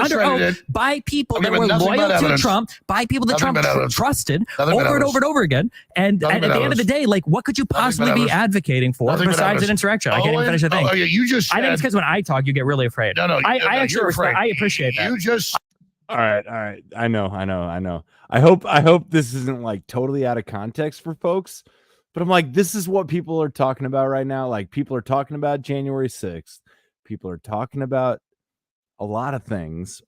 Truth is trying to come to the surface, and I hate to be like, fuck these little soy boys, go Alex Jones, because I've never been a big Alex Jones guy, but I am. I'm like, go Alex Jones, fuck these little soy boys. You know, like it amazes me that 3 years later we're still debating whether or not J6 was a fucking insurrection, you know, quote unquote, because it's such a joke to even have to debate it. It's embarrassing to me that they consider that an insurrection. It means we aren't trying hard enough. It's a weak ass insurrection, isn't it? For legal reasons, that was a joke. Yeah, these guys are unbelievably cringe, and they are very effeminate. It's very off-putting. They sound like they're talking like this, and they sound like females. It's very it's dreadful. You want to hear my impression? You want to hear my Yeah. impression? Oh, Alex Jones, you're mean. We don't like you. Fuck you. I'm Alex Jones. Fuck you. I'm gonna kick your ass. Oh, we don't want you to kick our ass. Please don't kick our ass. You're wrong about everything. Fuck you. I don't like you. I'm right about everything. I mean, that's basically the whole thing, you know. I wish he would kick their ass. I can't. too. Like, Me these too. people are so detestable that you just can't help but pull against them. I I will had no point out- idea Krasenstein's voice was so high pitched. I Me know. neither. I didn't Me either neither. because I only see Yeah. him on Twitter. Yeah. I will point Also, out the this irony. Go ahead. The ahead, sorry. irony of him saying, why are you interrupting me? And then all he did while that other guy talked was interrupt him, which, I mean, I think it's hilarious, but it is technically hypocritical. I'm just going to point that out. Well, both sides of the argument were both interrupting each other. Oh, But and honestly, Alex, what it sounds like to me is they're just arguing semantics. And it's such a Yeah. tedious, tired argument. It's like they They have are. to literally split hairs just to make their point. And it's like, if that's what you have to do to make your point, not what are even a we even point. arguing about? Well, and Alex actually gets really petty multiple times and just repeats himself because they're talking over him, so he's going to talk over them. And I'm grateful, think what you will about Glenn Greenwald. He actually cuts through the nonsense at times and tries to summarize, and he does a decent job. So I'll play this and then we can kind of carry on. I'm not trying to stick with this Can I this also debate just for long, but go ahead. point out the irony that they're like, whatever Ray Epps or whatever is saying that he did it is not proof that he did it. But Alex Jones literally got charged like $3 billion for saying that Sandy Hook wasn't real, which is not a crime, by the way. You can just say things. It's not. It's in fact, it's one of the things we're allowed to do. Like right now, I could say like, yeah, Mars is full of aliens. You can't charge me like billions of dollars for that because it doesn't actually hurt anybody. But like, he Just was don't- the victim of something in which like you could just say something and that's now taken as literally and true, regardless of what actually happened. Just don't say Sandy Hook was a hoax. Don't say that. Don't You say just that. did. In fact, I didn't say probably, it. I said don't say it. I didn't say it. Incredibly illegal. Incredibly The algorithm heard you say that last. like it's like the Trevor Moore bit where he's like, you cannot say I'm going to kill the president of the United States. Incredibly illegal. Totally illegal. It was okay when I said it because I was just telling you. Personally, I think the whole Alex Jones thing was just another part of the play. I don't think he really got charged $3 billion. That was all just setting up another move in the chess game. Yeah, all it maybe does is so. make me laugh, dude. Because can you imagine being so bad at like fabricating? And I'm not saying necessarily that it didn't happen. I'm saying like everything that we see is fabricated and like cultivated for our belief system. If you're so bad at cultivating and fabricating shit to make people believe you that you have to like make a guy take the fall in a court case for that much money, then you're probably a shitty news outlet.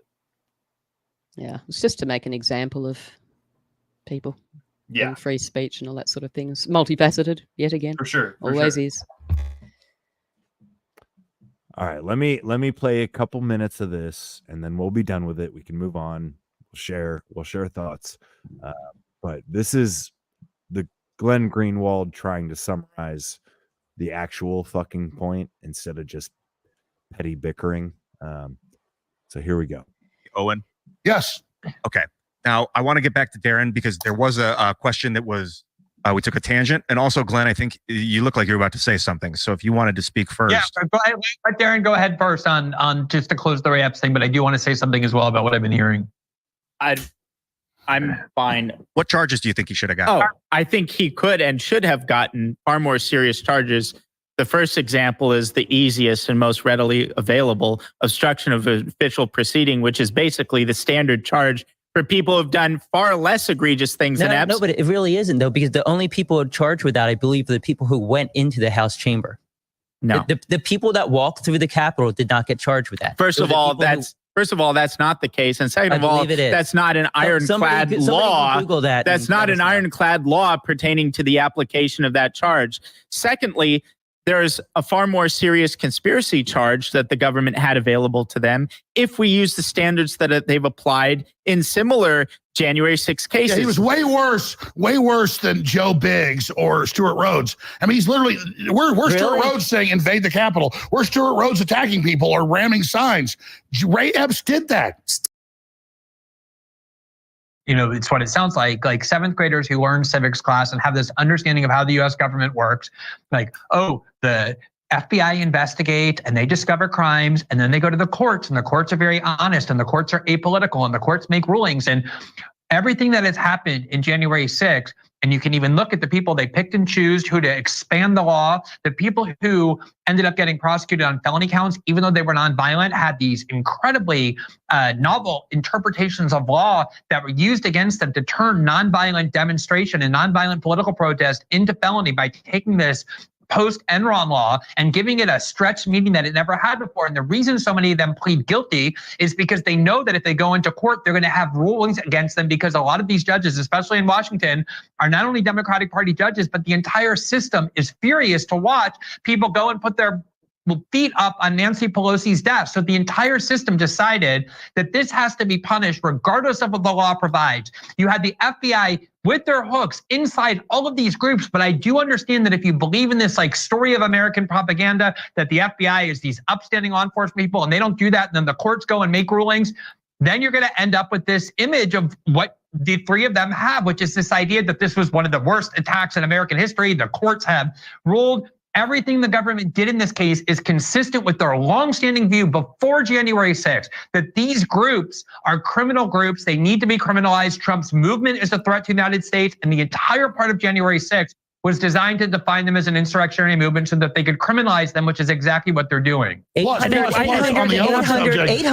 I want to respond to Glenn real quick. Owen didn't have the money for a criminal trial. 890 convictions or guilty pleas. 2 acquittals, 2. 890 to 2. So is that go ahead, Glenn. Were accused of violence. They're not convicted of insurrection. I believe 170 or so were for violent acts. Parading. Exactly. A tiny number, a small percentage. Yeah, and the Supreme Court is, and they should be. You got to make.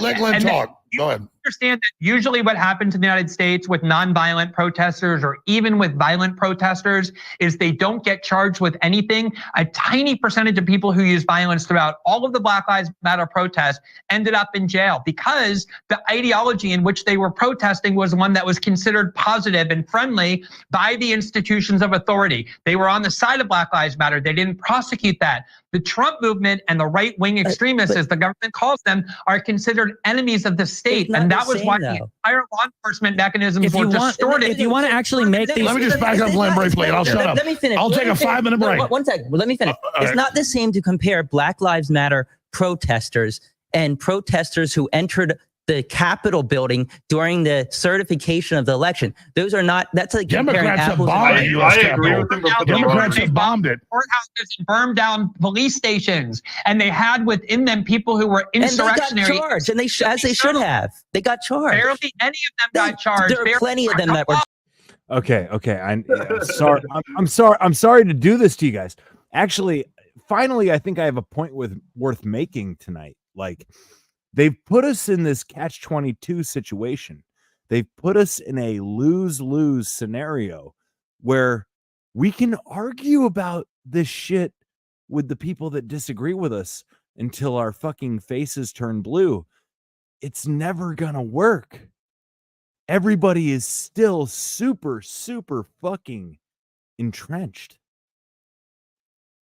I just think it's so funny. Sad, man. He said you can't compare our BLM protests with the January 6th insurrection. And my only point was, because nobody was armed during the January 6th insurrection. There was plenty of people getting shot during BLM riots, bro.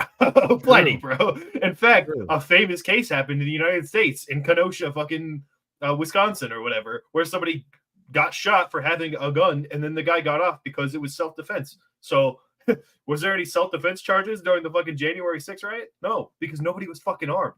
Because it's not an insurrection. There was no weapons used. That's my favorite. That's my favorite thing. Sorry, I get fired up about this shit. Fucking the only people that were harmed were literally shot by the police, and one I think had a heart attack. And that's it. And that's so fucking par for the course for Trump supporters too. Having a heart attack at a fucking rally, dude. I believe there was a couple of pensioners with umbrellas. I'm kidding. Okay, let's move on. Sorry, I got what you were saying. I was just joking still. Supposedly Ashley Babbitt was shot there.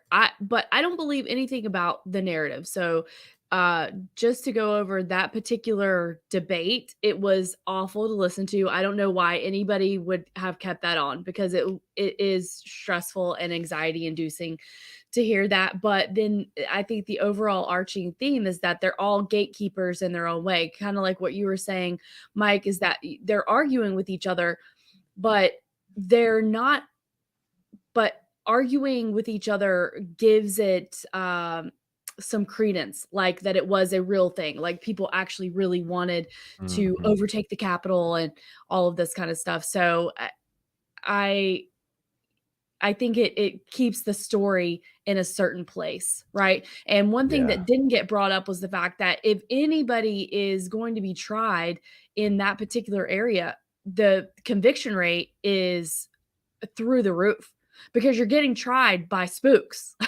Like you're getting tried. It's not a jury of your peers. It's a jury of the government. So you almost don't even have a chance if you go to trial, which was what was being suggested. Not gonna lie, I really forgot that spook was like a word for like a government agent, and I was like, damn, we just got hit with some hella old racial terms, dude. That's like some fucking old school shit right there. That's just because again, I'm fucking not a good person, probably. Hung out in the wrong I corner was of the talking internet for a about week. government operatives. I got you. I remembered, but I was like, damn, she really just said spooks like it's not 1920 anymore. So, something that actually kind of white pilled me this week was Cat Williams. Am I the only one here who watched his interview? I've remained almost intentionally I ignorant on watched this it. issue, and I was hoping that somebody would explain this to me because I didn't see what happened. I watched it. Fido, what was your takeaway?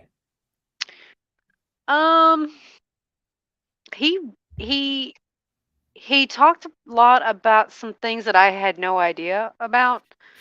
He was pretty detailed with, excuse me, the inner workings of black comedy and the basically like the quote unquote cartels or the groups that basically control the industry.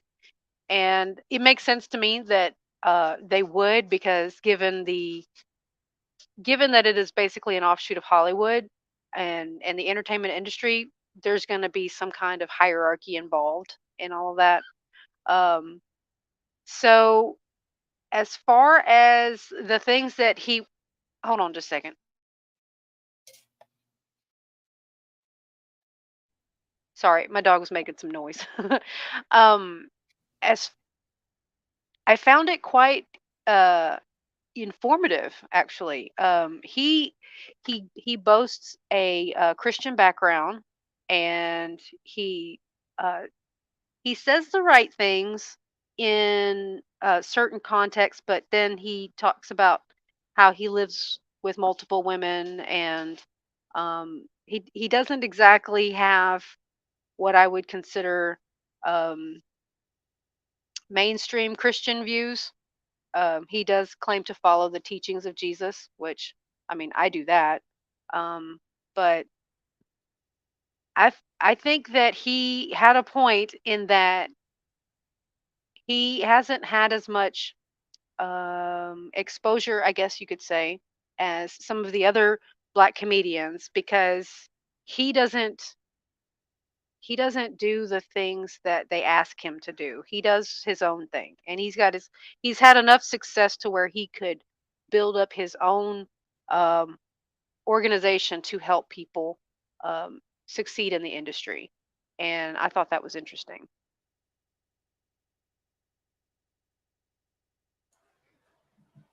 I have no idea who these characters are, so I'll just watch.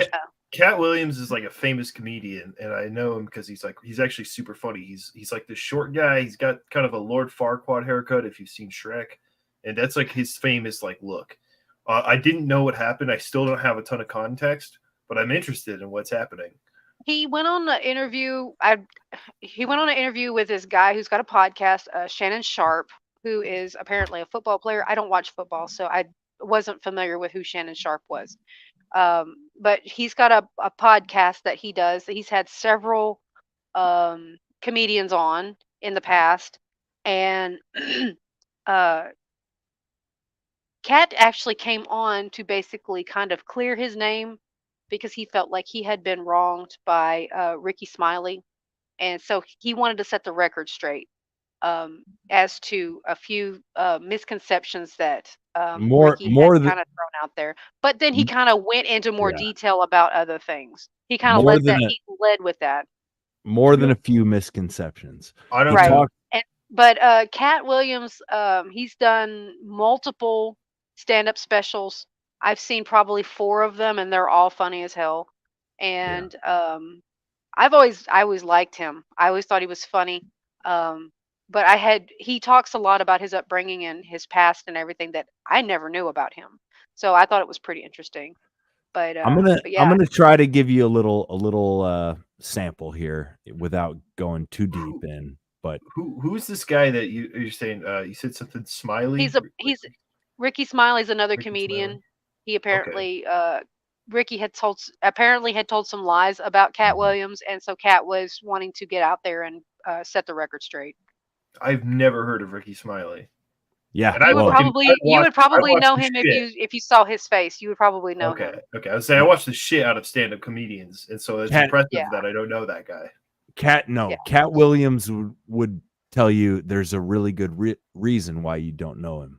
Fair enough. Okay. All right. Cool. Because he ain't. Thank you, guys. He ain't no good. Yeah, I appreciate it. I'm your host, Shannon Sharp. I'm also the proprietor of Club Shake Shack. The guy that's stopping by for conversation and a drink today, ladies and gentlemen, you're gonna love him. Some call him the greatest, one of the greatest comedians, dead or alive. One of America's greatest entertainers, one of the funniest men on the planet, world-renowned, multi-talented, a comedy legend. He's the top touring comedian selling out arenas. He's a hilarious storyteller, Emmy award-winning actor, voice actor, rapper, writer, producer, director, icon, genius, a national treasure, philanthropist, humanitarian, social activist, a father, one of the great funny men of our generation and any generation, Mr. Cat Williams. Thank you, sir. How was that intro? Magnificent. You are magnificent at intros, and you did not skimp on mine. I appreciate it. Appreciate that. You know, anytime you come to Club Shay Shay, we have to toast. Yes, bro, you've been doing it. I mean, you're one of the top one of the top touring comedians of all time. You already got started before we started taping. I did. Appreciate that. Tell the people at home. I thought they was lying, and yeah. This particular alcohol is straight up license, and the reason I had to come is because you made a safe place for the truth to be told.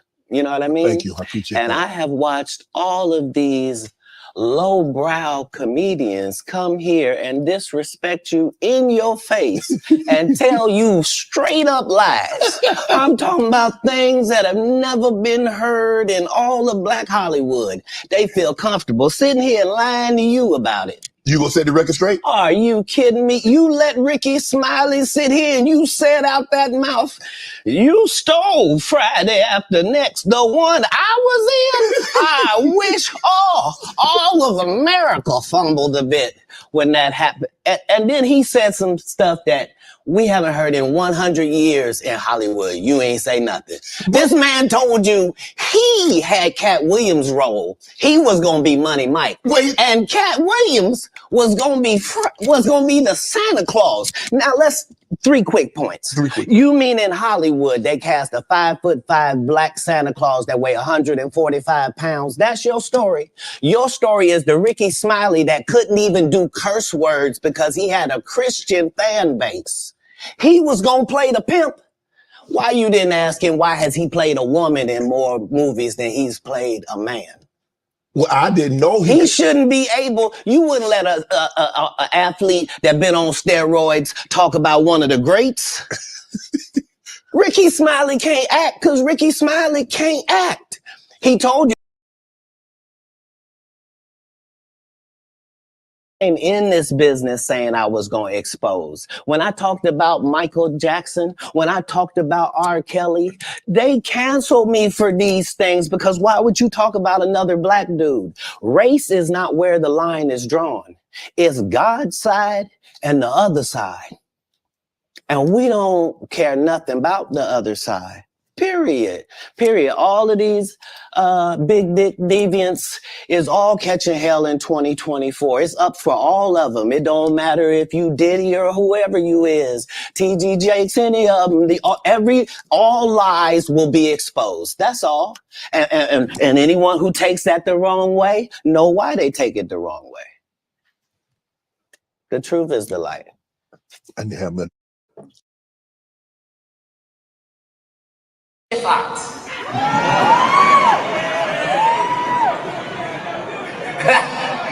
That nigga got so much money, he did something we never heard of. We ain't even say shit. Jamie Foxx said he got a mystery illness. What? A mystery illness.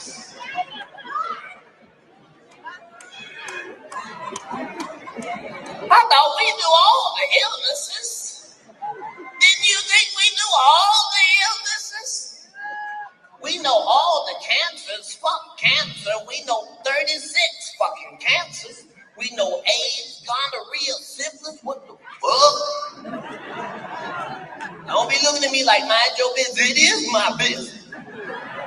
Maybe I want to catch it too. All he did was do movies and TV right after I want to do it. Not only did he get a mystery illness, they cured it.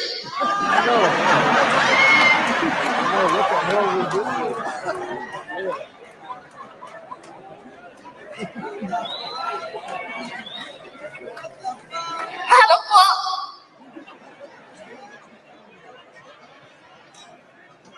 How the fuck could you cure a mystery? Matter is, we watched this nigga get murdered right in front of our own motherfucking face. And the nigga knew it was finna happen. He told us, and we didn't know. Nigga named his last tour, This Is It. This is it.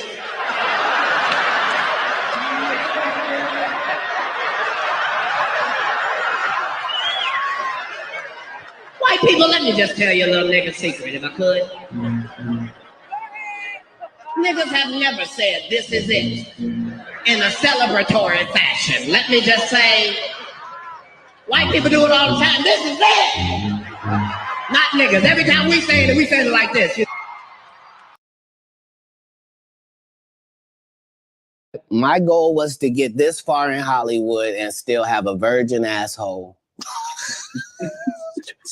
And never had sucked a penis. That was my only goal. I didn't want to get with a white woman because I was scared she might have me running down the street like Jonathan Majors. There you go. Come on, cat. Not because I didn't like white women. I think white women are as great as any other women. But I'm not going to act like I'm not scared of them. I have a reason to be scared. You could be Kang the Conqueror, and they could take your rabbit ass down in 2 weekends. And that's the truth of the matter. So I stayed away from that. Now, I've had to turn down $50 million 4 times. 4 times. Just to protect my integrity and that virgin hole I was telling you about. Right. Because P. Diddy be wanting to party. And you got to tell him no. You got to tell him no. Okay, I'm throwing it at you with very little context, but Cat Williams called out a whole bunch of motherfuckers in the last week. And it's interesting, man. I think Cat ain't playing. Can you imagine surprise anal sex with fucking P. Diddy, dude? I'll pass. I don't think there's any other kind of anal sex with P. Diddy, bro. He's not asking consent. That's all I'm saying. It's always surprise. Jesus. That's not a small guy either. From what I understand. I'm sorry. Am I going from one thing to the next too much this weekend? I'm sorry. I have no other way to go about it. I don't know what I'm doing here. I'm trying. No, he pretty much laid it out there with the interview, and I do recommend people go watch it for themselves and watch all of those clips in context. Not that the points aren't made in just the clips, but there's a lot that goes along with that too, and because he called out, it wasn't just P. Diddy and he called out Harvey Weinstein. He called out who was a couple of other names I can't remember. It was quite a few. he talked for a while about the whole black men putting on dresses He did. He really deal. did. And he mentioned that I think he said he mentioned Chris Tucker, not Chris Tucker, Chappelle going on Oprah talking about men and women's dresses in to be in movies. Oh, he called out Ludacris too. But it's just one of those things where you listen to what he's saying and then it kind of all starts to make sense. And after listening to him go on about everything he said, I really see drag in movies in a different light now. It's previously it was I mean, I always thought it was just like a funny trope, just something to get a good laugh out of the audience. And now it's like that is a moral compromise that those men had to make in order to be in that movie. And how many times have you seen it done? And you lose a little bit of yourself when you do that. And so I can't even laugh at men in drag anymore because to me it's not funny anymore. So is Tyler Perry like 1%? Like just 1% person? Probably. And Martin Lawrence too. I Googled it, and P. Diddy's 5'10", which to me he's a manlet, but the Cat Williams, that's a fucking giant. That's a guy that could fucking surprise you. You know what I'm saying? Dude, but Cat can run a 40-yard dash in 4.45. Yeah, but you get hit with that fucking you get put in a headlock by P. Diddy, it's over. That's all. So okay, I found the clip where he's talking about Ludacris. Supposedly, because him and Ludacris look so similar, they both got invited to an Illuminati party, but they only wanted one of them. Okay? This shit's too crazy. Are you related to Ludacris? No. So there was a crossroads where we were both invited to an Illuminati thing, and it had to be one or the other of us, and decisions had to be made. So it was both of us. We were equal. One of us had to cut off all their hair and couldn't do the sideburn thing no more with the points. And the next person they said was going to get $200 million because they were going to pay him $10 million a movie to do 20 movies. And that's how the conversation happened. One of those persons turned out to be Ludacris, and the other person turned out to be Cat Williams. Now, one person ended up with a light-skinned, ugly-faced wife that's never done it. Remember I told you that if I say that, it applied to 7 people? Yes. It's part of what they give you.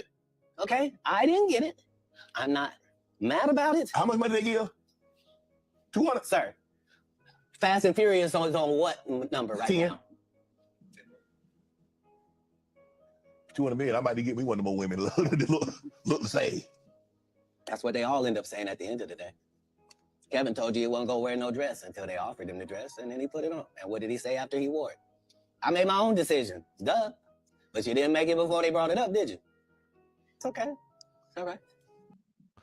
I'm saying that interview, we cannot break it down here tonight. Part of me wanted that to be the one and only topic tonight.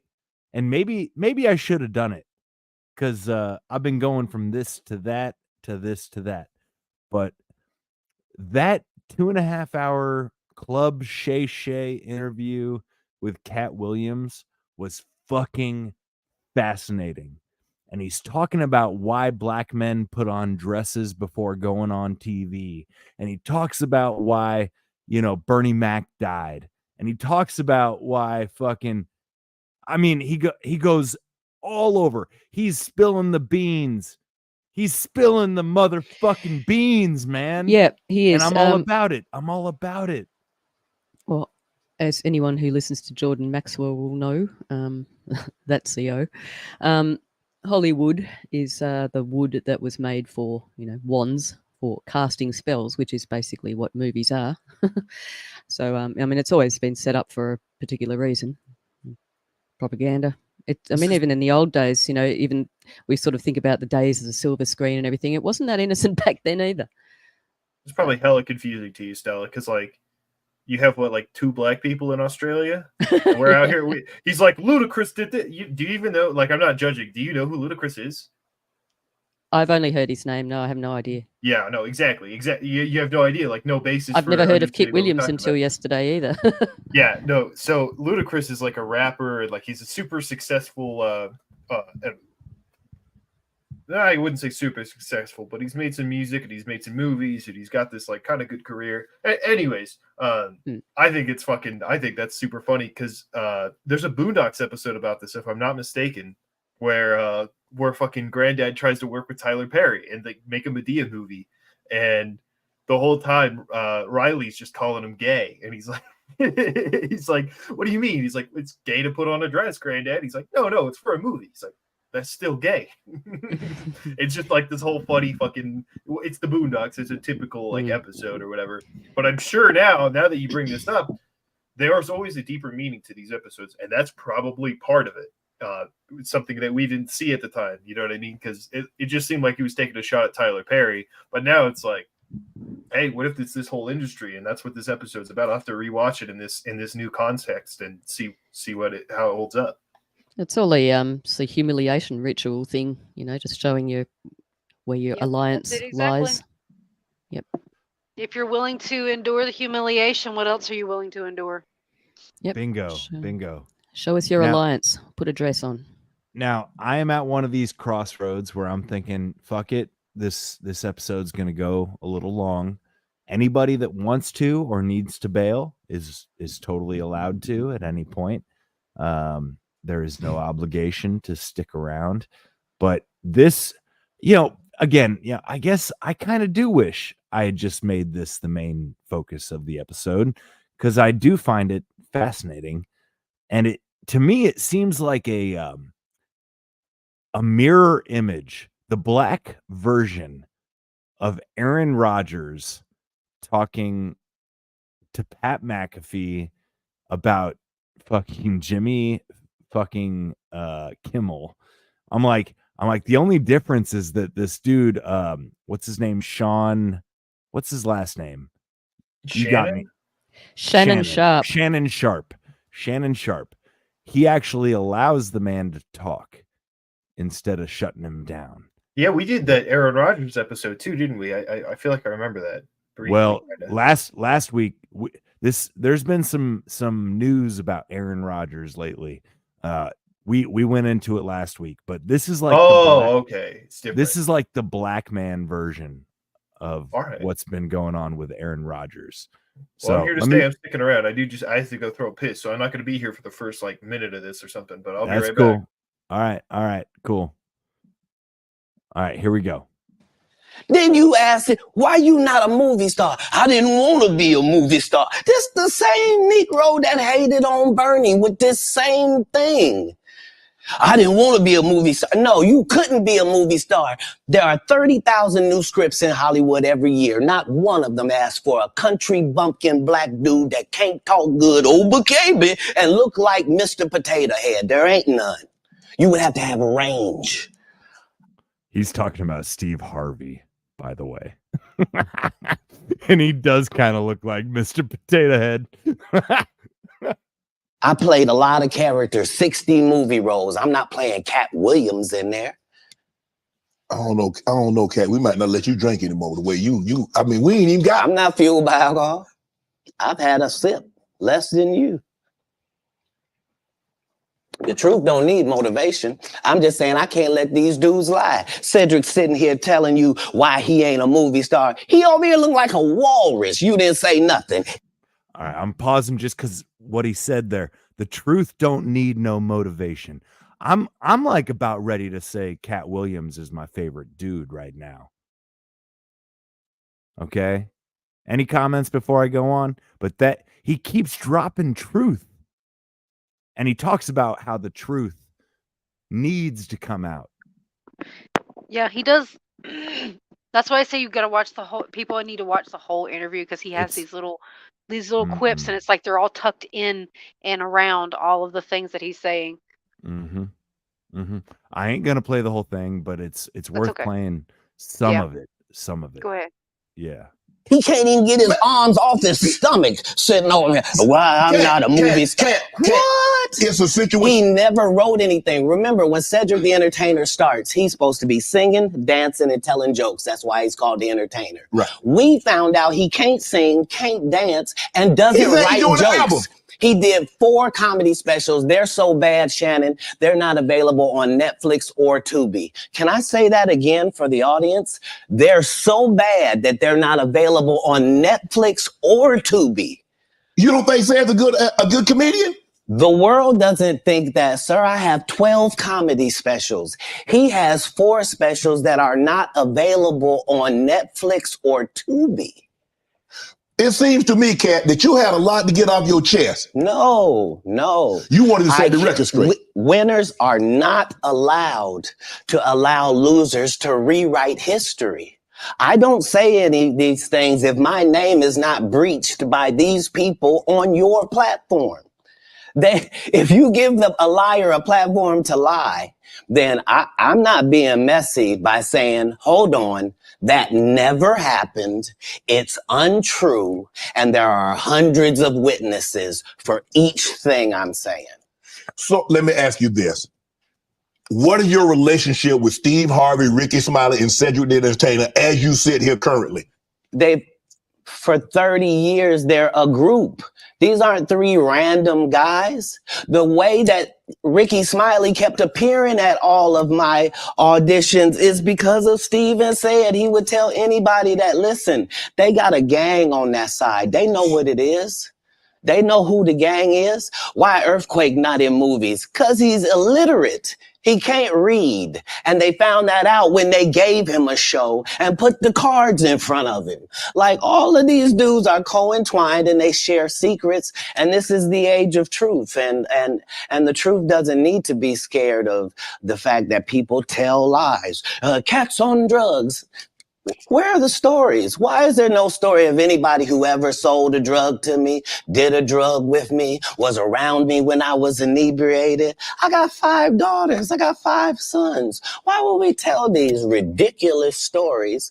Because it's competition. You feel like, well, why comedy guys can't just get along? Yes. Why didn't you get along with the other teams you were competing against? If you're a Denver Bronco, why you don't get along with the Cowboys? Something wrong with you? But I don't disagree. I don't dislike all the Cowboys. Cat, damn, you like this? No, that's okay, not. What comedians do you like? Did you play against the team? Yes. I've taken 46 comedians with me on the road. 46. Okay. I'm not the comedian you can give that to. I only put on comedians that are funnier than me. Anybody that ever told you differently was a fat Faison liar. There's nobody like me in the business. Faison just called it straight. Faison said that getting a Netflix special is easy. I have 12 specials. Guess how many Faison got? 0. So why is he allowed to have conversations about real stand-up people? We do not let people who are on the juice discuss real athletes. That's all. As a journalist. That's all. That's all I'm saying. Okay. I don't harbor any resentment to any of these entities because I can't be jealous. I've never seen them have anything that I ever wanted.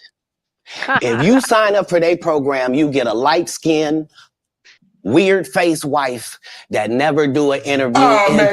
Listen, in 20 years, won't do an interview. Nobody's ever talked to her. And she's never been interviewed anywhere. And now, understand, I'm not talking about one person. What I just told you applies to 7 people. How they all end up with that. Oh. I'm jealous of. That's awesome. Oh, dude, I'm saying, y'all gotta check out Cat Williams on Club Shay Shay. It's a 2.5-hour interview, and he drops so much truth. He comes Especially back. at the end.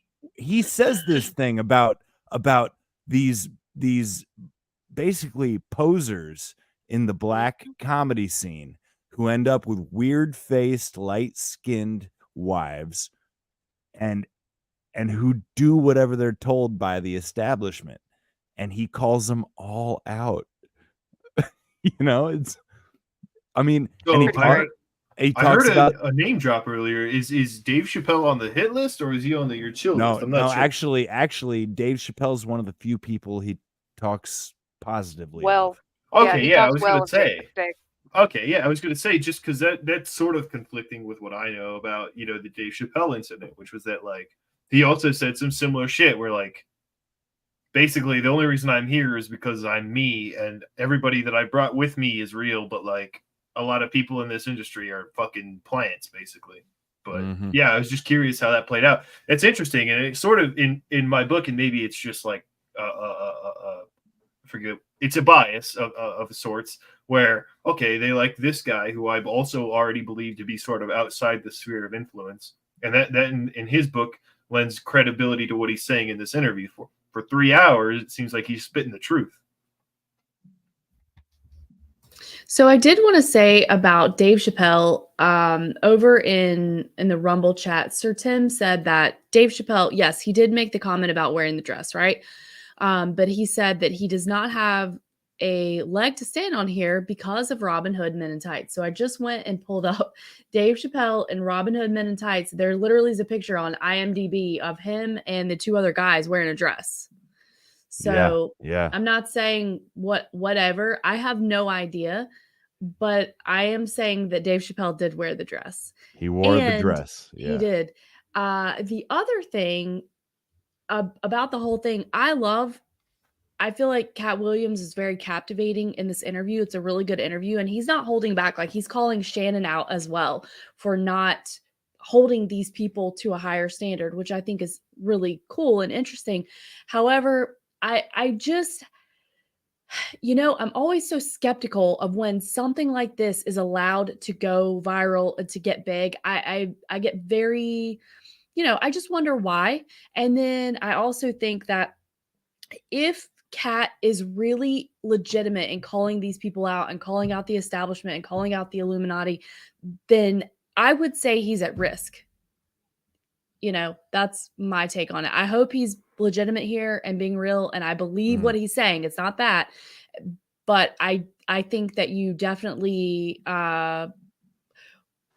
he's at risk if he's being real. You might be right. Yeah. Can I ask this Shannon Sharp guy? Is he? Yeah. Okay, so what I'm trying to ask here is how widespread would the viewing of this be? Is it just in the waked? Is it just in the awake-ish, like, I don't know, what we called truther community, whatever the label is? Shannon, or would it be like a mainstream thing? It's more mainstream. Shannon Sharp is a relatively mainstream, kind of down the middle of the road sports guy. Black, he's interviewing Cat Williams because Cat Williams is like a black entertainer. So he keeps one foot on either side of the line between sports and black culture. I think that's a fair way of describing who he is. So would this be a little bit of a step aside from what his usual format is? Or not is this... necessarily, except that it's more controversial than he would normally do. Mm-hmm. Okay, thank you. So let's go on a little more. I jumped ahead a couple minutes, but here we go.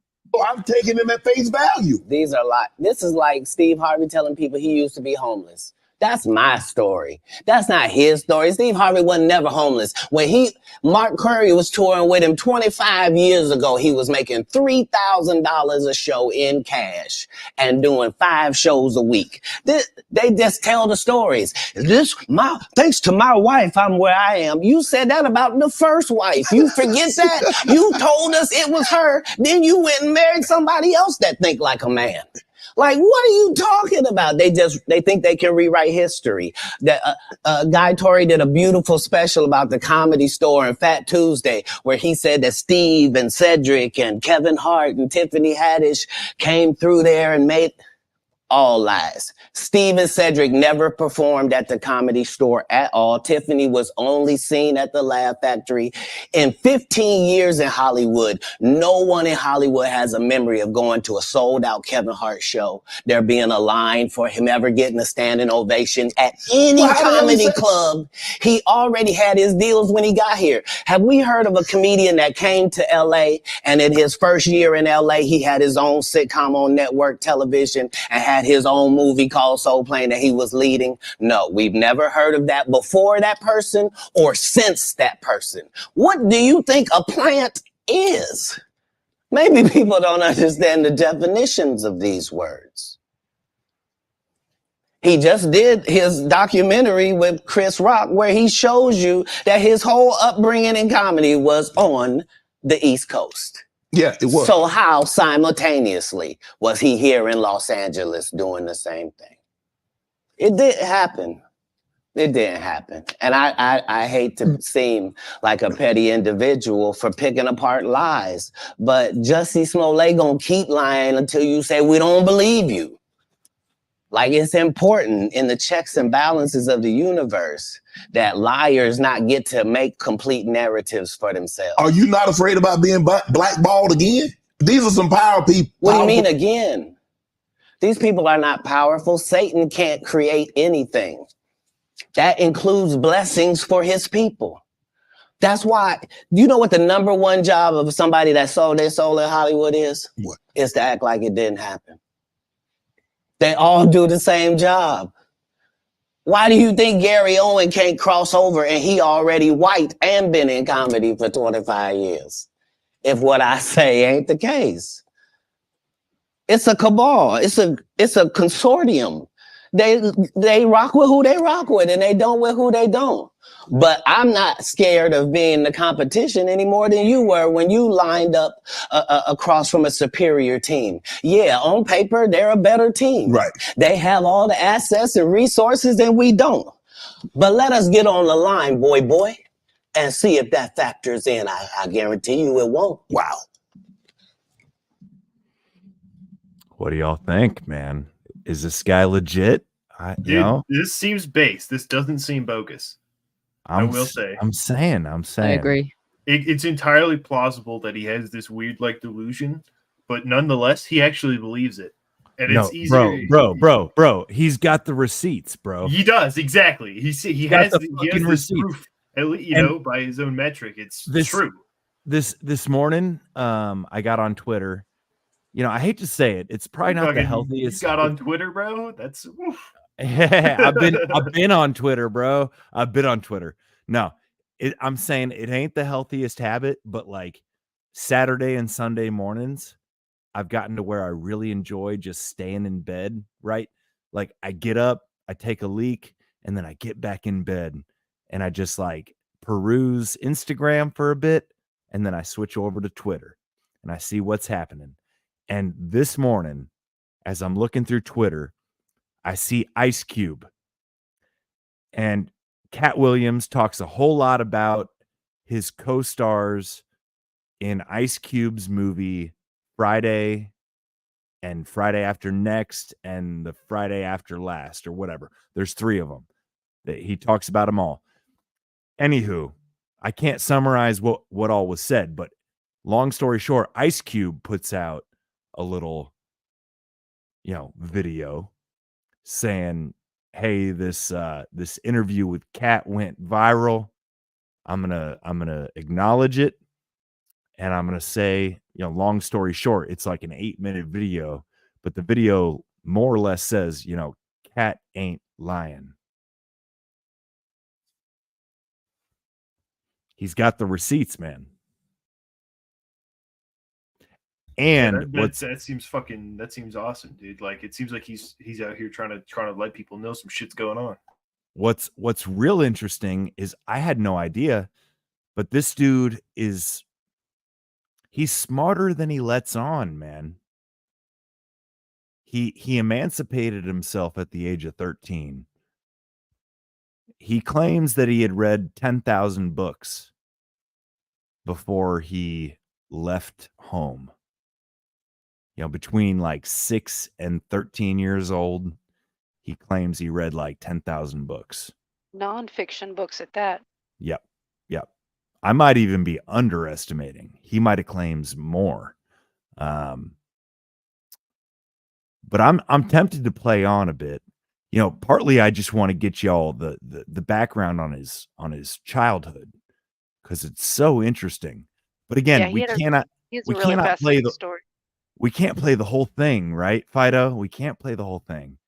I know. But it's a real fucking, I don't know, it's worth, again, all the bullshit that bubbled to the surface, right? I've had my ear to the ground all fucking week, and this was the thing as I listened to it that rang true, right? I enjoyed, for the entertainment's value of that Alex Jones zero hedge, Alex Jones takes on the soy boys. I enjoyed it for entertainment, but this is what I actually got some value from. I guess I'll play on. Because Shannon Sharp got to be a different person than that other person. Absolutely. And he always was. That doesn't change when I change teams. That remains the same. That's how a legacy is built. So all of these shortcut takers, they canceled me for talking about Harvey Weinstein before the thing came out, but he offered to suck my penis in front of all my people at my agency. What am I supposed to do? He did all of that. I'm thinking I'm the only black person on the script. I get there, it's 3 other black guys on there. Woo. Huh. So you wonder what they did to get there. I told him no. What y'all do? And this is why when I walk in a room, heads go down. Behind my back, I'm nothing. I'm just a regular old comedian that's bitter and jealous. But in my face, no. The king has walked in and they have to respect it, only because I've not taken the shortcuts. I've not been funded. They pay you to not talk about things they don't want you to talk about. They tell you that themselves. I can't do that because Steve told you that he stopped doing stand-up because he had 7 TV shows. The only problem is when he stopped stand-up, he didn't have those 7 TV shows. He stopped stand-up because he got in a comedy battle called the Championship of Stand-Up Comedy with one Cat Williams in Detroit in front of 10,000 people and lost because Cat Williams said he was actually bald and that was a wig. And I went in, and that's why he couldn't do stand-up anymore. Imagine him coming to tell you another story where he got so big and it was Bernie and them's fault because they wanted to be movie stars. What? You called Ocean 11 to get that nigga's... Was every game day. Bet on your favorite teams. You were a prodigy. You were brilliant. You talked to me that you got accepted to college at 7 years of age. You could read fluently at 3 years of age. So having that kind of knowledge, having that kind of prodigy, what was your upbringing? How was it? How was life as Cat Williams Crunk coming up?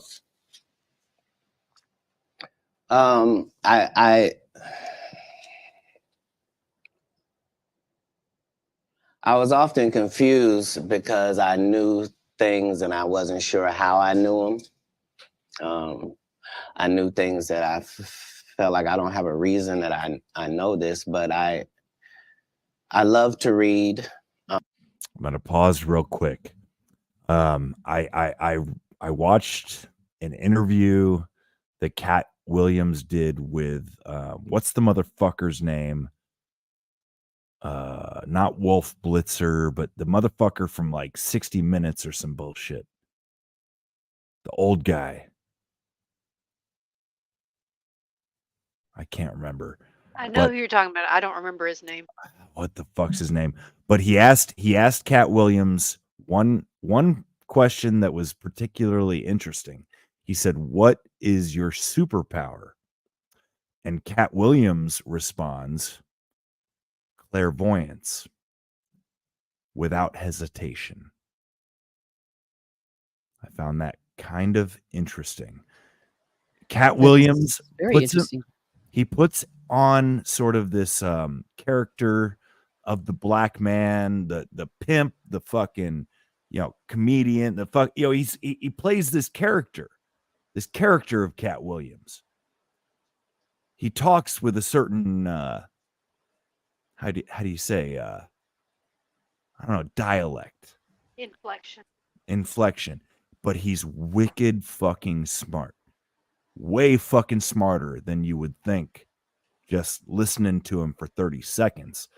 That's why it's kind of worth playing him for some time. So, I paused there. I think he's about to get into his childhood. If anybody wants to say anything, though, by all means. I think it would be definitely worth, not that I'm saying like, oh, this guy's lying. It would be really worth investigating. Like, if his mom can verify this dude, that's really hard to come back from. That's like really hard to say like he's wrong about something. If he's telling the truth about all this shit and like his parents are like, oh yeah, this is totally true, dude, that's a fucking killer weapon right there. That's a guy who's been reading for longer than most people have been alive, who are the same age or younger than him. You know what I mean? Or older than him. Like that's pretty crazy. Well, it sounds, according to his story, it sounds like he has almost no relationship with his parents. They were hardcore, what was it, Jehovah's Witness? Interesting. And he kind of cut and run. That didn't work for him, Hey, Mike, quick question. Was it Larry King? Sir Larry Tim's? King, yes. Okay. Yes. Yeah. So credit to Sir Tim, who was asking about that, which that would have been a CNN, not 60 Minutes. Gotcha. It was Larry King, and actually that would maybe be interesting to play if someone wants to grab a link. But I'll play another couple minutes of this unless there's any other thoughts. Okie doke. I was voracious because they told me when I was young that knowledge was powerful. That knowledge was power, and I had studied powerful people, and I really believe that. I immediately, my next project was to read the whole encyclopedia set. So when you're like 6, 7 years old, you read the whole encyclopedia set, you think you're one of the smartest people in the world, only to get out in the world and find out you don't know anything, So it was a confusing time, but yeah, I had a childhood. I was grown, but I at 5 years old, I was in front of 10,000 people giving a performance with a full suit and tie on. You know what I mean? So it came full circle for my life. I knew that the applause and the giving of information and laughs and truth to people somehow benefited them and also benefited you. And yeah, so when they would ask me what I wanted to be, everything that I would say that I wanted to be was something that didn't exist. And they would never give me credit for it because I needed to say a doctor or a lawyer, but that's not what I wanted to be. So your parents weren't as supportive as you would have hoped because you were wanting to be things when you got older that they had no knowledge of, or it didn't exist at the time? No, it wasn't that. It was, I'm saying I'm almost 100 years old right now, but if we go outside right now, I can run a 4.340 or sub. I can do a 4.16 if I'm. Oh, there's Jimmy John's across the street. We can order a sub. But you've been on the submarine. That what you sub? So back then it was even greater. So you got this guy that all the coaches want to play. Man, Cass, don't do that. Hold on, because I'm 5'5" in the 5th grade. I've been this size my whole life. Like there was a portion of school where I was one of the big dudes. Like as soon as everybody caught their growth spurt, I was out of there. But I'm saying I was a competitive individual. My father was an athlete. I can see that. Like no, I've been 145 pounds my whole career. That's why I never bothered when they said, you cats on drugs. I knew, how you gonna prove that? My body is a temple. I've been the same size since I was 10. Like, what do you? Yeah, like I haven't changed off this pivot foot. This has always been who I was before stand up or anything. But it was an interesting childhood. I appreciate my parents, even though I couldn't live within the religious frameworks of what they had set up. Okay, so we've got this Larry King interview, and I almost think it might be more concise. I recommend anybody that finds this whole thing interesting, listen to the entirety of that Club Shay Shay interview. That's what it's called, Club Shay Shay. Sean, what's his name? Shannon Sharp. Shannon Sharp. Thank you. Shannon, not Sean. Shannon Sharp. But I find this character of Cat Williams, who I only knew a very cursory kind of image of who Cat Williams was until I dove into this. This is why I like actually this whole based or bogus diving into celebrity personalities thing, because I think 1 out of 100 of them are genuinely interesting.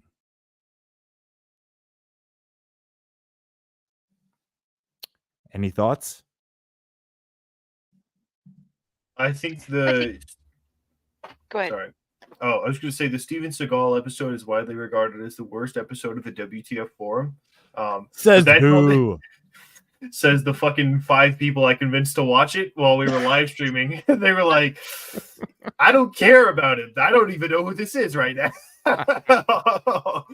But that's okay. It was a funny fucking time to be there. I think it's the best. Yeah, that's because you were having a good time, dude. You were fucking not sober, and I was. I was like, what is happening? but no, this is really interesting. I think we've done, or at least I've been here with you, and we've done another Based or Bogus on who was it? I'm trying to remember. Somebody else that we did. That was like a really good episode. Like that one was well received, at least in my friend group, and everybody thought that was at least something that was like pretty interesting to bring up. And honestly, I think this is really good too. I'll have to watch this full interview when we're done or whatever, because like I'm pretty interested in what he's saying. Honestly, it's pretty cool. He seems like, you would never think cursory knowledge of Cat Williams. He's the guy from like memes from like 2015, Vine videos, and fucking the occasional, if you pop on Netflix and you see a special or whatever and you're really bored, you put it on with your buddies. But he seems pretty smart, you know what I mean? Now it's like he's this intelligent guy. So yeah, I think you're right. He has this character, but he's really underneath the surface. He's just this deep guy. Supposedly, like I said, he emancipated himself at 13 years old. He was homeless for a time by choice. He claims that he was in some ways kind of raised by hookers on the streets while he was out there living homeless. I mean, fascinating shit. Let's see what this Larry King interview has to offer. For a singer, Cat's comedy specials have sold out arenas across the globe, and he's been featured on networks like BET and HBO. On the big screen, we've seen him in films like Friday After Next, Norbit, and First Sunday, just to name a few. Cat is currently in the middle of his new stand-up comedy tour called The Great American Tour, a version of which will be coming to Netflix on January 16th, 2018. He is also set to star alongside Ed Helms and Owen Wilson in Father Figures. That much-awaited film is due out December 22nd of this year. Cat, thanks. Now, I'll point out real quick, he actually mentions this interview in particular when he's on the Club Shay Shay. He says, I don't do this kind of shit much unless I find the person genuinely interesting to where I would want to talk to them kind of in real life, is how he phrases it. And he gives Shannon Sharp that like honor of saying, yo, you have done a good job of creating a safe space for truth on your podcast. And he correlates it to Larry King, which is maybe worth noting. Whatever we think of Larry King, apparently Cat Williams thought highly of him, at least before he did this interview. Any thoughts before I play? Anybody have strong opinions about Larry King? I'm pretty sure I saw him in an episode of a television show where I did not like his character, but that's okay. I'll forgive him for it. I've never really watched any of Larry King's interviews, so I don't really have anything to base this on. Well, part of me wants to hope that maybe Larry King was like one of the last of a dying breed of actual fucking journalists. But I can't say that for certain, Well, he's where he is. That's all I've got to say. Yeah, and that's fair. That's fair. All right, let's play on. For coming, you're on the Great American Tour. What topics are you covering in this Great American Tour? First, Larry, I'd be remiss if I didn't say what a great pleasure this is to be with you. I think you need to know that for a lifetime, you've been an exposer of substance. And my life was not going to be complete until I got to your table, because I've spent so long trusting your opinion of people and things and situations. So thank you. I'm honored. Have to start with that. As far as the Great America Tour goes, this had to be written last year.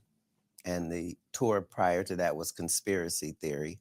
So we put out some things in that tour that we thought might happen. And this tour is just a reminder that no matter what America goes through, that's part of what makes us great. It's not... so it's very topical. I try to be, if possible. You write the whole thing out? Mm-hmm. It's no ad-libbing?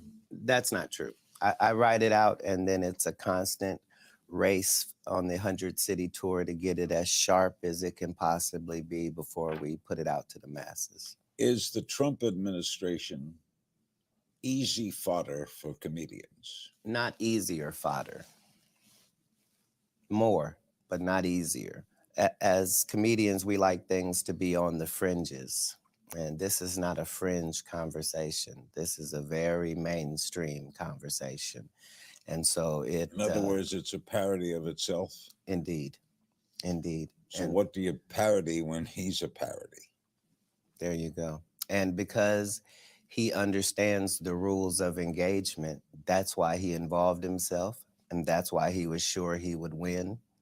If you build yourself on a philosophy that most people are stupid and then you win, it's not a lot of win in that. In your act, do you run into many Trump supporters? I don't feel a different way about a Trump supporter than I do a Clinton supporter. We're all Americans. There are justifiable reasons why people voted for the guy they voted for. And there are justifiable reasons for why they didn't vote the other way. And when we continue to not address what people's genuine concerns are because of how they look or what we have already preconceived about them, then we lose as a nation. Do you sing? Damn. Honestly, I'm at the point here. I'm like, fucking run for office, Cat. Run for office. You're well spoken, bro. Maybe that's the psyop here. Maybe he will. I don't know. All right, I'll carry on. In your act? Never. No. But you are a singer and a rapper too, right? Well, you are the things you try. It's just what modicum of success you're having.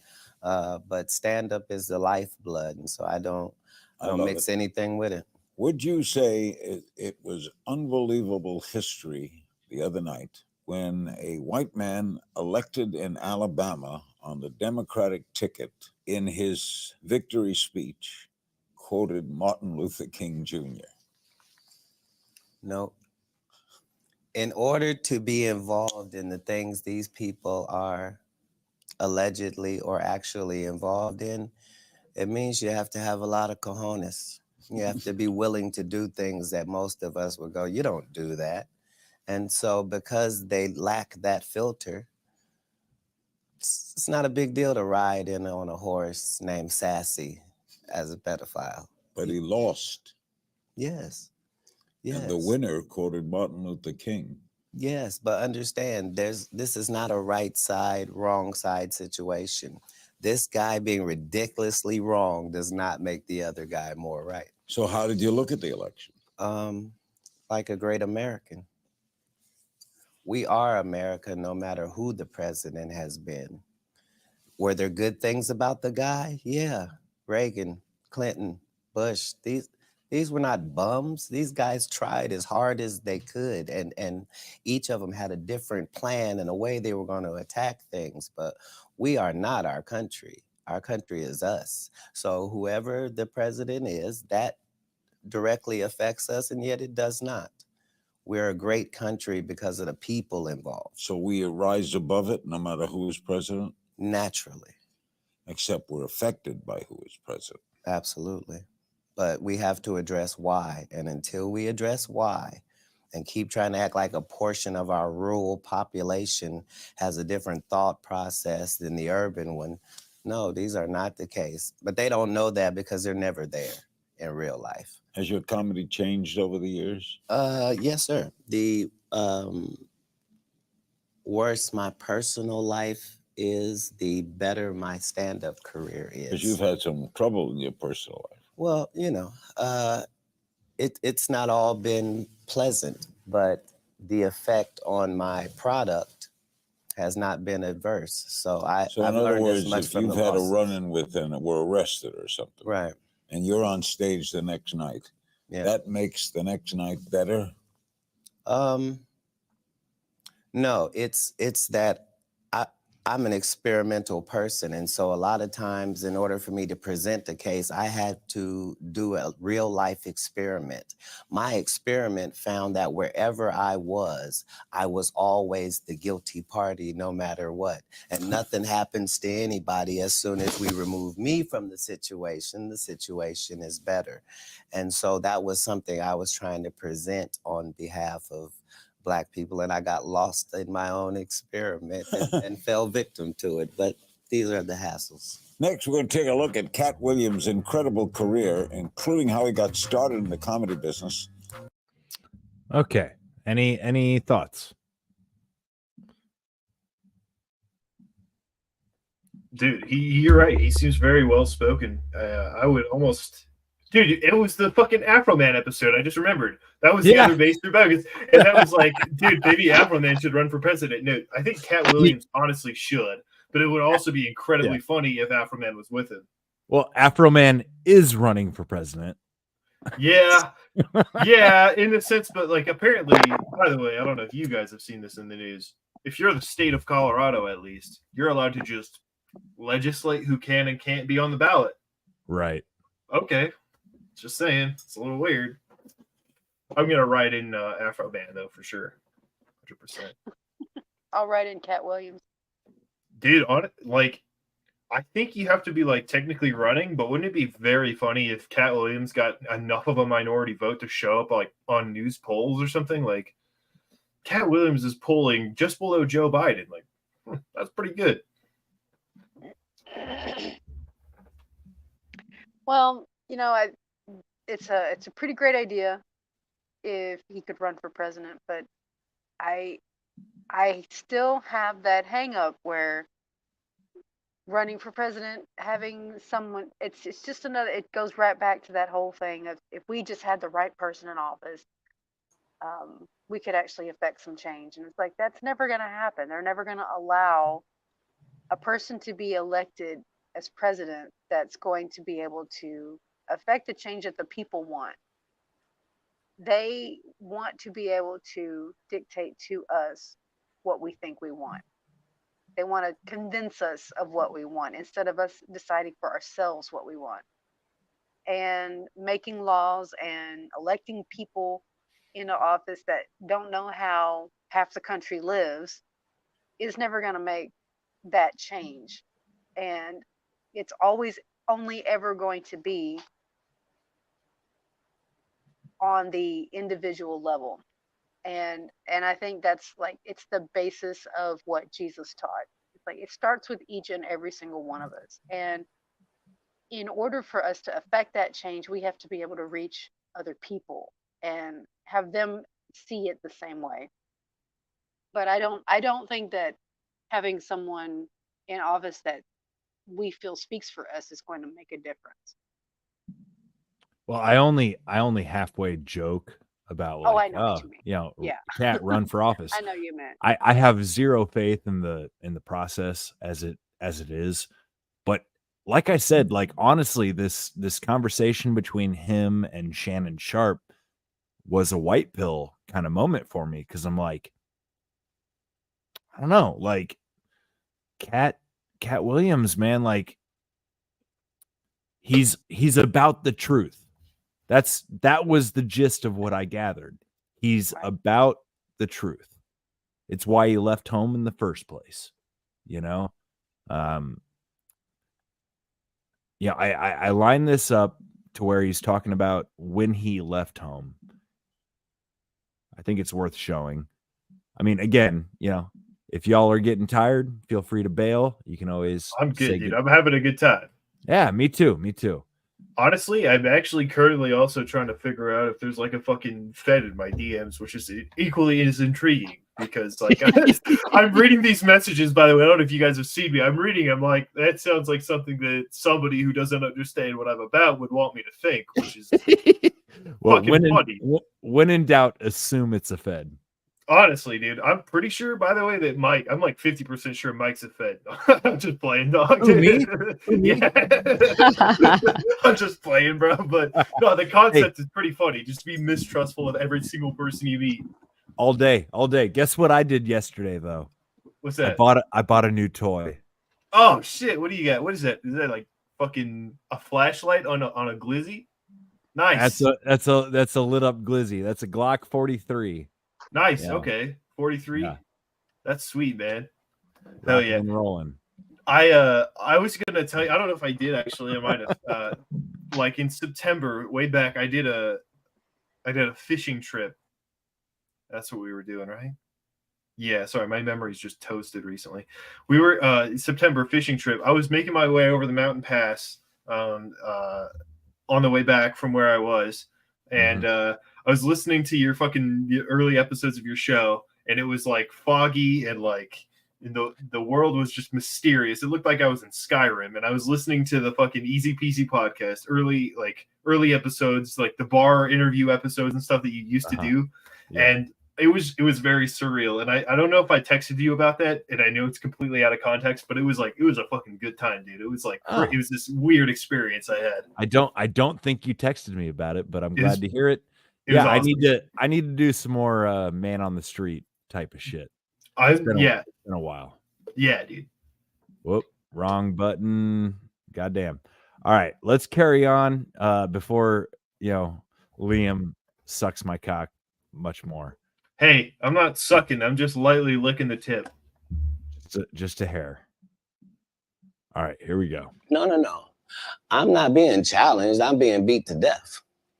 Oh, he was abusive. I didn't say that. I said we were in an altercation. I see what you did there. I saw what you did there, Cat. Yeah. I saw what you did. You was in an altercation. You didn't say you lost. You said you was in an altercation. I in no way gave you the impression that I won anything. I'm the one leaving. I'm out of bounds. This is his house. Right. Yeah. So as long as I'm going to be under his roof, there are certain things that I'm going to have to do. Right. And the only way that's going to change is either this or that. And I'm saying I had two younger brothers. Like I'm not an unreasonable person. Like I don't have any mental issues whatsoever, despite what they lead people to believe. I make pretty good decisions. Were you not? So how was their relationship with your father? Were you not afraid to leave them? Well, I asked because it went all the way to the actual department. So it was actually going to be something. And when I asked them if they could just make sure that my brothers didn't get separated and what have you, they said they couldn't make those type of guarantees, that they weren't really sure what would happen if this went down. And so part of leaving was the hope that it would be okay for them, because none of them experienced what I experienced. I'm saying I'm the oldest. It's a lot riding on me. I'm supposed to at least religiously hold down the family's name at this household. Right. You know what I mean? How much older are you than the baby and the knee baby? Like a lot older. Like if I'm, I 12, 13. Yeah, they're 5 and in Pampers. Wow. You go to Florida. You tell the story of you were homeless, and somebody else told the story, said they were homeless, and you said they hijacked your story. Now I don't. At 13, I shouldn't have to tell you I'm homeless. I'm in Miami, Florida. I have no family members in Florida. I couldn't buy a house if I wanted to. I couldn't get an apartment if I wanted to. I don't have a credit history. Like, this is not a stretch for me to say that I'm homeless. I'm living in a park in Coconut Grove. The park still exists to this day. For 8 hours a day, I would get up and go to the library and study for 8 hours a day to increase my education. And then I would leave out of there and go to the marina and steal car radios and make $2,000 almost daily. Like, I had a routine. So you really could have played that Santa old thief and Santa Claus. You could have played it. No, the Santa Claus wasn't a thief. The Santa Claus, you can't tell me. I read the script. Ricky Smiley told you he didn't read the script. The Santa Claus was a crackhead. He just had that outfit on. That's what I couldn't have played. Okay. Like, I couldn't have played a black guy that got raped in the bathroom. Right. So at any point in time, you're like, man, I made a mistake, man. I should have stayed my butt in Ohio, man, because this ain't what I signed up for. I didn't experience anything once I left home that I hadn't signed up for. If anything, it saved my life. Me being homeless for that small period of time allowed me to see all of the people that were in that situation, and to see that these were lawyers and doctors and teachers, and that these people were white and black and Asian and Indian. And the only thing that all of these homeless people had in common was they made a bad decision and aligned themselves with drugs. And I interviewed them all. What drug? And guess what, Shannon? Nobody had a great story.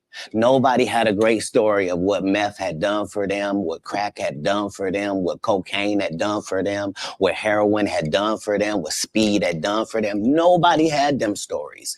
Everybody's story was, I had my life together. And then I decided to do this dumb thing. And I lost my wife. I lost my house. I lost my cars. I lost my reputation. And now I'm now out here sucking penis in the woods. What? Talk about scared straight. You ain't got to worry about me. If it ain't weed or nicotine, you won't see me touching it. I don't want no parts. I done seen what these things can do to people. Sorry, I love that. If it ain't weed or nicotine, I don't want no part of it. Be smart. I done seen what it can do to people. Again, I'm like, when I think about what it means to be Christ-like, if Cat Williams is telling the truth about his story, at 13 years old, leaving home, living with prostitutes, living on the slums, living in the park. You know, aside from stealing radios to pay the bills or whatever, you know, like, it's kind of a it's a Christian story. It's a Christ-like story. I think he's done a good job of being able to relate with people of all types. I mean, white, black, yellow, purple, you know, don't matter. Also, he plays a hell of a pimp. because of the time he spent with all the whores. Yeah. That's why he says that's why he got the part of Money Mike, the pimp, in Friday After Last. Hold on, I'm pretty sure. Hold on, let me. I hope I'm not going off the deep end here. Yeah, no, I wasn't wrong about that. Yeah, he also plays a pimp named Slickback in the Boondocks, so there's a very good chance that episode was at least influenced by him. Guaranteed. Stella, Fido, like, any thoughts here? No, not really. To be honest. I don't know. I mean, is this? Look, my thoughts are generally too black-pilled, so I'm just gonna, So you think he's controlled? I don't know. I can't say for sure about anything, but I'm at first I'm thinking, yeah, he seems really legit. I don't know. I just find it incredible that he's still alive if he's been doing this for a long time. And the other thing you got to consider is that all these people seem to have all these, hard luck stories, and they've all overcome. They've all got these interesting stories, and these. So could be legit, but I don't know. I'm just sus of anybody basically in the spotlight or in Hollywood, anywhere. I hear what you're saying, that there might be one occasionally that seems to slip through and become successful. I'm not really sure about that, but Hollywood is Hollywood. It's a structure made for a purpose, which is to keep the people entertained and distracted. And of course, there's the brainwashing that goes along with it. It's a propaganda tool. So I don't know. I'm very skeptical, but well, maybe we should compare to another prominent figure who seemingly came out of nowhere. The thing about Cat Williams that I find compelling, he's been around and he's been basically saying the same thing for, I don't know, 30 years. His story has not changed. He didn't come out of nowhere to prominence. He worked his way up. But comparing him to someone else might be worth doing here. How about Vivek Ramaswamy, somebody who came out of the thin blue air and seems to be saying a lot of things people want to hear. Vivek Ramaswamy. Should you trust him? Some of you won't like this, but hear me out. He seems to be everywhere. Clips of him giving it to the man and calling out the establishment all over social media. Skyrockets from unknown to top of the Republican polls. And I understand why. He says what we all want to hear. End the war, secure the border, drain the swamp, unity, freedom, truth. Which outlets are considered untrustworthy propaganda media? MSNBC, Business Insider, AP, Forbes, The New York Times, The New Yorker, Huffington Post, Axios, Politico, just to name a few. The mouthpiece of the establishment. Then why are they all so supportive of Vivek? Doesn't make sense. How is he considered anti-establishment when he's supported by the establishment? If you or I were to say some of the anti-woke things he says, we would be shadow banned. But somehow, he's trending on every single major social media platform. Prior to politics, he was a hedge fund manager. His claim to fame was a pharmaceutical startup company called Roivant. In the 9 years it's been in business, it has never been profitable or delivered a working product. Although Roivant continues to fail their clinical trials, they were able to find investors and raise money, making Vivek an extremely wealthy entrepreneur. Good at convincing people to invest, poor at delivering product and execution. Not a good sign. So what about the money? The media highlights that Vivek has invested over $10 million of his own money to fund his campaign, an honorable feat. Vivek announced his run for presidency in February 2023. How long do you think it takes to make that decision and execute a plan? 6, 8 months? July 2022, the value of Roivant stock is just over $3 per share. On February 21st, 2023, Vivek announces his run for presidency, and on February 22, he sells 4 million shares for approximately $32 million at nearly $8 per share. well over $15 million in profit in 6 months prior to him announcing presidency. Good for him, right? Make that money. Company is losing over $1 billion per year, but he got paid. Smart guy. But anytime things are just so coincidental, I'm forced to keep digging. Why did the stock price of an unprofitable, failing company rise over 100%? How does it go from an all-time low to nearly its all-time high? Institutional money. You remember when Vivek said the financial investment giants like BlackRock, State Street, and Vanguard represent arguably the most powerful cartel in human history? Well, guess who's on the list of institutional investment giants that started giving his company money 1 year ago? You want to guess? BlackRock, State Street, and Vanguard. All three have added to their positions in the last quarter, and Roviant, which Vivek still owns 7% share in, is now up over 300% in the last year, making it worth close to $1 billion. During the Republican primary debate, Vivek vowed to end the teachers' union. Guess who is also on this list of investors? California State Teachers Retirement System.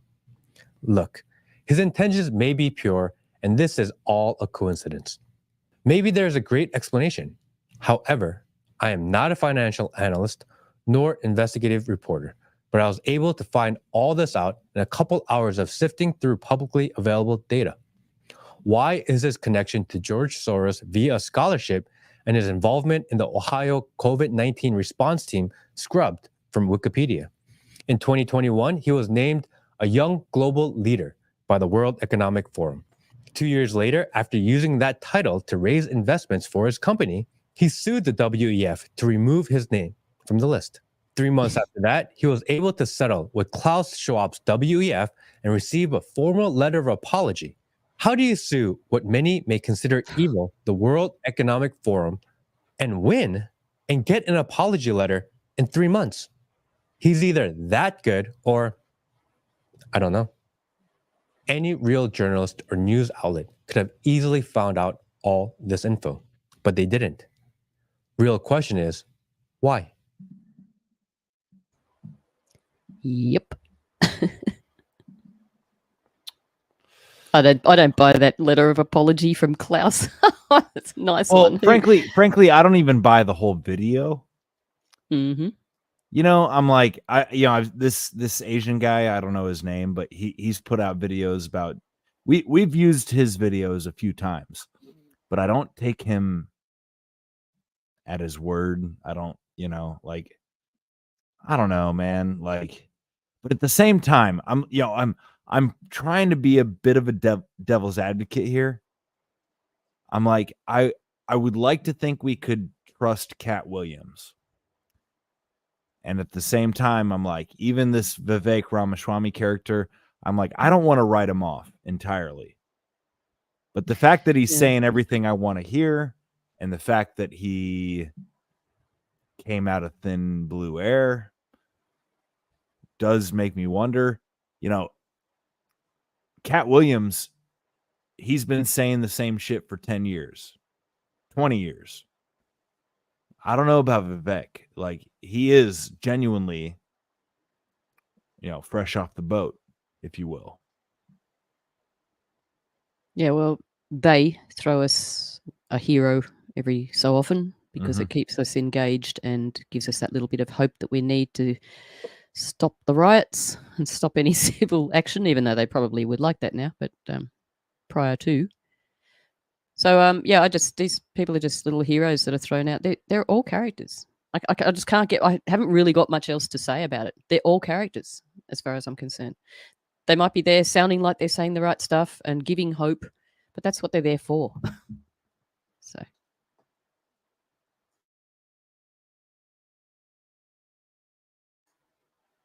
Anyone else? I was going to say, I don't have much else. So, final thoughts. No. I was immediately suspicious when I saw the all the videos on or the clips of Ramaswamy and just the way he talks. He just talks like a salesman, and I'm always suspicious of them when they start talking like a salesman. And he's quick on his fax recall and and all that, but he says everything. That was one of the things too. Is he says everything that everybody wants to hear, and he doesn't actually. I don't think he's actually got a plan to fix anything. And even if he did, once he got into office, he's going to end up being just like all the rest of them. So there's always a change that occurs when they're running for office, and we've never seen a politician really fulfill any of the promises that they run on. So I mean, he's promising quite a bit, and I don't think he's going to be able to deliver. I have zero faith in him, and he's done nothing to show me that he um, has any has the means to pull off what he's wanting to do. Just simply for the fact that you know it's not he's acting like when he gets into office he'll just be able to do all this stuff, and there is an entire process that is involved in getting all these things done that he wants to get done. And granted, I will say, Biden does a lot of stuff by executive order. You can't run a government on executive orders. There has to be cooperation between the branches of government. And so I don't. It's just another one of those, like you said. They give us our heroes, they give us our villains, and I think they're going to end up going with Ramaswamy on the Republican nomination. I think he's going to end up sewing it up. I don't think Trump's going to run. I think Ramaswamy's going to get it. But I don't vote for presidents anymore. So, I mean, as far as I'm concerned, it doesn't really matter. But Yeah, everyone else, they're being led down the garden path to this hope and change future that Ramaswamy is promising, and it's going to be more of the same shit, just a different face. Yeah, I mean, I don't put any faith in the process, but it's worth kind of paying attention to. Absolutely, I agree. Sorry, go ahead, Stella. I was just going to remind people of the definition of insanity. I mean, I don't understand how people, particularly in our community, can be at this point in the game and still think that there's going to be any difference made by who's in the office or who's running or who's saying what. It doesn't matter. There's a bunch of shadow people running the world. These people are just in our faces, actors on stages. That's all they're there for. Well, I'll only disagree with you on one point there, Stella. I think who's saying what does matter. That's why I was so intrigued and even encouraged by this interview with Cat Williams, because I'm like, it really does matter. The conversation, I mean, to me, that's what matters. And I meant more than the politician promises. No, I get you. I get you. I'm just making my point in that, who's saying what is a big deal. That's why I'm like this, I started with that debate with Alex Jones and all the soy boys, the Aaron Rodgers thing, these are the point of the spear of the general conversation. Right. And I'm kind of encouraged, the whole thing, Cat Williams said he had a clip where he's like, 2024 is the year that truth comes out. And I hope he's right. To me, that was a really encouraging idea.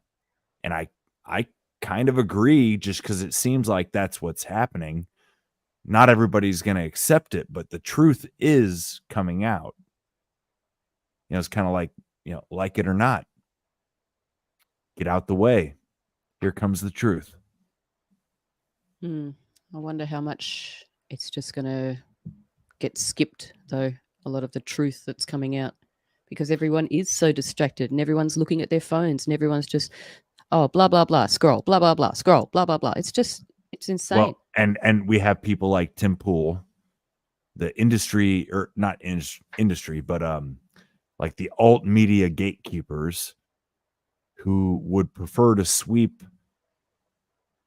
the real meat of the issue under the rug. Mm-hmm. It's like, it really kind of irritated me that Tim Pool is so aggravated that people are still talking about COVID. And it's I'm because, with you. you know, they've done it. You know, they managed to fool the vast majority of the country into doing something that they didn't necessarily want to do. The And it world. is worth talking about. It is worth dissecting. It is worth breaking down every bitter detail Yeah, I think we to should talk about it forever. understanding the process of how, like, we are always like, they're still talking about World War II and like war Mhm. tactics and what happened in Germany and what led up to, and all of that is important to Mhm. talk about, and make sure that everybody is expressly and explicitly clear on how something like that could have happened. Just same with COVID. We all need to understand and break it down to its bare components as to how this could have happened, because they're gonna do it again. They're going to. They're just waiting long enough for people's attention to be switched to something else and be distracted enough that they can pull the trigger on it. And as we all know, people's attention spans are getting ever and ever shorter, and it won't be much longer. They're gonna do it again. Yeah, and another reason that we are talking about, like, you know, World War II and all that, there has been a resurgence in all that because of what's happened.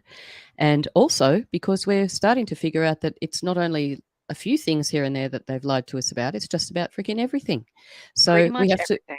Yeah. we have to revise history, and, you know, even down to things like Pearl Harbor, for instance. That's complete crap. Even like the way every war gets started, it's all crap.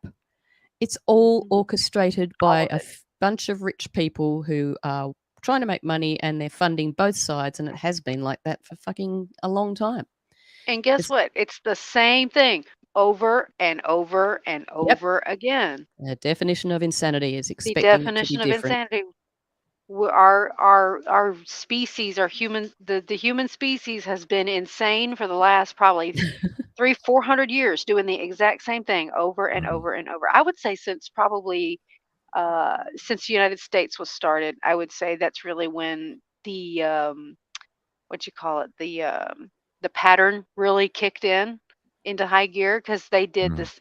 And it was just in a different context, but it was the exact same thing. They did the exact same thing to the first Americans that they did to us with COVID. It's unreal. It's absolutely unreal.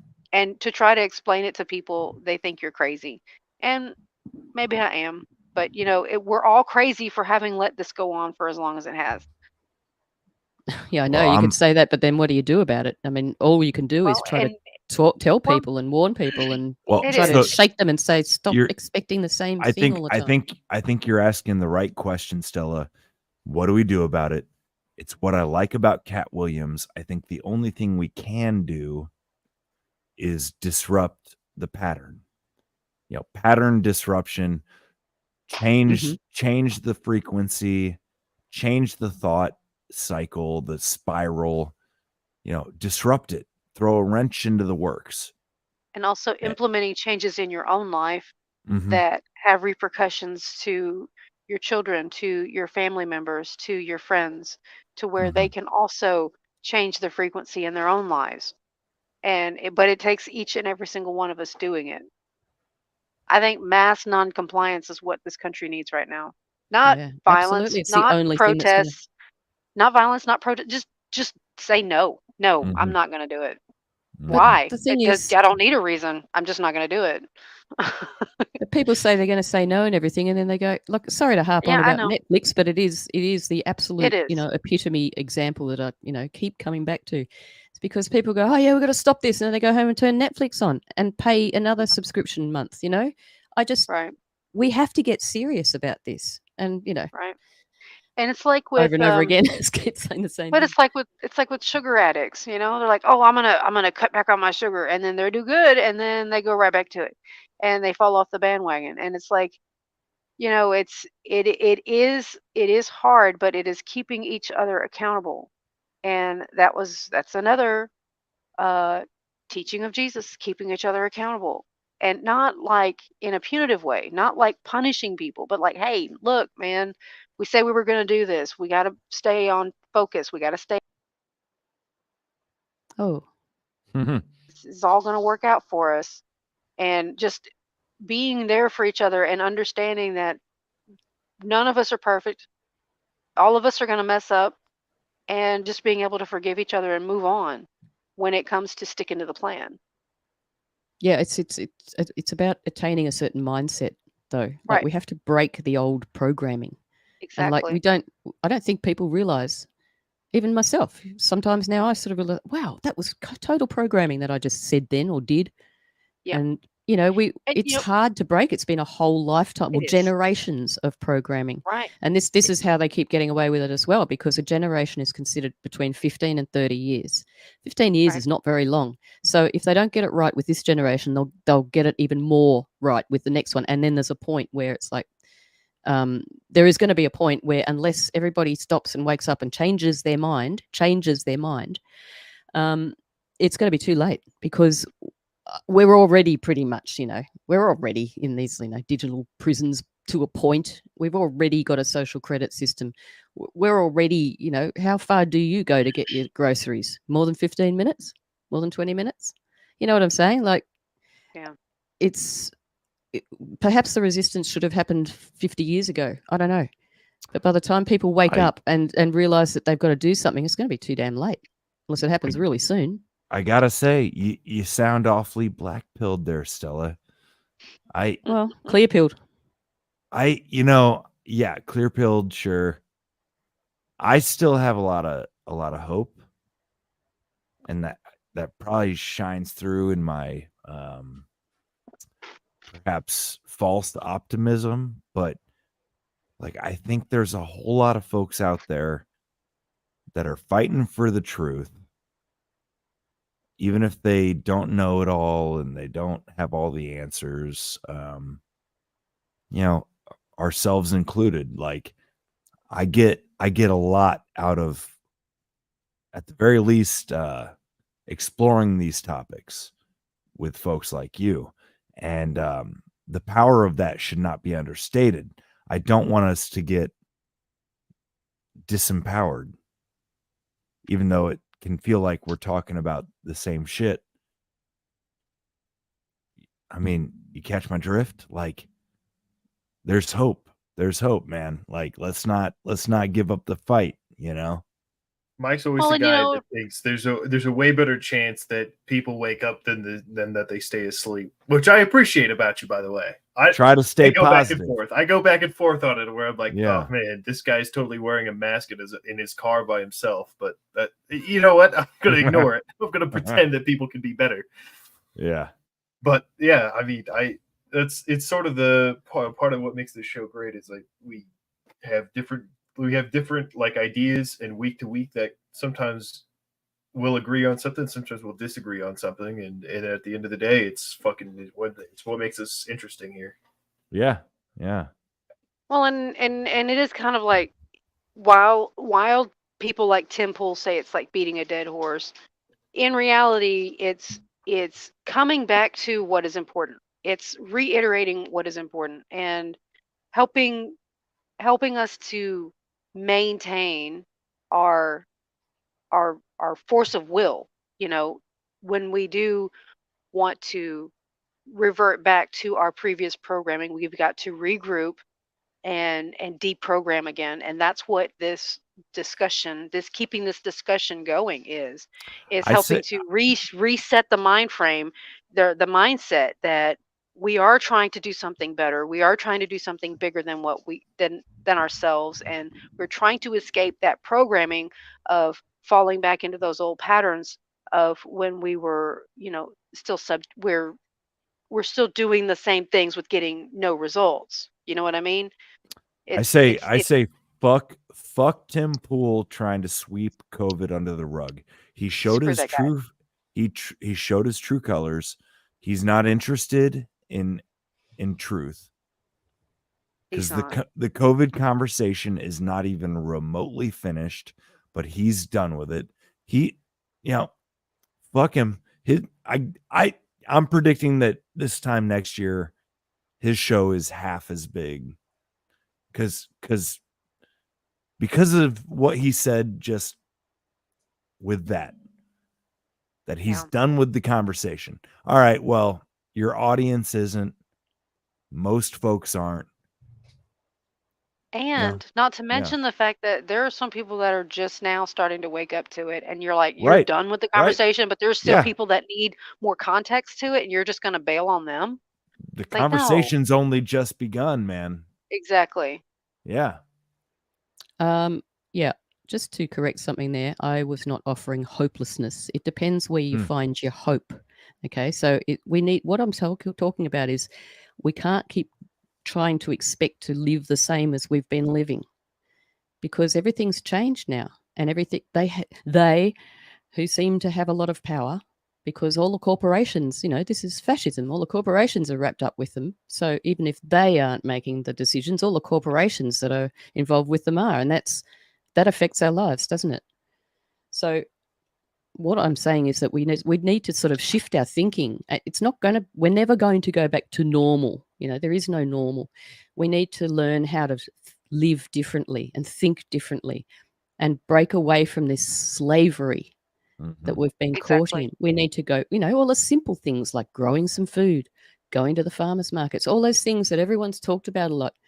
And I think just, constantly talking about these characters and these stories and things is not really, I don't know. I just don't think it's really helping to change people's minds that much, unless we're, I don't know. I feel that that's the key, is changing the mind, changing the mindset, deprogramming, and yes, really shift the focus. Stop sitting there like a zombie being entertained. Make the entertainment. Turn the bloody telly off, or go and have a game of cards with your kids or something. I don't know, whatever. Just let's do something different. Right. Let's get out of this old cast that we're in. We have to do something different. We have to create new thoughts and create different ways of looking at the world. Create a different world. I mean, I know that all sounds really cliched and all, unicorn farts, but the only way we can change it is to think differently to what we've been thinking. So, independence, I guess. Yeah. Look after each other, our families and our backyards. Get our attention off these pathetic clowns that just want our attention. Yeah. So I don't think it's hopeless. Time is our most valuable resource, and it's all up to us how we spend it. Yep. So I don't know if you guys have this problem in like Australia, but like honestly, I've never heard a good word about Tim Pool from either side of the spectrum, which is just so funny. It's like almost like once you get to a certain amount of like fame or whatever, there's like, it's almost like there's a crossroads where you just become a piece of shit, or you become like not a piece of shit, but then you're not that famous. And that's like an ironic thing about our movement, is like we are immediately suspicious about anybody that is remotely famous or like has any amount of influence whatsoever. Hence the Cat William trepidation, because like I was like, he's really rich. I don't know if we could trust him, guys. But it's overall seems good. Our country's just weirdly divided, where like our media obviously is just owned. Like there's no way to get like actually good news and shit. And so that's where a lot of people around the world like think that we're crazy, but it's literally like we spend fucking 24 hours a day getting gaslighted by the media and fucking government and shit. And like that's why it's like we seem kind of crazy sometimes in America. We're like, no, fuck you. Like all I know is that this gun's gonna shoot you if you try to kill me. That's it. That's all I know. I don't know nothing else about what's going on in the world accurately. It's why I bought a Glock, because I know it's gonna work. Man, I wish we could have one. I like the light on it. That's cool. And it's why you can download one off the internet. Yeah, some guy in my little tiny suburb here actually got done for that about 18 months ago, a couple of years ago. Really? He was 3D printing, or Yep. Wow. He had some guns as well, but yeah, he also got done for downloading plans. Y'all, shit. Well, I can't say because we're no better, but it's like, at what point do we just hang these motherfuckers? Sorry, did I say that? Whoops, oopsie daisy. Well, they're all gathered in one place right now in Davos, with 5,000 security guards around them. Mr. Putin, if you're not doing anything. Yeah. Yeah. You mind just sending Easy shot. one little thing over that Got a way? spare? It was a misfire. Whoops. Oopsie daisy. Yeah. Well, I think it's probably time we wrap her up. Again, like I guess I halfway apologize because like I try to come with some coherent line of thinking. But in some ways I feel like this was like a catch up kind of week where a whole lot happened and we had to kind of, I don't know, get it behind us. So with that, I guess I'll just say I'll say that's all I got, I honestly I had some things that I want to talk about too, and then I forgot what they even were. So hell yeah, it's glad I'm good to be back. I fucking glad we could talk and meet some new people. Stella and Fido and Ashley, it was nice to meet you guys. Obviously, OG was on for a while. Yeah, Ashley, hopefully we can talk some more. Ashley and OG had to bail. We did go pretty long, so yeah, it's 5 hours now. So that'll happen. That'll happen. But I'll try and stay on top of for like the next week or whatever, and maybe come back next time with some better topics for you. And well, I am always open to letting go of the reins. I tend to come with all the topics, but if people bring shit, I will step aside. I feel like we got to do an episode at least at one point. I don't know if it's everyone or just like maybe just like a one-on-one about like fucking like outlaw culture. That's something I'm real interested in. Like moonshiners, fucking the guys modifying their cars, driving fast, fucking maybe the guys printing guns, like that outlaw culture, that thing, that one thing that is they're always trying to fucking stamp it out. And it seems like the more that they try to do it here, the more it like flourishes. So I want to talk to. I'll find somebody that has also some like good information or like some experience in that. I guess if that makes sense, and we'll see if we can find like do a good episode about it. Because I love reading about that shit and hearing about that. Like that's the shit that gets me excited. Yeah, man. Yeah, Stella, you got something you want to say? Yeah. Maybe next week we can go over that video that I brought. The Dyson farming thing, because that was actually full of some really interesting solutions, which I think is probably a good thing to focus on. Yeah. So I also started to look into what's his first name? I can't remember. Mr. Dyson, whatever his first name is. The vacuum? James Dyson. Yeah, the vacuum guy. The vacuum guy. Yeah, he's into like farming and big time, really big time, and like his whole setup is amazing, and it's just like there's no waste or anything. And so then I started looking into him and realized, because I'm thinking, oh yeah, he's probably bloody WEF, but no, I don't think he is. I think he might be a autonomous kind of billionaire, because he's got this amazing setup on his farm. Like nothing gets wasted, everything gets used for energy, etc. And he's sort of, this video is like a year old, but and he was calling out Rishi Sunak. Is that his name? Rishi Sunak, the English Prime Minister. Just basic. Yeah. The Indian guy. Calling him out as it's just junk politics what he's doing, and he's just creating a mess in the UK. And so I sort of think he might be legit, but I've only just started looking at him. But this was fascinating, so be worth looking at what he's doing. Well, he owns 36,000 acres in England. On that kind of note, I'm like, I think we lose if we get so skeptical that we don't give anybody a chance. Right? So like, let's give the Dyson vacuum cleaner guy a chance.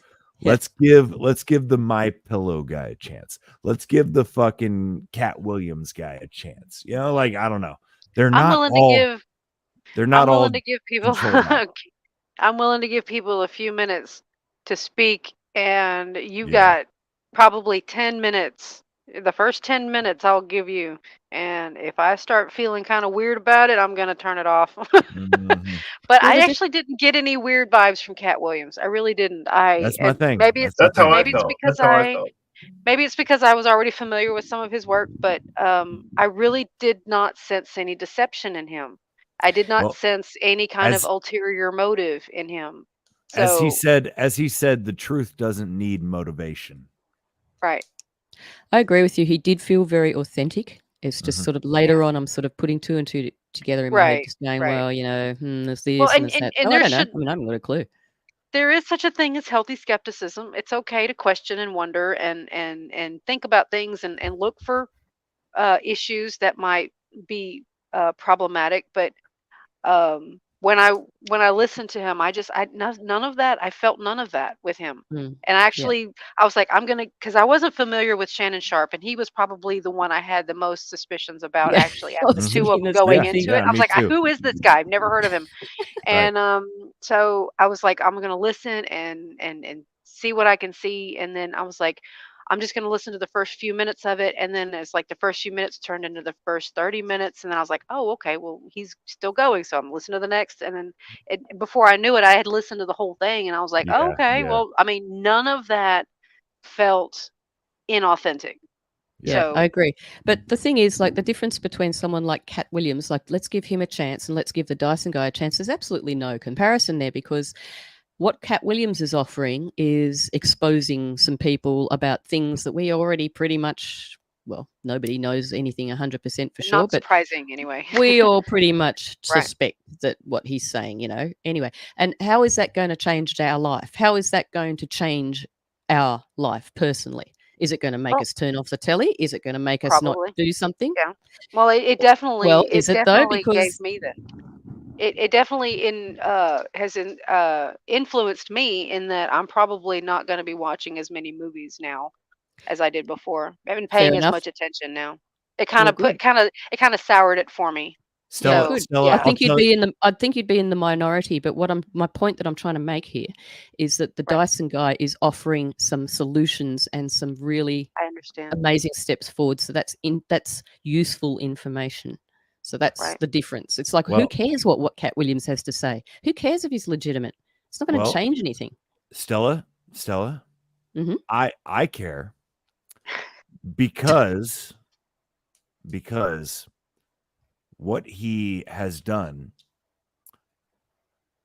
is provide a pattern disruption. He has shown that you do not have to, say, graduate from high school to be a success. You do not have to stick within whatever structure they put you in. That's the gist of his story. Provided it's all legitimate, yes.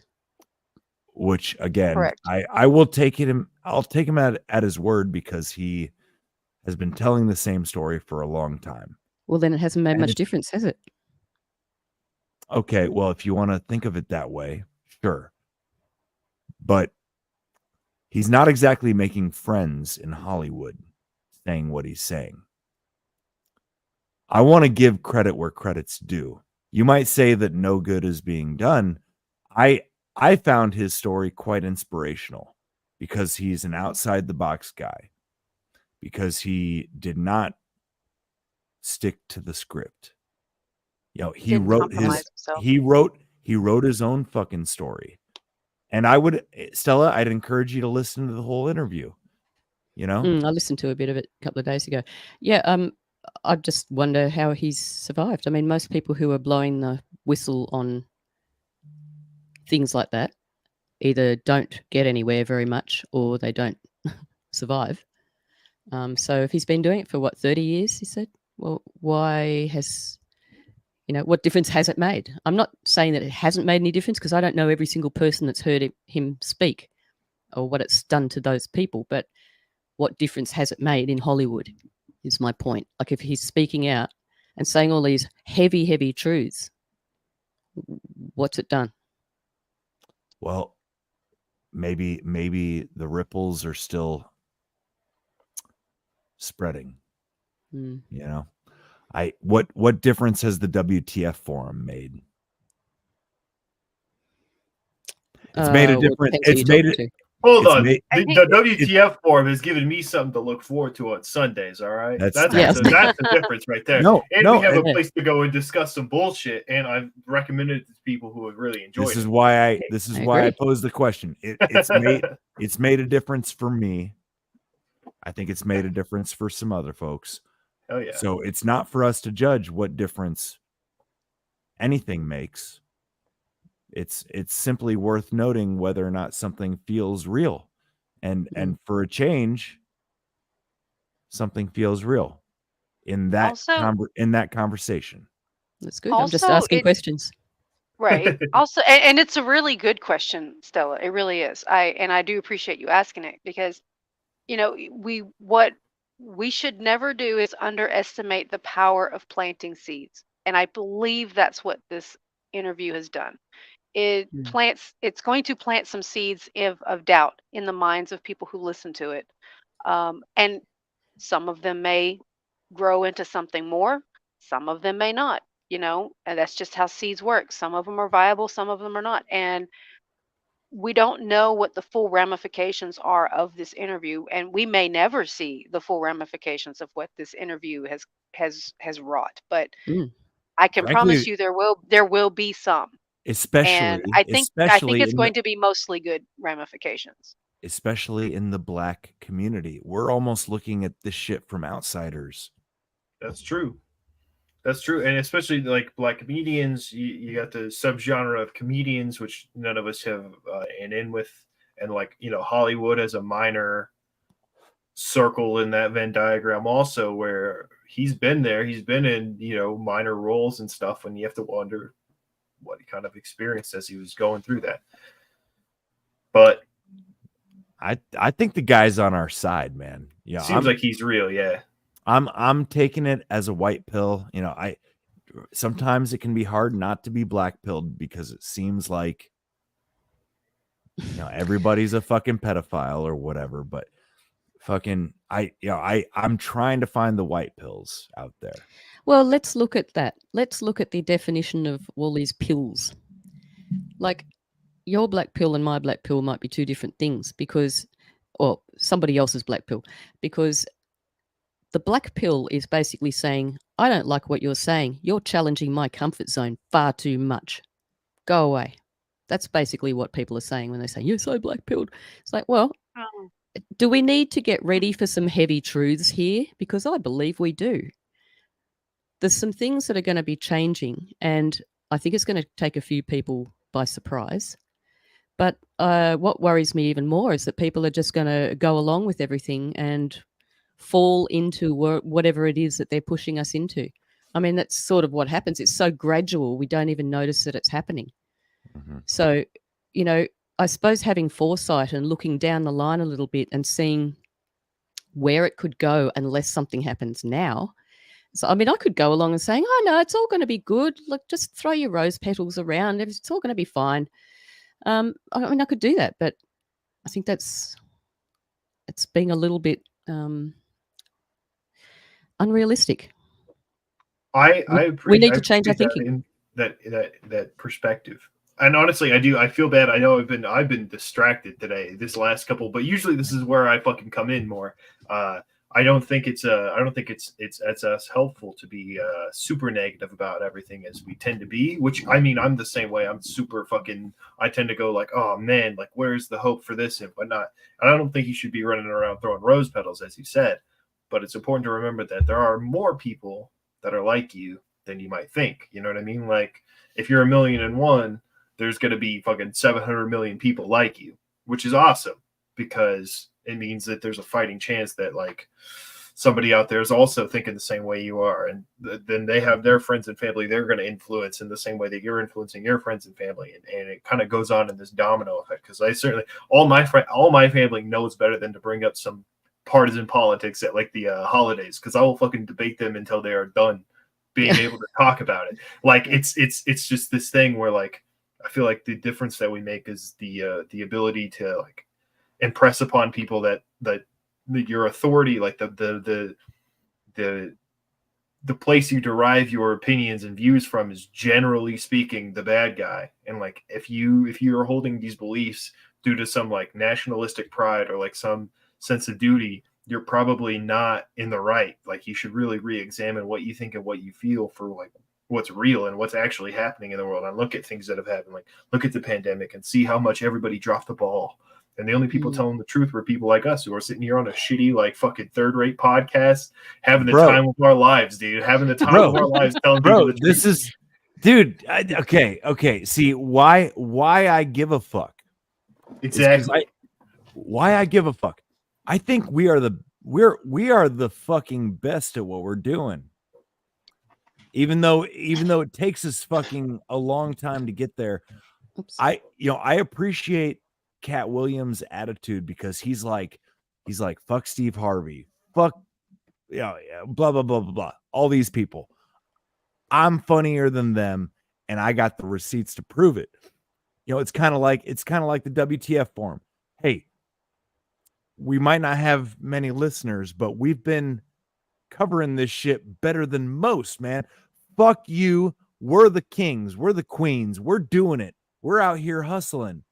And I think we need to cop an attitude in a way that I'm taking leadership from a guy like Cat Williams.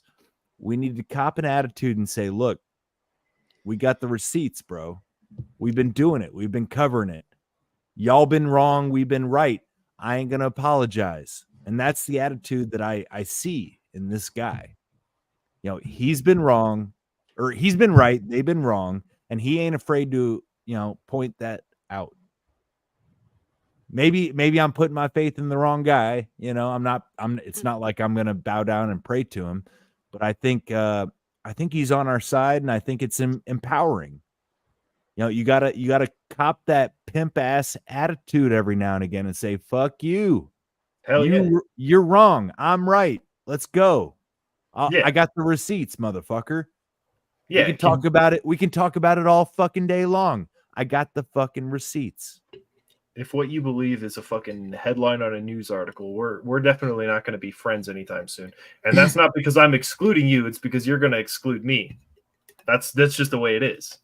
Like we're all open arms here. The problem is that everyone else seems to be fucking very closed-minded about what they believe and who they accept into their groups. Like, yeah, it's insane, actually. It's insane how morally you can be on the right side and almost in the same way, like, just in accepting the truth, you can be on the right side of things and people will still demonize you for it. And that makes you feel like that black pill. Well, like, nobody agrees with us, but like, fucking, there's 5 of us or 4 of us that were in here today. We all agree with each other for the most part. That's all that matters, dude. I think at times we do ourselves a disservice by demonizing our own people. And maybe I'm overly optimistic, but I think we got to at least give people a little bit of a benefit of the doubt. And I don't know, man. Not everybody is controlled op, Yeah, but I don't know now about that you, but I was just going to say, I don't know about you, but I don't consider Tim Pool to be one of us. No, I don't either. Fuck Tim Pool. I'm with you there. Fuck Tim Pool. No, he's a right wing fucking controlled opposition kind of thing. Like control up, sell out. He's not. I'm sorry, Stella. I didn't mean to interrupt, baby. That's all right. I was just going to say that it's because the mainstream media have lost. Well, I mean, a lot of people are waking up to the fact that the mainstream media is owned, at least. So maybe that they should be at least asking a few questions. And I think the fact that they've lost a lot of credence has shifted the controlled oppositions into our community, and we just have to be careful. Does everybody tell Ryan Christian that he's really black-pilled when at the end of every show he says question everything? Does everyone tell him that? Because it's true. You have to question everything now. We have been so lied to about major things, not just little things. Our whole fucking life, our whole education. The poison they're putting, the crap that they're putting into our bodies with food, the poisons they're putting in with medicines. Not only that, but the fact that they are cutting off the things that are good for us. Ivermectin, quercetin, NAC. Don't go outside. What the hell was that about? What the hell? How there is no excuse to do that. That is so obvious that it was because they are evil and they were trying to do us harm. And how anybody can't see that is beyond me. Unfortunately, I still have friends who think that ivermectin is horse paste. I don't talk to them anymore, but so there are still people who are still completely brainwashed, even after everything we've been through. To clear it up, I wasn't saying you're like blackpilled because of that, because you're questioning everything, because obviously that's what we all do at all times. Honestly, That's all right. It doesn't offend me. I'm used to it. Yeah. No, I'm just saying, like, the black pill comes from like, oh man, maybe nobody else, or like maybe this is all going to end badly. It's like there's still a good hope that at some point, the more you push, the more somebody's going to push back. They're going to find the fucking common ground eventually that they try to out legislate or out regulate, and everybody's going to be like, that's not very good. And I mean, who knows what it's going to be? Obviously, we don't. But in historical revolutions, it was always like, oh well, these people don't need freedom of speech. All right, that's fine. And then it's like, oh well, we're going to start taxing you more. And actually, I guess historically speaking, the taxing you more is usually the breaking point, and they would all fucking, take up arms and cut your head off and shit. And like, I just think that it's not necessarily the end, but as you've been mentioning all night, like everybody's way more brainwashed and distracted, and you got junk food, and your fucking system's poisoned and shit. And like, it makes it hard to think radically, but eventually we're going to get to a point where they do something, and everybody's going to be like, oh, wait a minute, this isn't right. Like, you know what I mean? In Australia, I know you guys there was a fair amount of riots during the COVID epidemic, because they were saying something about the tradies, like calling them like lazy, or because I don't remember exactly what it was. It was covered by that one journalist who I think was also in the community, Jack something. And anyways, he was saying, like, at a certain point they insulted the trades workers, and the trades workers were like, you know what, fuck you, man, like that's the end of the road for you, like we're not going to work for a couple of days. I think they ended up doing like a little strike or something. I don't know if I'm completely off base here, but I feel like I remember hearing about that, and I was like, oh, that's really good. Like, they found a point where they're not going to get pushed around from here anymore, right? And like, I feel like most people have that point. I think you might be talking about a time when a whole bunch of tradies were having a go at their union bosses, and they were like smashing the door, and that was pretty radical. Because didn't the union bosses call them like lazy or something for not wanting to work under certain conditions, or I don't remember exactly the story. Yeah, neither do I really. I don't know if I ever knew the details. That might have been over mandates and things, perhaps. I'm pretty sure it was. 100% sure. Yeah. They told them like, you have to come to work in a certain way, and if you don't, like, don't bother showing up. And they then slandered them all for not showing up, for not complying, basically, and said like, oh, it's just because they don't want to do their jobs and shit. And these guys are obviously all smoking their cigarettes, like, on the bridge, not letting anybody drive through into town or into the city. I think, I don't remember exactly where it was, because my geography of Australia is obviously limited, and my memory is fucking cooked. But but like, saying that. Yeah, no, I wonder why. Yeah, no, a lot of people is talking about the memory. Heaps, and I feel it as well. Dude, yeah, no, I used to be like, Rosemary. I was fucking top of my class in high school, and now I can't remember like what I did last week. It's crazy. I wonder sometimes if it's because of what they're spraying. Rosemary is good for memory. If you can have some rosemary tea or something. Maybe I was reading the other day actually that another state, New Hampshire, I believe, has outlawed chemtrails. Yeah, New Hampshire and Texas. Yeah, because to be fair, I never really even bought into that, right? Like, I was always just like, oh, it's an airplane, bro. What are you talking about? But now that there's 2 states that are like, you're not allowed to do that over our state anymore. Like, hey, what do they know? What do they know? No harm in saying you're not allowed. Yeah, exactly. If you're not doing it, what difference does it make? But now you're definitely not allowed. Technically speaking, any authority or permission not granted, anything not granted exclusively by like the Constitution is technically within the rights of the state to protest and protect. And so it's interesting that there's now 2 of them that are like, you can't do that. I'm like, Yeah. Yeah, and yet people still deny that they exist, that they're doing anything. Maybe I mean, they're fucking way more based than we know. I bought myself an old newspaper recently. Which, I can't remember what year it was. I can't put my hands on it right now. Okay. It was about 1966, I think it was. And the front page was, the cloud seeding that they're doing and how it's going to come in and, in Australia. So, like, front page. It's just beyond me how anyone can deny that it's even happening. They've been doing it since the 30s, 40s. I mean, this is a whole different topic, but it's available to it's so available to go and look up. There's plenty of companies out there who are making money from controlling the weather, making sure that your kid's wedding day is going to be free of rain and all that kind of thing. The Chinese did it for the Olympics. So, it's common practice.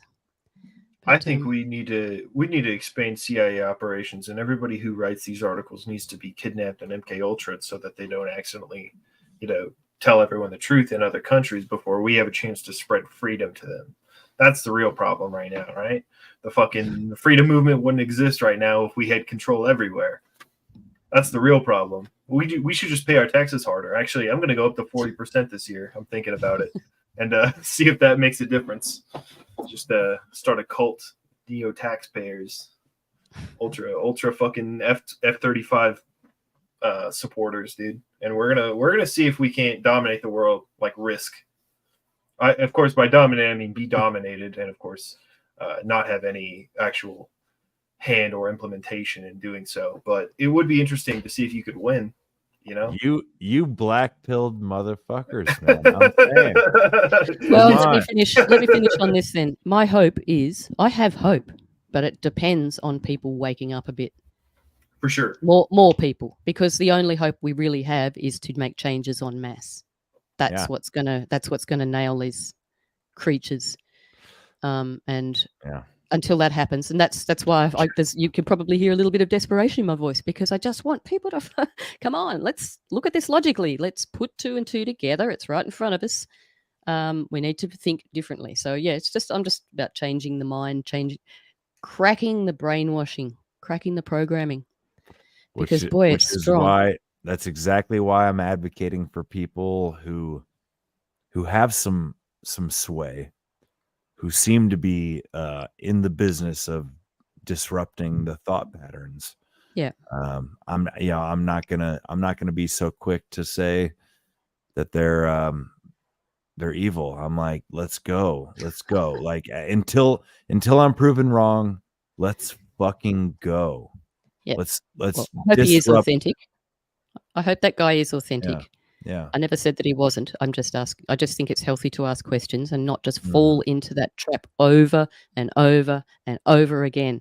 Oh, here's a good guy. He's saying all the things that sound right. I like his look. He feels good.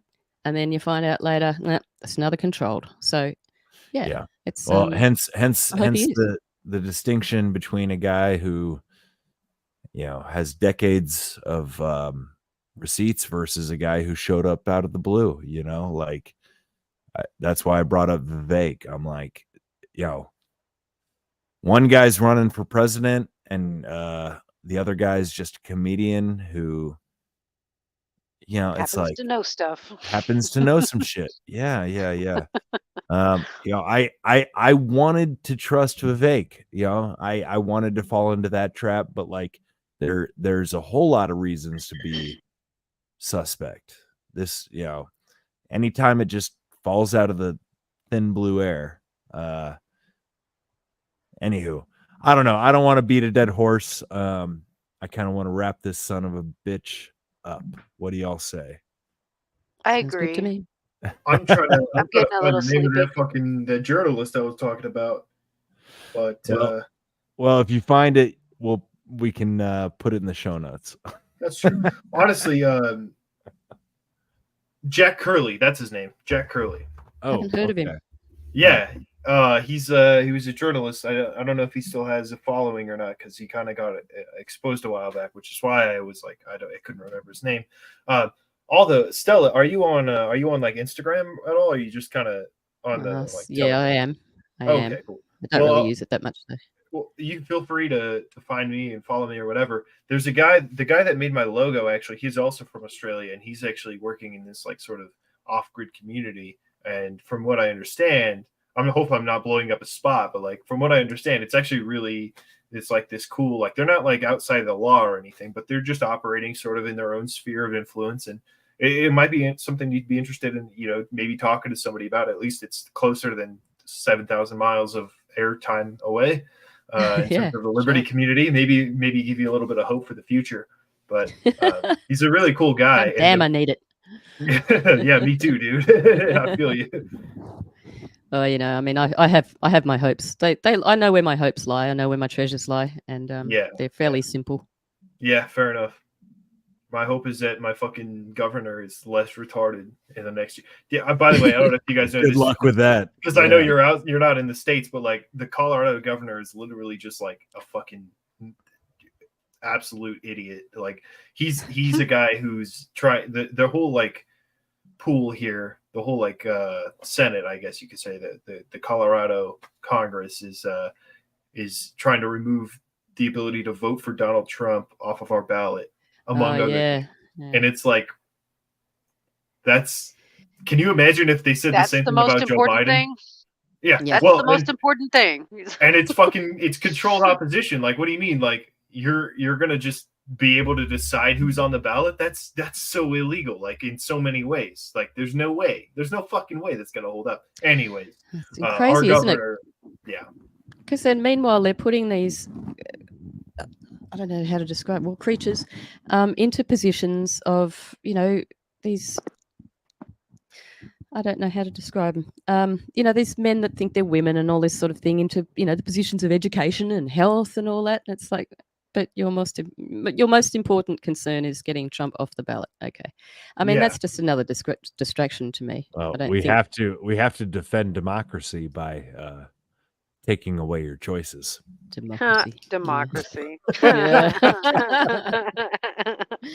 Good one. All right. I'm gonna put a stamp on it and say, I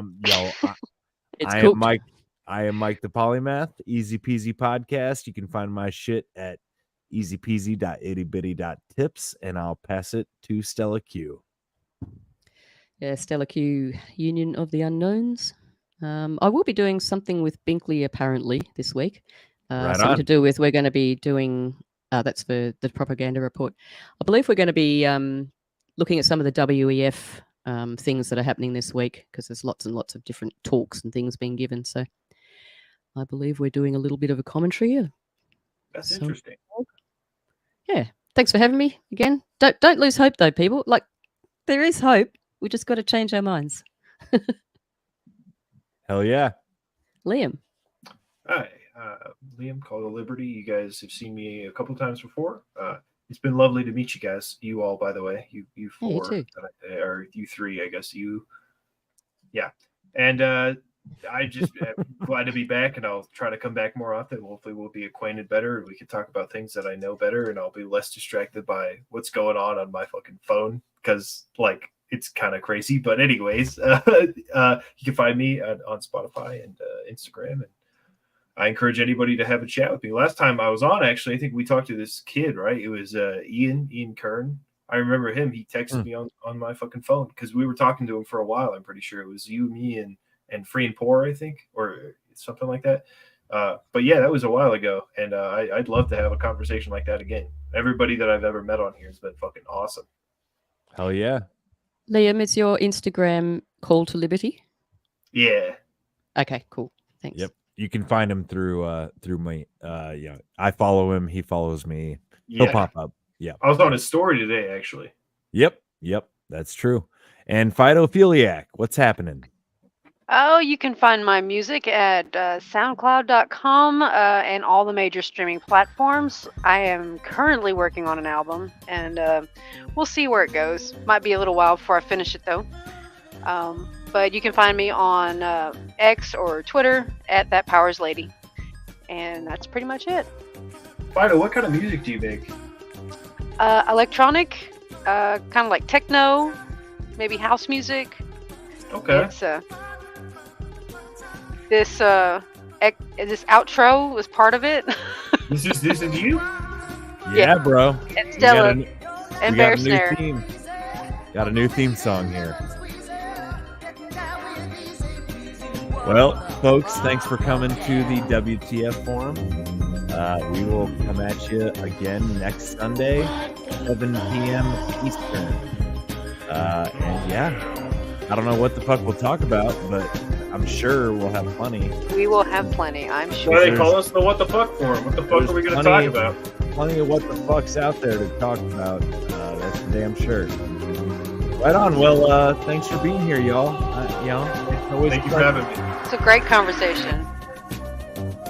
Right Take on. care, everyone. Well, love you guts. love you guts. We'll talk to you soon. Love y'all. Bye.